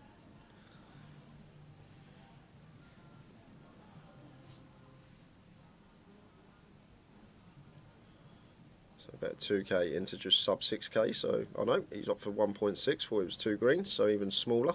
1.6 into 5.9, so opts for just north of quarter. And Span here should be calling tower. We got gut shot to the nuts, we got backdoor hearts. He's raised it. Minute 5.1. Span playing back at Lee here, but Lee not going to be going anywhere with the overpair to the board.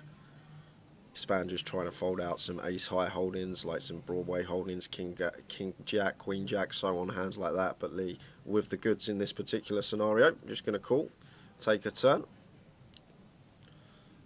which is the 9 of clubs. One of Span's legitimate bluffs does get there. 7-8 suited type hand with backdoor flush draw is a bluff that Span can have on this flop. But we're still feeling very confident about our hand as Lee. Value hands that Span should be raising. I guess bottom set deuces, sixes are in there. 6 deuce suited, 10 deuce suited, and 10-6 off might even be in there, as well as the suited combination. So can have plenty of value as Span, and he's going to come in for another barrel here. It looks like he's sized up this time. 21 tower. over pot. So yeah, 21 into 16, and Lee with the ladies in a bit of a predicament here, because we don't beat anything for value now, and versus this size, what are we doing here with the queens? Like we beat like the 9-8, the 9-7, those type of holdings. 7-8 gets there, 5-4 suited, 5-3 suited, 3-4 suited. We're ahead of all these bluffs that Span can have on the turn. Span's value range 10-6, 10 deuce suited, 10-6 suited, 6 deuce suited. So tricky spot here for Lee. These are the more difficult spots when credible bluffs and value are in our opponent's range, but I think we're just too high up here, and given the dynamic that it looks like we've just been opening any two and trying to win every pot, I think we're going to have to call once more here, tower, even versus this sizing. Like Span very capable, and there's a call coming in here now from Lee. And I think this is shut down central here for Span, because he might think, I'm not going to run it. I've got 118k, I don't want to bluff into a set. And King of Diamonds on the river, a relevant card in the grand schemes of things. Span shouldn't have no King X in his hand. The way he's played this hand, you just can't have a king ever here, Span. So that's, although it's an overcard, it's an irrelevant river for the Queens of Lee. And is it white flag time for Span, or is he going to unload the clip? Tap the table. Now he checks, and Lee snap checks behind, and he's going to show the 5 Span for a says hearts. he's got nothing. And Lee going to take it with the ladies. So 4 out of 4 for Lee French. 4 out of 4 out of the last 5. He's got 330k, tower. He's got 330k. He's nearly got 300. He's got 280 big blinds coming back for day 2. Last hand of the night. This has been enthralling. The Lee French last 5 hands show. Yeah, it could be a first. This will be a first if he wins the last hand. He'll get dealt boots. Here they come. He will get dealt the boots. Last hand of the evening.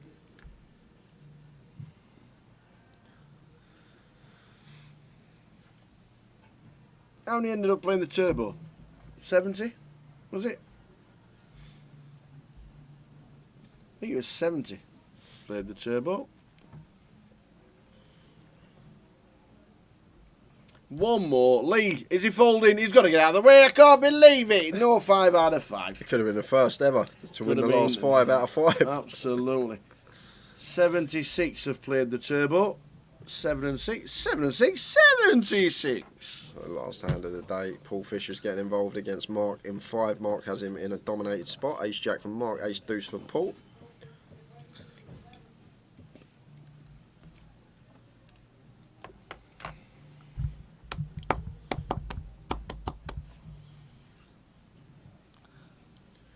Better 1.6 and a call from Mark. Yeah, Paul coming in for a donk with his will drop. Here comes the wheelie nice turn. Well, gives him the best hand. Deuce on the turn. And it looks like he's coming in for another bet here. Old Paul Fisher. After turning a pair. And Mark just gets out of the way with the ace jack. And Paul nods ahead, says, yeah, add your beat. Shows him the deuce. And that is it for the day, guys. Let's have a look at what's been going on the outer tables. Let's see some chip counts. Ooh! Oh, I can't believe Lee French's chip leader. I said he nearly up double. Look at that, 330k. We'll have to check that because that's close to biggest ever day one chip lead I've Look ever at the seen. top three names, by the way. Yeah, Artan Dadusha, Triton, Haxiaj. Amazing. Drayton's won twice on the GUKPT circuit, both 186,000. Jack Nolan, Steve Jelinek back in the mix. Rick Trigg back in. Yeah, Boz is through as well. Well Jamie done, Boz. O'Connor. Paul Grummett from Leeds. Andy Hills. Guy Taylor, Ben Maraged, some other notables in there. Chris Johnson's bagged up a small stack. Lawrence Houghton's in there. Jack Hardcastle's made Dave day Clark's two. made it. I've not seen Dave today, and I wish he had it. We had the missus on earlier. Dave Clark, Senior, winning the first ever Luton GUKPT. Dave Clark Jr. has made it through with 77,000. Well done to him. Will McMurray, Phil Baker, Dan Stacey, Dave Lloyd is in the mix as well. What The a Mad day. Turks made it as well. Wowzers, wowzers, wowzers. They are Plenty the of numbers. names. Plenty of names. 66, 36 from yesterday. There'll be 30-ish from the turbo. There will be Day 10 two to buys. 15 buy-ins for tomorrow. It'll be busy. Yeah, and I'll let you know before we head off for tonight. The prize pool at the moment before day two is £690 How much? £534,690. Long day, long day. Going for some shut eye, going for some sleep. But that's it from us here. We are back tomorrow live on stream from 12:30, live in the club at 12 o'clock. If you are coming down to play and you need to buy and you want to get here before 11:45 to buy in for day two, so just make you all aware of that. And Chat boxers, you've been amazing been as great. always. Great social interaction. We've had the massive hand of the GUKPT for years and years and years. It's been on. It's been on social. It's viral. It's gone everywhere. Thanks everybody for tuning in and the interaction. Shall we do it all again tomorrow? Yeah, we'll do it all again tomorrow. We will see you all at 12:30, everyone. Thanks for tuning in. We will see you then.